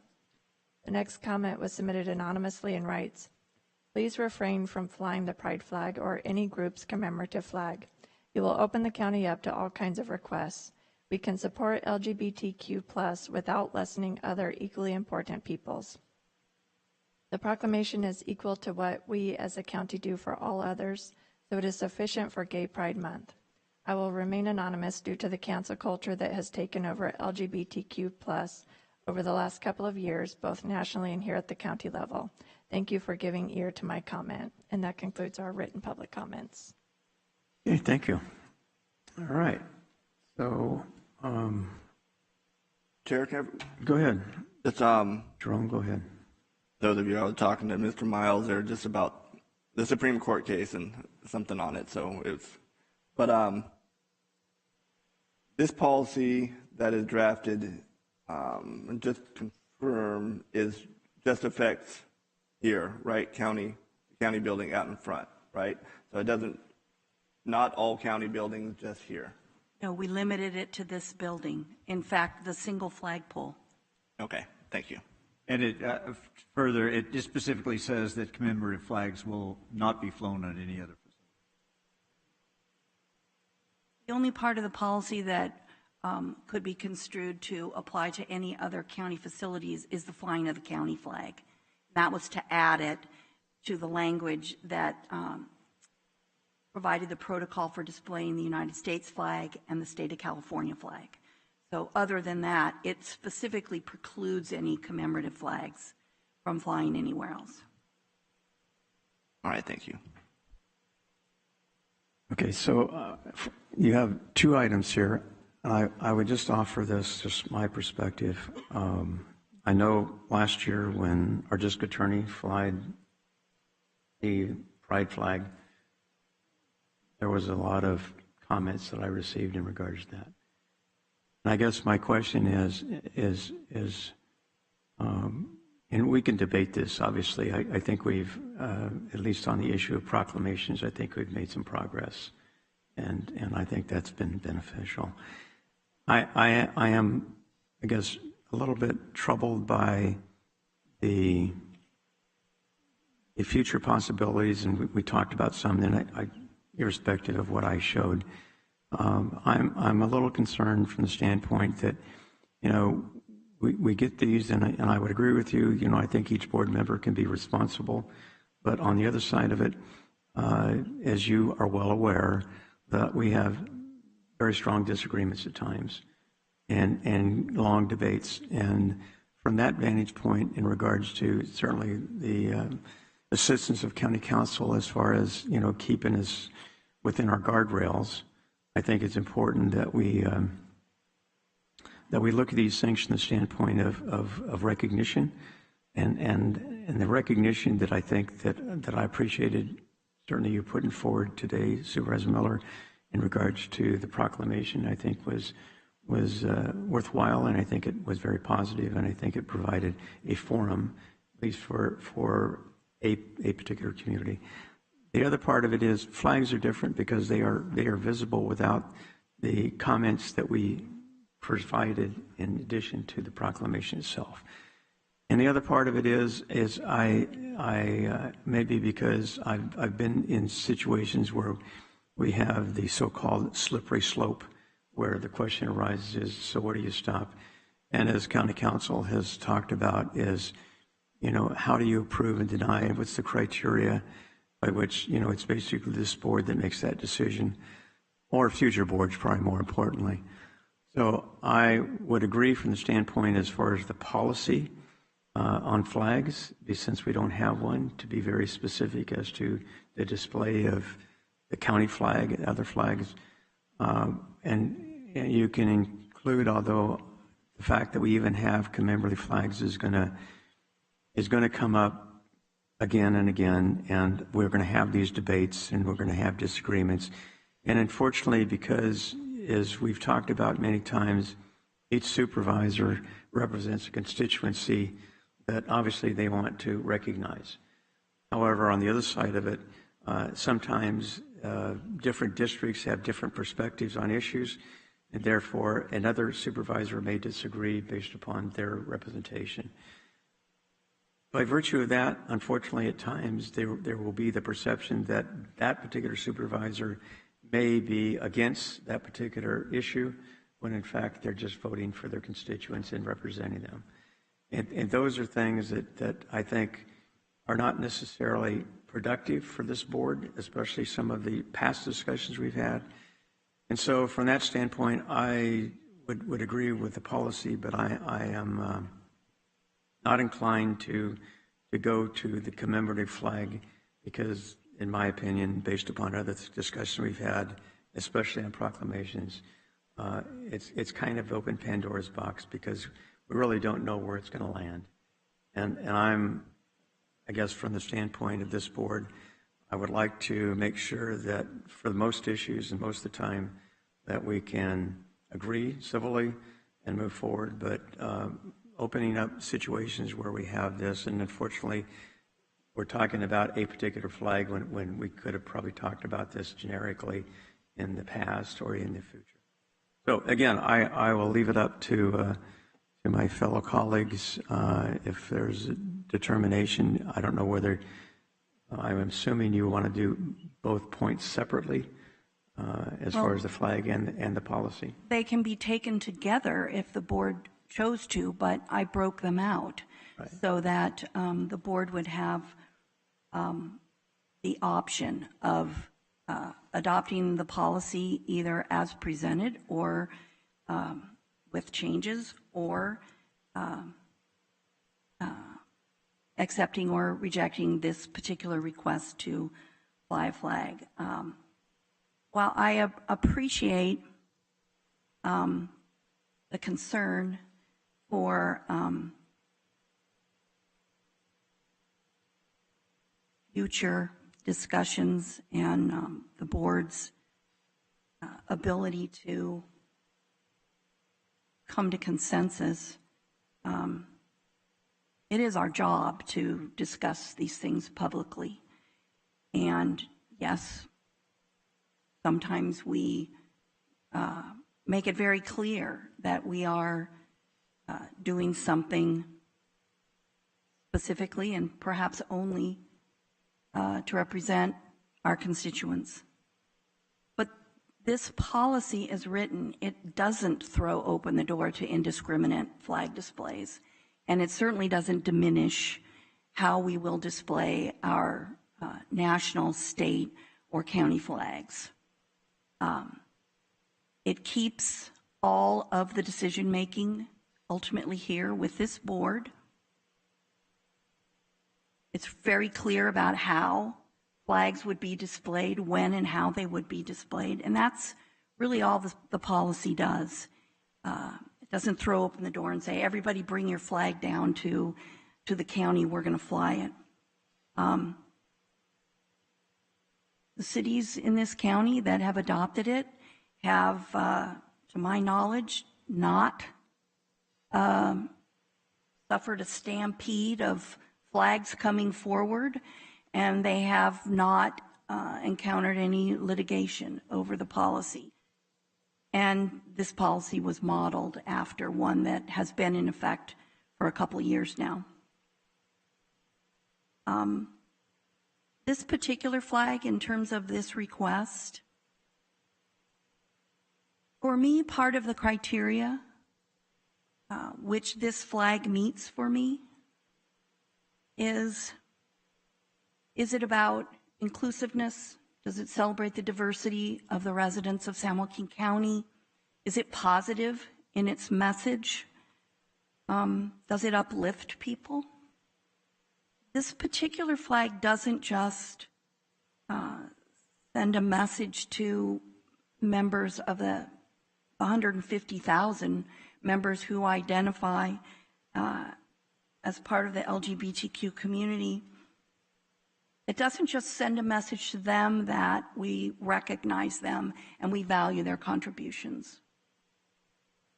It says they're welcome here, and it says they're going to be safe here.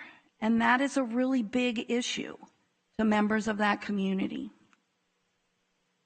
But beyond that, it's also really important to the people that love them, to the parents and the grandparents who are afraid every time they leave the house openly,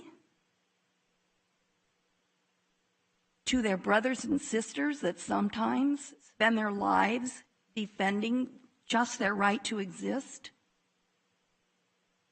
And it's really important to their friends and their colleagues who have to watch people that they respect and work alongside be treated with casual disrespect and diminishment as a regular part of their everyday lives. This flag says that that kind of behavior is unacceptable to their local government. That's the message that's the government speech that it represents.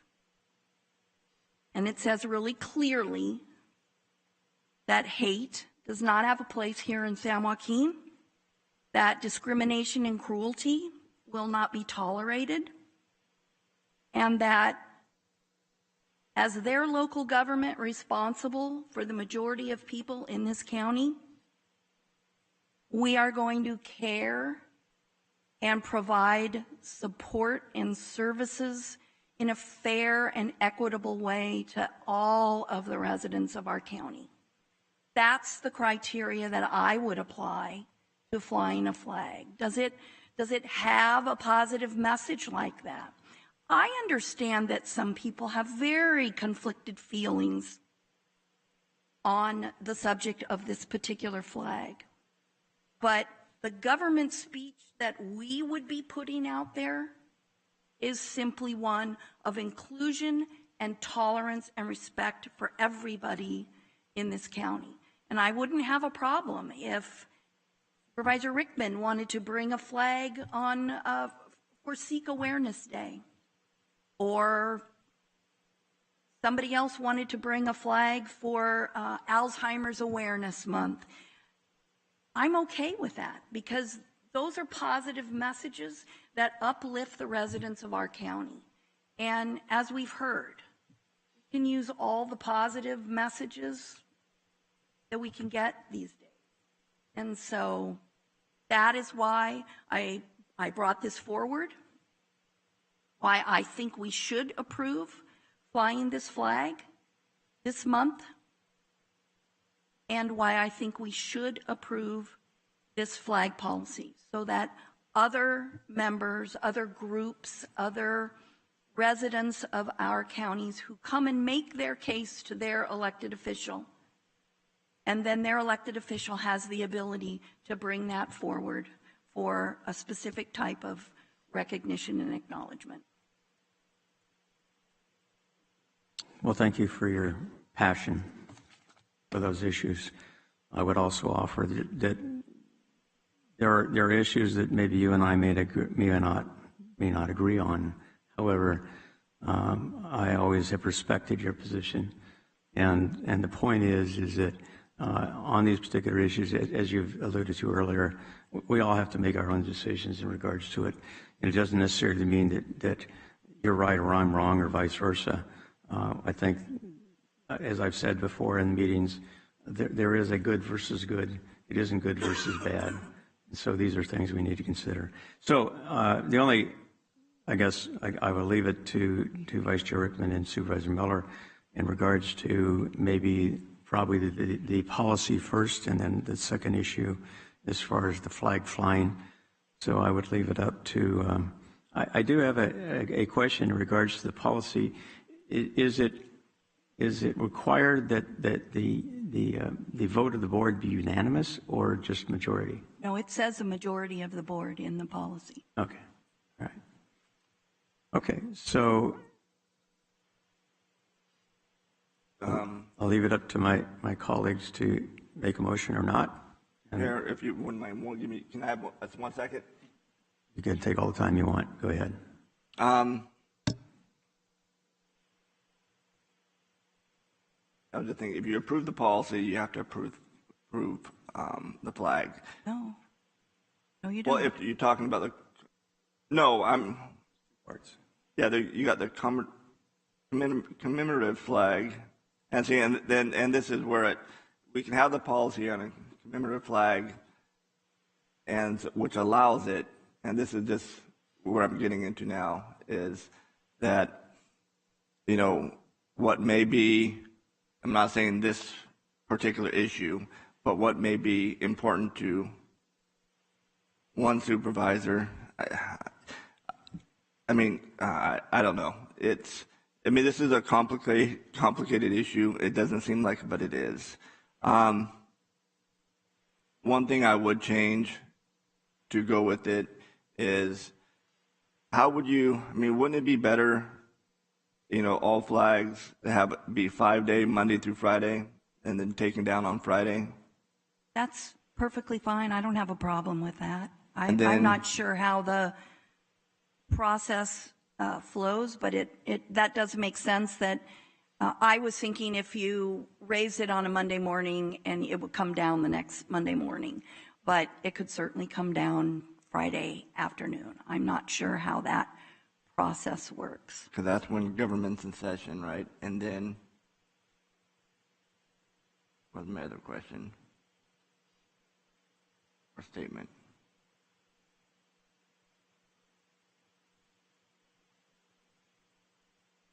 Yeah, I understand both sides. I understand where our chair is coming from, and I share some of his concerns, and I understand where Supervisor Miller is coming from, and I share some of her passion for. But I would like to see from the board, I mean, since it's it can be such a huge issue like it is now, at least have 4/5, a supermajority of the board to go through with it, except for simple majority. How would that work today? Is that the supermajority, 2 out of 3? Well, no, any action of the board requires a minimum of 3 votes to carry it forward.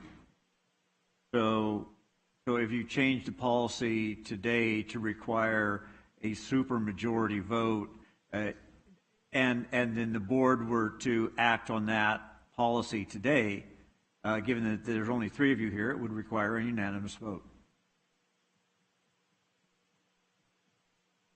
But any action today, whether you change the policy or not to require a supermajority vote, is going to require an affirmative vote from all 3 of you.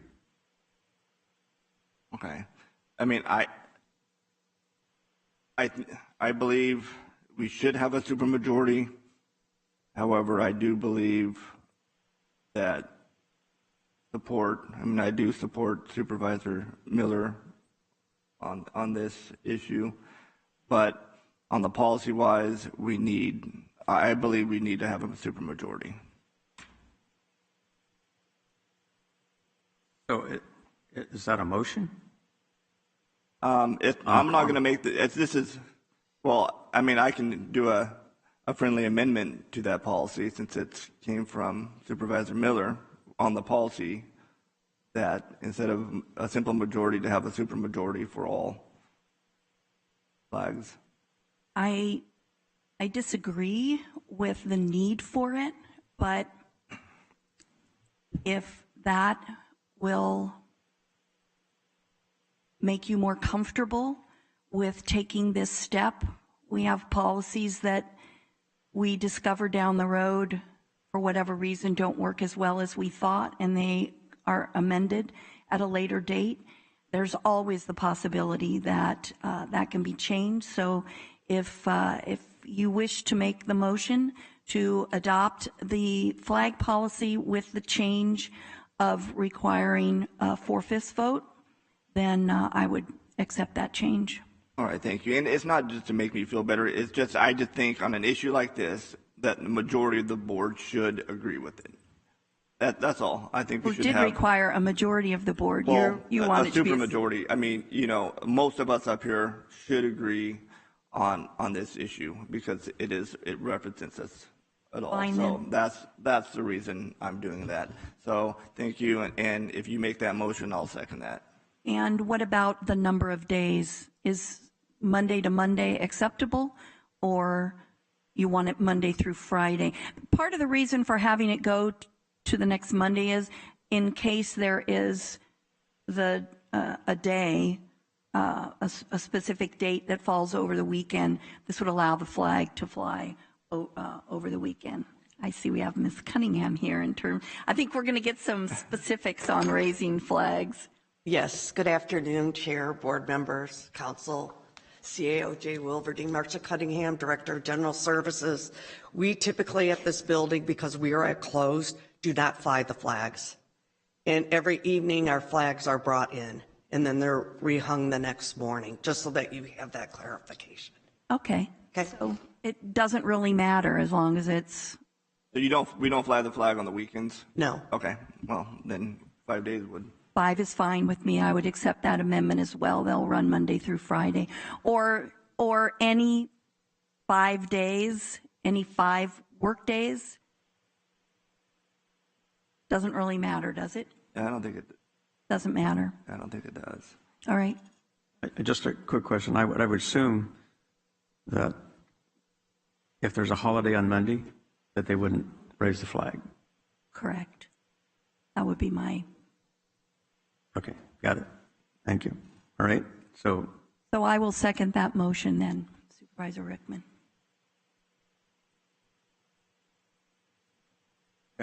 All right. Please vote.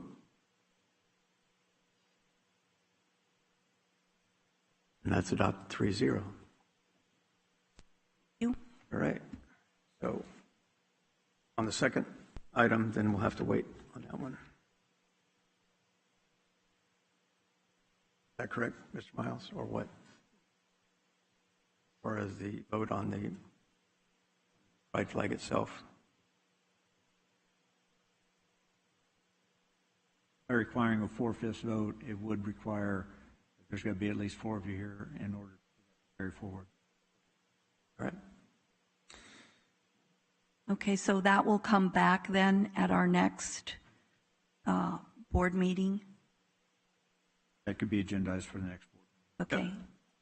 Because we'll only have one more regular board meeting in June, and June is Pride Month. So we could go ahead, though, and approve it on that day and then fly it. Okay. They'll have time to All fly right. It'll be agendized for the next regular board meeting, which is the, what, 21st? 21st. Trying to get my math together. All right.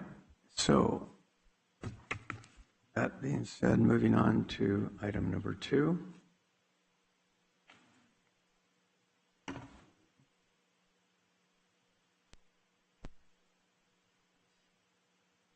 So, Mr. Wilverding. Thank you, Chair Wynn, and members of the board. Good afternoon. And today, Brenda Kiley, our Chief Deputy in my office, will be making a presentation of the budget highlights for fiscal year 2022-2023. These highlights will cover the proposed budget, which we will be asking you to approve today. And with that, I'd like to turn it over to Ms. Kiley. Good afternoon, Chairman Wynn and members of the board. The item before you is the 2022-2023 proposed county budget. We will be presenting some of the highlights of the budget and the multi-year forecast that is our best estimate through 2026-2027. A more detailed presentation and discussion will take place during the final budget hearing, which is recommended to begin on Wednesday, June 22nd at 9:00 a.m. At the conclusion of this afternoon's presentation, the board will be asked to approve the proposed budget and set the date and time for the final budget hearing. It should be noted that your approval of the proposed budget does not constitute final approval of any proposals prior to the final budget hearing. However, it does provide the document that will be presented to your board for the final budget hearing. The proposed budget is now available for the public's review, and the entire document has been posted on the county's website. I want to acknowledge and thank the excellent CAO budget team and all department heads for their leadership and cooperation they provided to our office in the development of the 22-23 budget. A special thank you to the print shop and Robert Johnston with ISD for assisting with the design of the cover and graphics for the budget this year. The 22-23 budget totals $2.17 billion, which is a decrease of $97.1 million from the 21-22 adjusted budget. The budget is structurally balanced and funded with $368.5 million in general purpose revenue. The general fund 21-22 year-end fund balance is estimated at $124.2 million. The budget recommends $90 million in transfers of fund balance to 2 reserves, $45 million to the capital outlay fund and $45 million to the unfunded pension liability reserve. The proposed budget is compared with the 21-22 adjusted budget as of December 31st, 2021, to provide a more accurate and updated comparison to the prior budget. Now we'll review some of the budget's key assumptions and highlights. The 22-23 proposed budget funds all salary increases for existing labor contracts. There are 7 bargaining units with increases in 22-23. The budget also funds the 5% additional contribution toward the unfunded retirement liability at a cost of $26.8 million, which includes a net county cost of $9.2 million. The proposed budget includes retirement rate increases for general and safety members and health insurance rate adjustments. For employees enrolled in the Kaiser plan, which is approximately 73% of the workforce, rates actually decreased by 0.3%. For employees enrolled in one of the self-insured plans, which is approximately 19% of the workforce, rates increased by 3.9%. The next slide is a high-level view of the proposed budget balancing for all funds.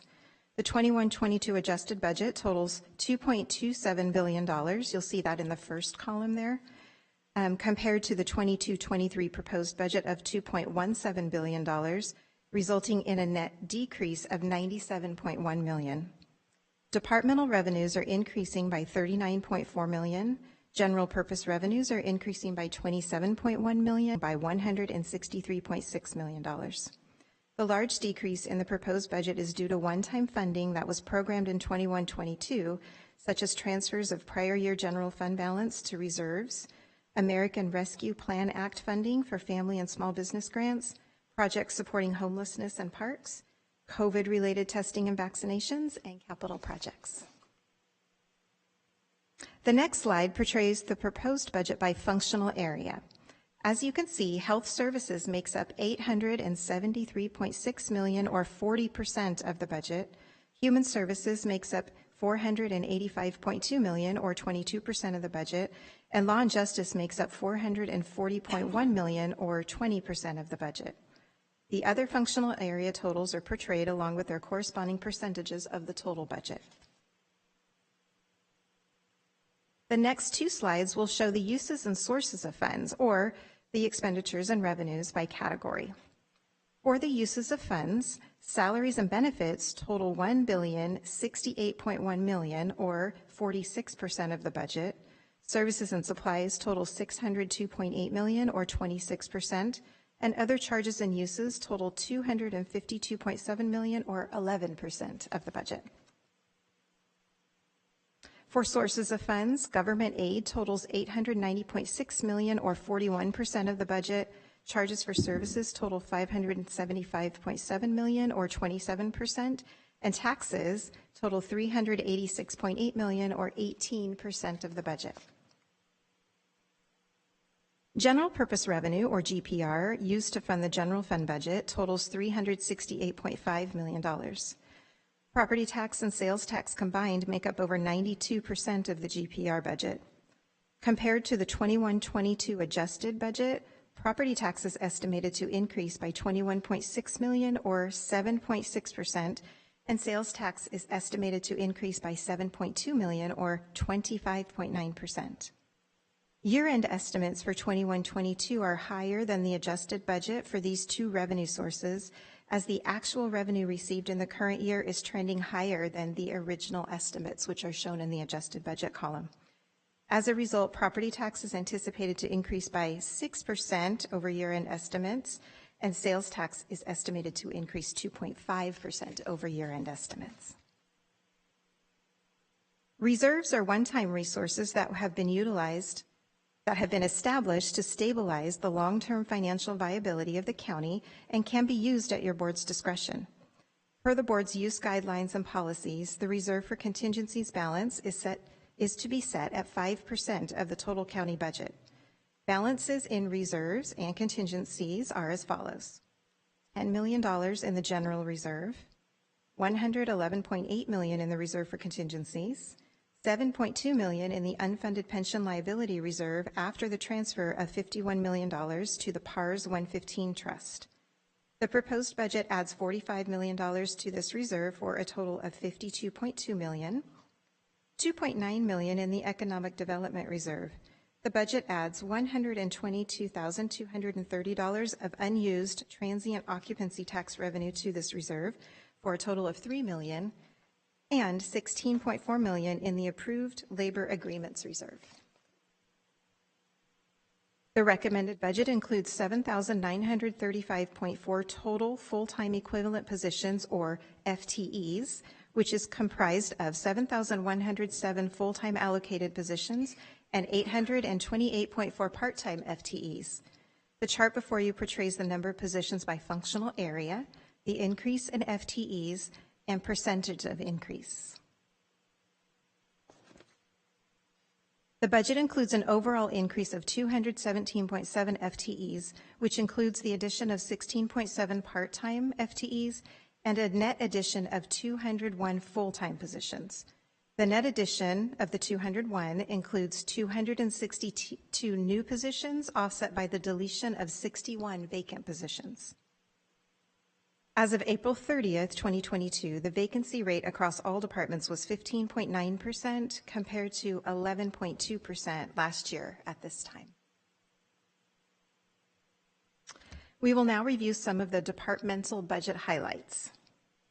In 21-22, Air Park 599 site development activity began in earnest and included mass grading, construction of major site infrastructure, including a detention basin, project roadways, and utility extensions. On November 9th, 2021, the county and Catella celebrated project groundbreaking. Shortly thereafter, construction began on the first industrial building, which is Building 4, consisting of 1.2 million square feet on approximately 58 acres.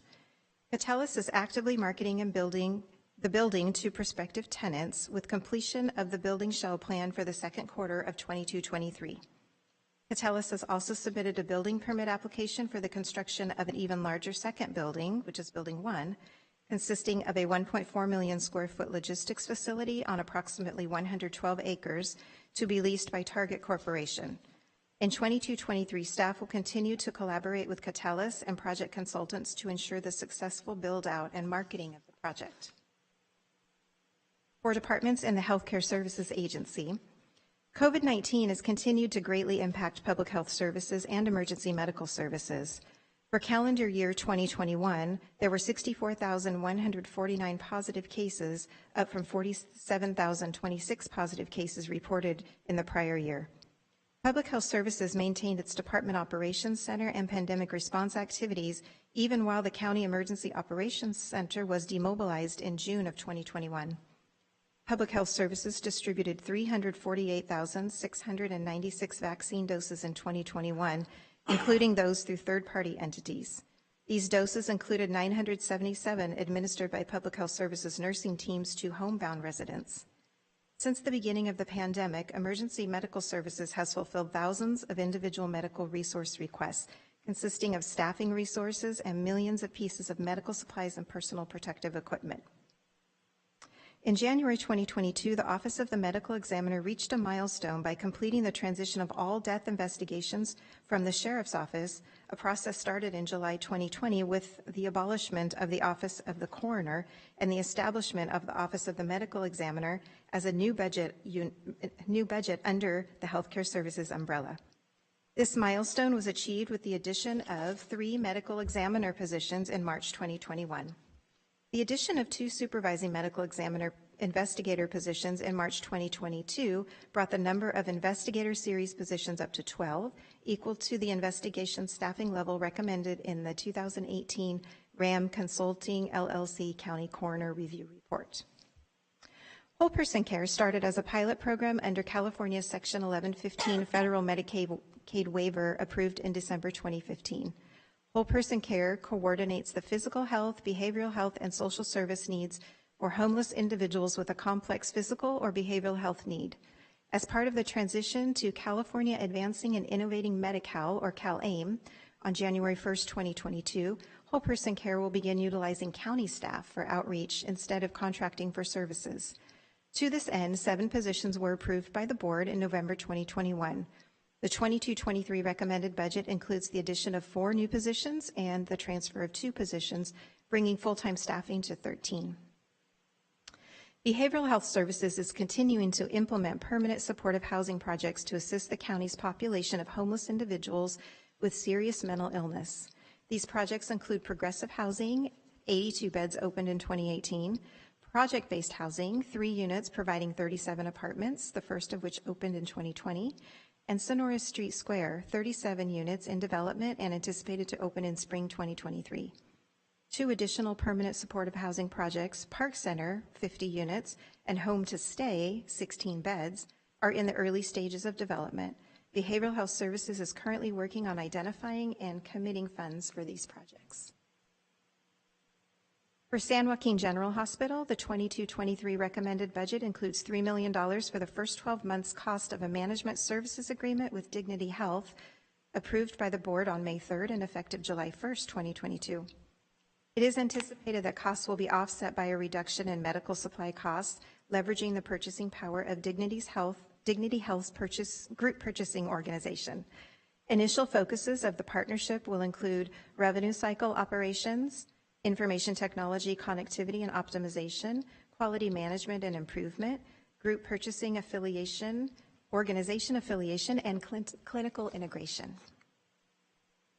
Local jurisdictions met with the CAO in 2019 to evaluate utilizing an Enhanced Infrastructure Financing District, or EIFD, which is a new financing mechanism tool to fund regional projects where each jurisdiction contributes an increment of their property tax revenue to fund the project with reimbursement to the jurisdictions as development growth occurs. The EIFD will partially fund the Mossdale Tract flood protection levee improvements. The project was put on hold in 2021 due to the uncertainty of fiscal impacts as a result of the pandemic. In 21-22, a final tax allocation increment for each jurisdiction was determined. In 22-23, a series of multiple public hearings will take place following a recommendation to the Public Financing Authority and Board for approval of the tax allocation increment for each jurisdiction. In 2021, the Housing Authority of the County of San Joaquin broke ground on Victory Gardens, a 49-unit permanent supportive housing project for homeless veterans built on land provided by the county. That project is planned to open in fall 2022 and is expected to provide housing for about 1/3 of the county's veterans experiencing homelessness once fully occupied. An adjacent parcel also provided by the county is planned for future homeless housing.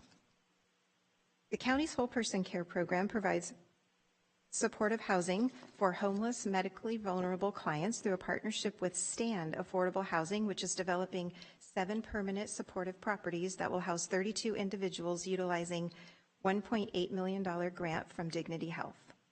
Through a contribution from whole person care of up to $560,000, clients of Stand living in the units are provided ongoing help in obtaining rental assistance and other services intended to support their transition to independent living. To date, 15 individuals have been served through this program.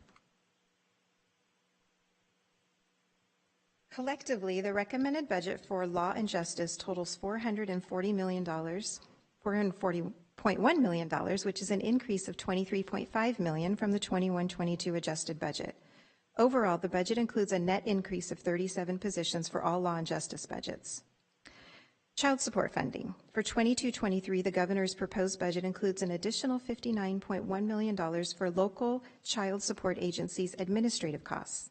The State Department of Child Support Services has determined the county would receive $2.5 million of the supplemental funding based on its allocation methodology. The department's 22-23 budget includes $2.5 million in additional funding, and the department is proposing to add 26 new positions. The District Attorney's Bureau of Investigation provides complete and thorough investigative resources and decades of advanced law enforcement experience to assist in case evaluation, preparation, and further investigative efforts. The recommended budget includes funding for the addition of a District Attorney investigator and forensic software to establish a digital forensics unit. Areas of focus will be on further assisting local law enforcement agencies with forensic analysis and the recovery and investigation of material found in digital devices related to crime. On September 30th, 2020, the governor signed Senate Bill 823, which realigns youth traditionally committed to the California Department of Corrections and Rehabilitation Division of Juvenile Justice, or DJJ, to local probation departments.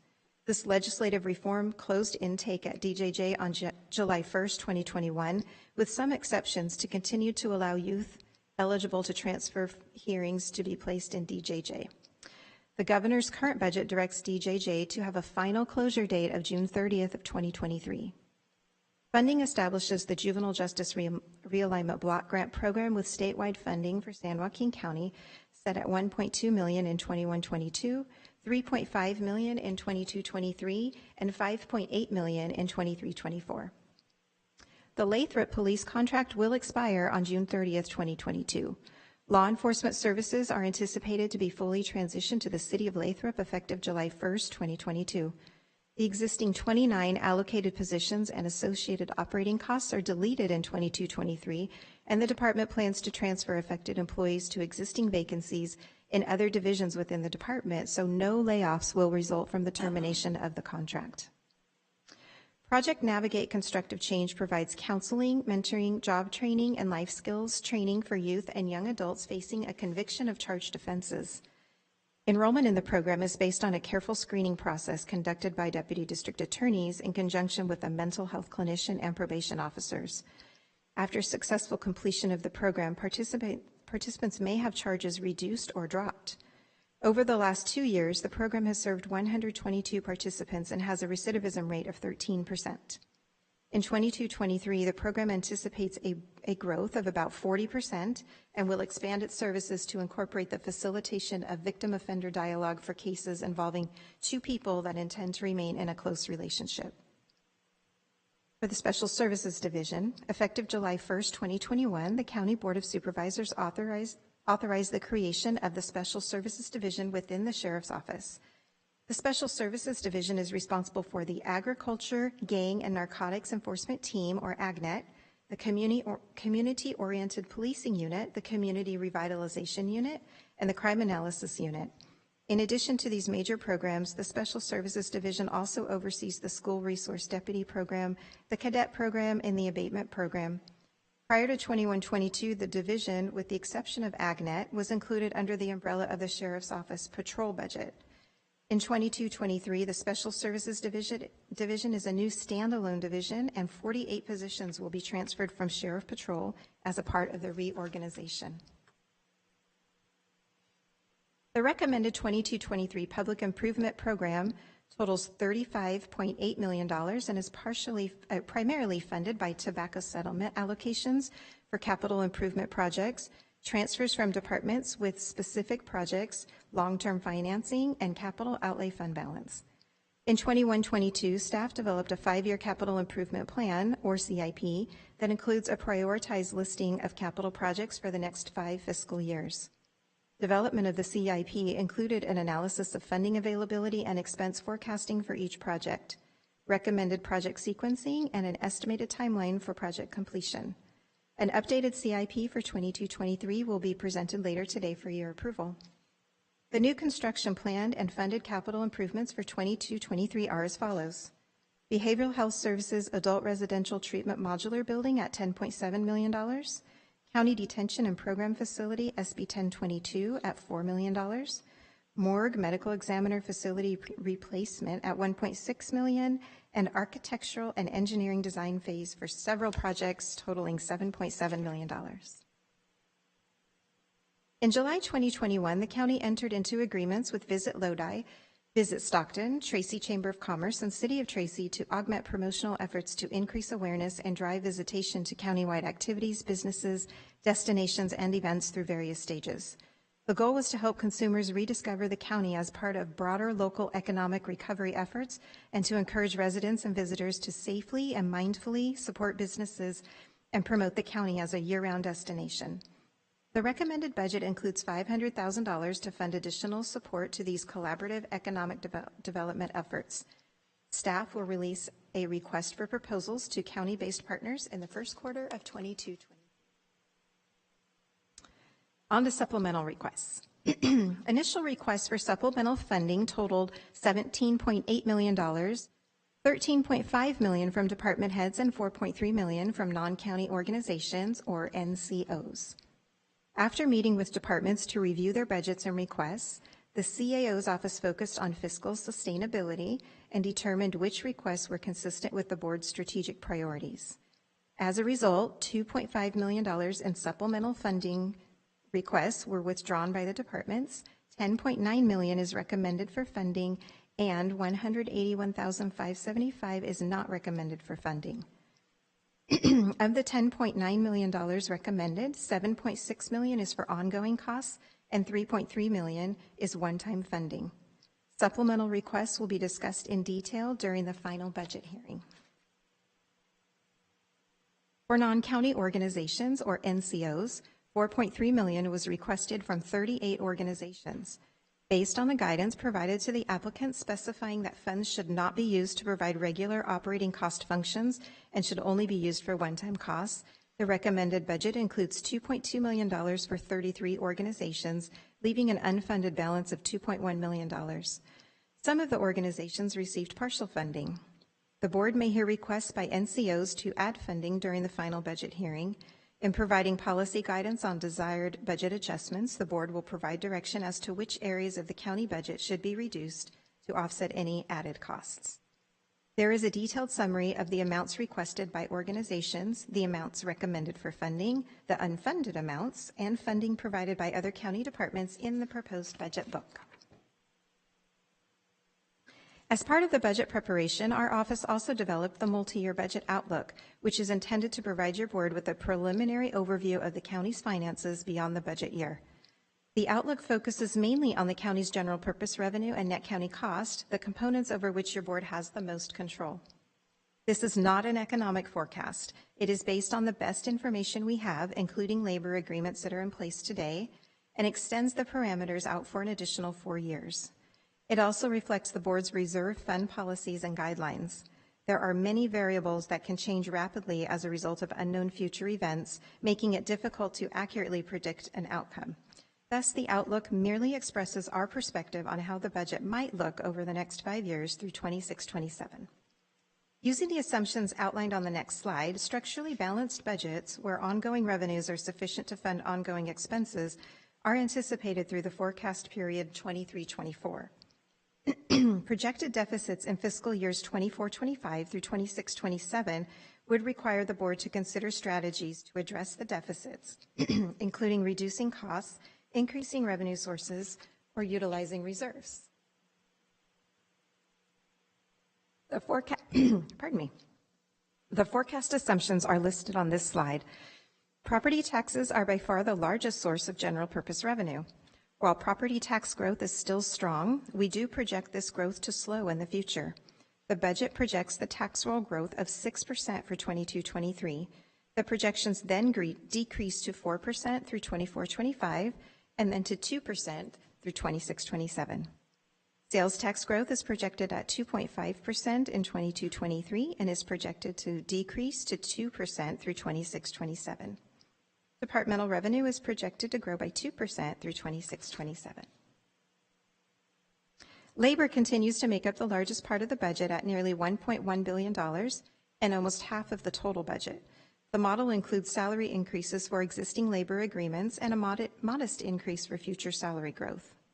Salary projections do not include future costs for expiring labor agreements, as 88.5% of the county's labor MOUs will expire by the end of 22-23. Health insurance rates are estimated to increase by 6% through 26-27, and retirement rates are projected to increase by 2.5% each year through the modeling period. The additional 5% contribution toward the unfunded retirement liability is also funded through 26-27.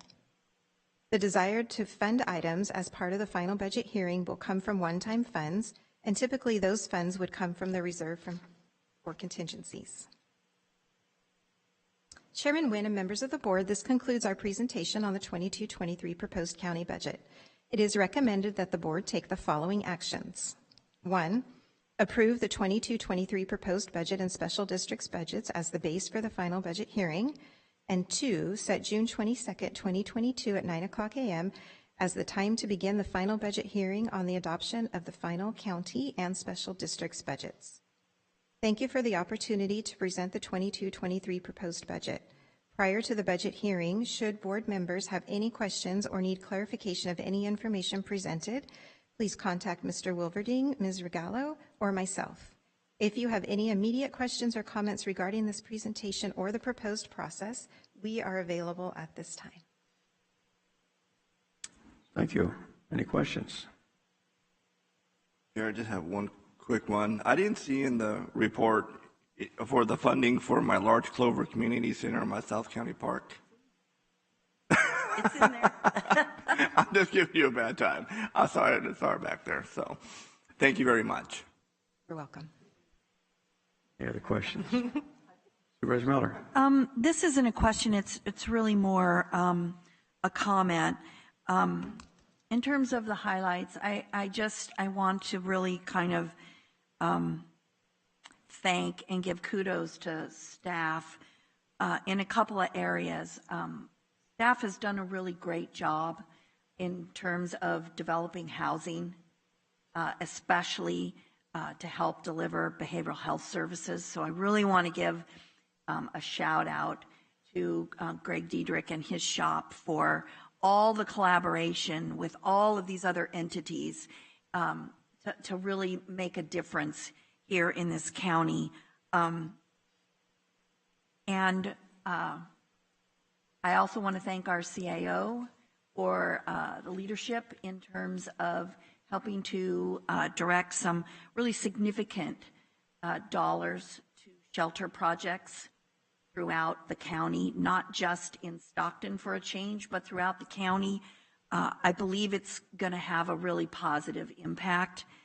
I'm so excited about Victory Gardens, that moving forward and that continuing. And then I also think, you know, a bright spot in this is Project Navigate Change. I mean, I have to say a 13% recidivism rate, that's amazing considering what we struggle with on all of these other programs. So, you know, the Community Corrections Partnership and the leadership involved in that project, it is reaping benefits for people and really increasing public safety. So there's a lot of other good things. That's just a couple that I wanted to highlight today. But thank you for once again bringing us a structurally balanced budget. It's important. That's an excellent presentation. I would agree with Supervisor Miller. It's amazing how the phrase structurally balanced budget continues. And he's not even here. Lived beyond. I think we're stuck in that rut, so to speak. But anyway, appreciate certainly all the effort put forth, and I would agree with Supervisor Miller. I think our investments and certainly our priorities have been well thought out in regards to putting together this budget, and I look forward not only beyond this fiscal year but future fiscal years in regards to improving upon especially our parks program. And I know Ms. Cunningham and we've had conversations, and I know you're going to do a presentation shortly, so I'm sure Vice Chair Rickman will have a couple of questions for you, but I'm sure you're prepared. So anyway, we need a motion. Any other questions? Any public comment? I don't see any cards. Michelle, any? There are no public comments for this item. Got it. Okay, thank you. We need a motion in regards to not only the approval, but secondly in regards to the hearing on the 22nd. I make the motion. I'll second. Please vote. And that's adopted 3-0. Thank you very much. Thank Appreciate you. that. Thank you, everyone. Thank you. All right, moving ahead to County Council in regards to the Title IV Public Safety Division 5, Chapter 2, Protecting Critical Infrastructure. Thank you. Through the chair, we're asking that be continued until the next meeting on June 21st. Okay, thank you. And to the next item, 5-year capital improvement. You're faster than I expected, so Dr. Cunningham.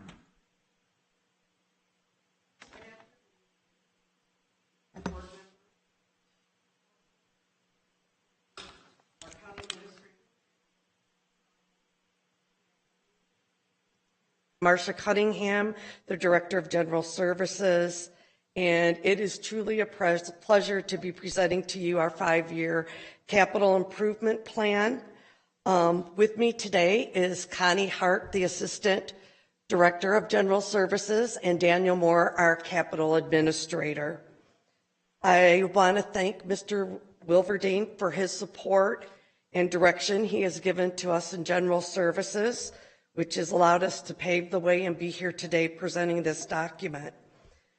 It's also very important for me that I recognize and give special recognition and thanks to both Connie and Daniel for their exceptional work and dedication and time they have put into the development of this plan and the presentation that they will be presenting today. In addition, I'd like to thank everyone that did contribute to the capital project team to make this happen, along with our capital project staff. It definitely takes a village to accomplish what happens within that division. Following the presentation, Connie, Daniel, and I will be available for questions. And at this point, I'd like to turn the presentation over to Connie. Good afternoon, Chair Nguyen, members of the board. As Marcia said, I'm Connie Hart, Assistant Director of General Services. Today, we will be providing an overview of the 5-year Capital Improvement Plan, or CIP, developed by the Capital Projects team with the assistance of ISD. Before I begin, I too would like to recognize the hard work of Daniel Moore, our Capital Projects Administrator, and his amazing team who worked diligently to compile the information available in the CIP. Also, I'd like to recognize specifically Robert Johnston with ISD for creating the design and the professional look of the CIP before you.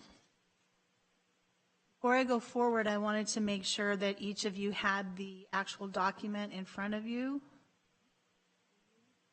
Awesome. Wonderful. Briefly, I'd like to review what the CIP is and what it is not. It is not a comprehensive county-wide plan. It does not include capital projects planned by Public Works or the enterprise budgets of the airport or the hospital. The CIP before you details the capital projects planned over the next 5 years for county facilities managed by the Capital Projects Division of GSD and are included in the public improvement budget that is estimated to result in an additional 240,000 square feet of space. Like the public improvement budget, the CIP is broken into 2 categories: new construction and facilities planning that includes real property acquisition, building construction, and facility planning activities. The second category is existing facilities and parks improvements and represents those major projects to improve existing county facilities and parks. A new approach being taken is to update the CIP annually rather than waiting until the end of the 5-year period.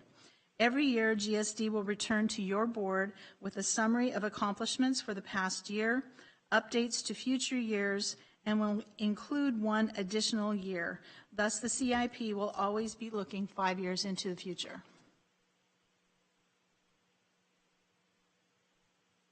There are several purposes and benefits to having an up-to-date and targeted CIP. CIP will provide a mechanism for documenting county priorities with regard to facilities projects, manage both funding and staffing resources, provide a roadmap for making budget recommendations, and provide a clear timeline for all phases of project development. This slide provides a quick view of the costs planned for appropriation over the next 5-year period covered by the CIP. Year 1, or 22-23, is primarily devoted to architectural and engineering, or A&E, efforts for multiple projects. Additionally, construction is scheduled to begin on the new morgue and the BHS Adult Residential Modular Treatment Facility.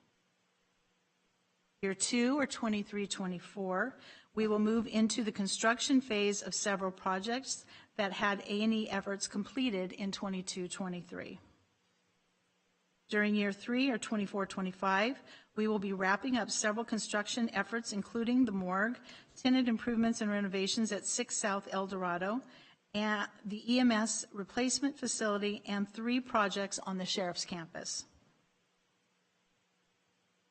And finally, years 4 and 5 have reserved capacity to add projects as we move through the fiscal years and identify county priorities.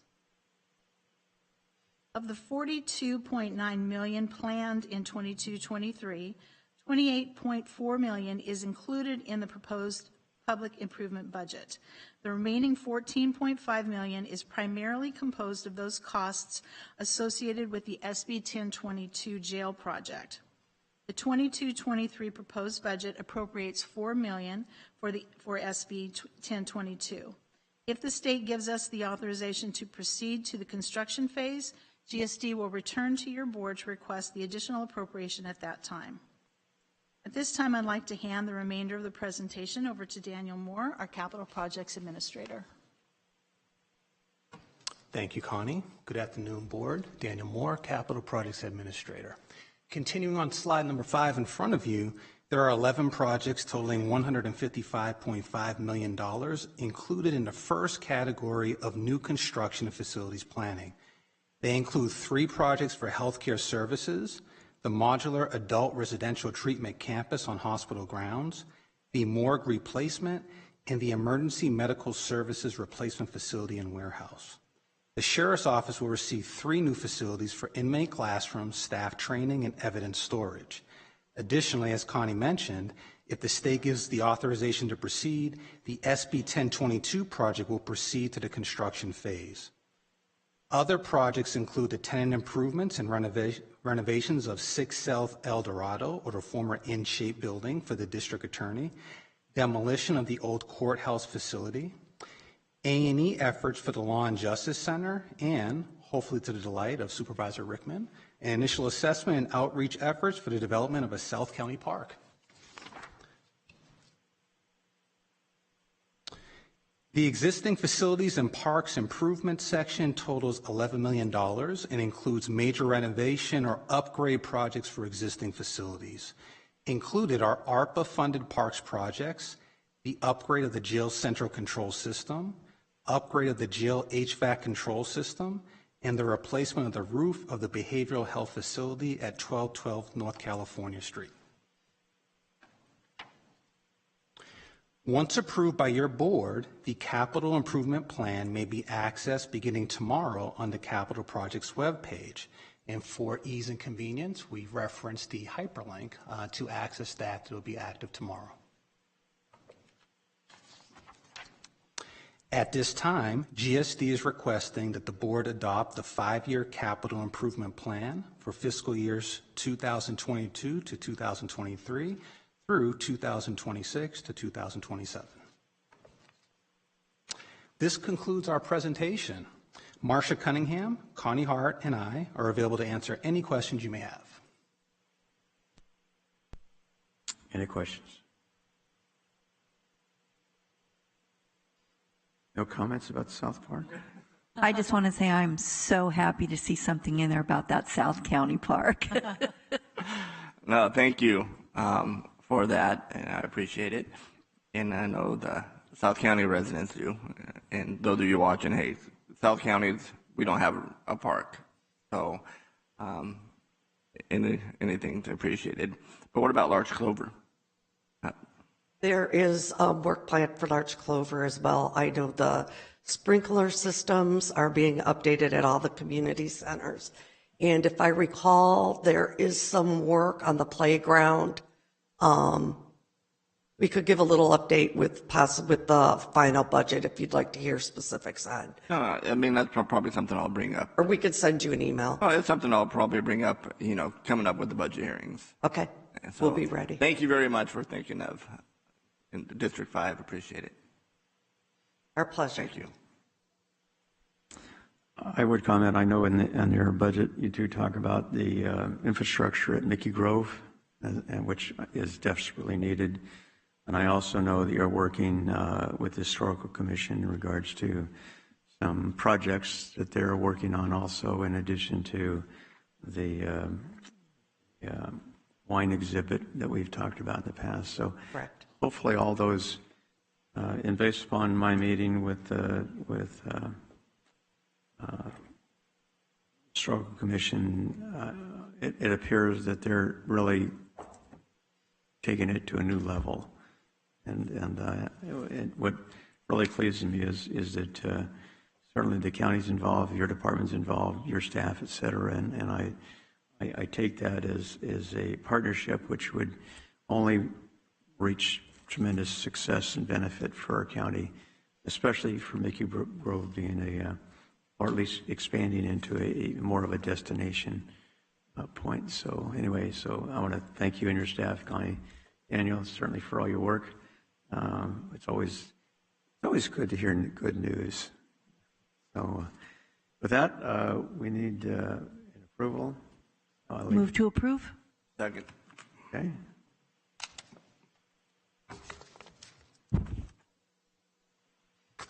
And it's adopted 3-0. Thank you all very much. Thank you. Thank you.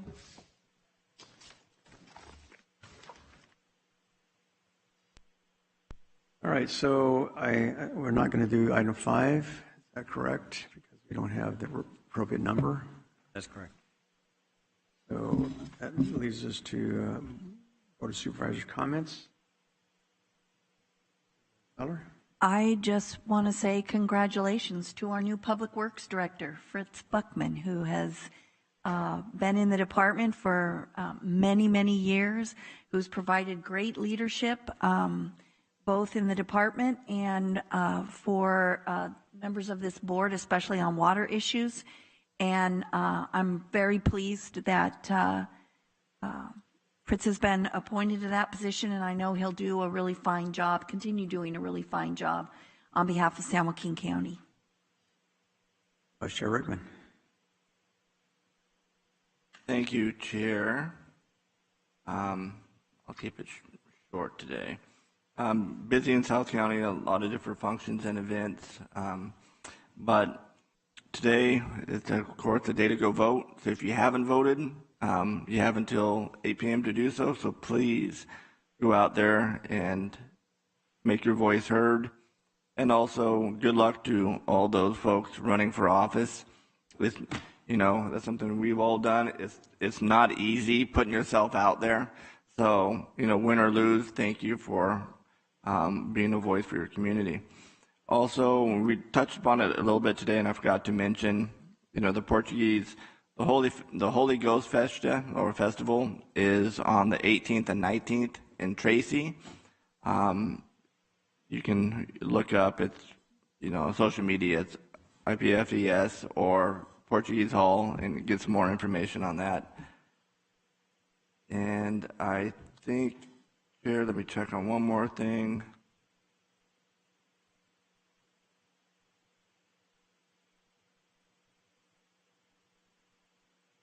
I also want to say congratulations to Mountain House community and the Lammerville Unified School District. They just had a groundbreaking ceremony for the future site of Evelyn Costa Elementary School, which will be a new K-8 school, which will be opening up in August of next year. So, more schools, more education for our kids is always something that's awesome. So, with that, Chair, thank you. Thank you. I just want to thank staff and thank my fellow supervisors for hanging in there and having a very, I use the term short but expeditious meeting. So I want to thank you for your efforts, and we covered a lot of ground today, and I want to thank you all for your input and participation, and look forward to our next meeting. And with that, I don't believe, obviously, we have any more. So we will adjourn till the 21st. Thank you all. Thank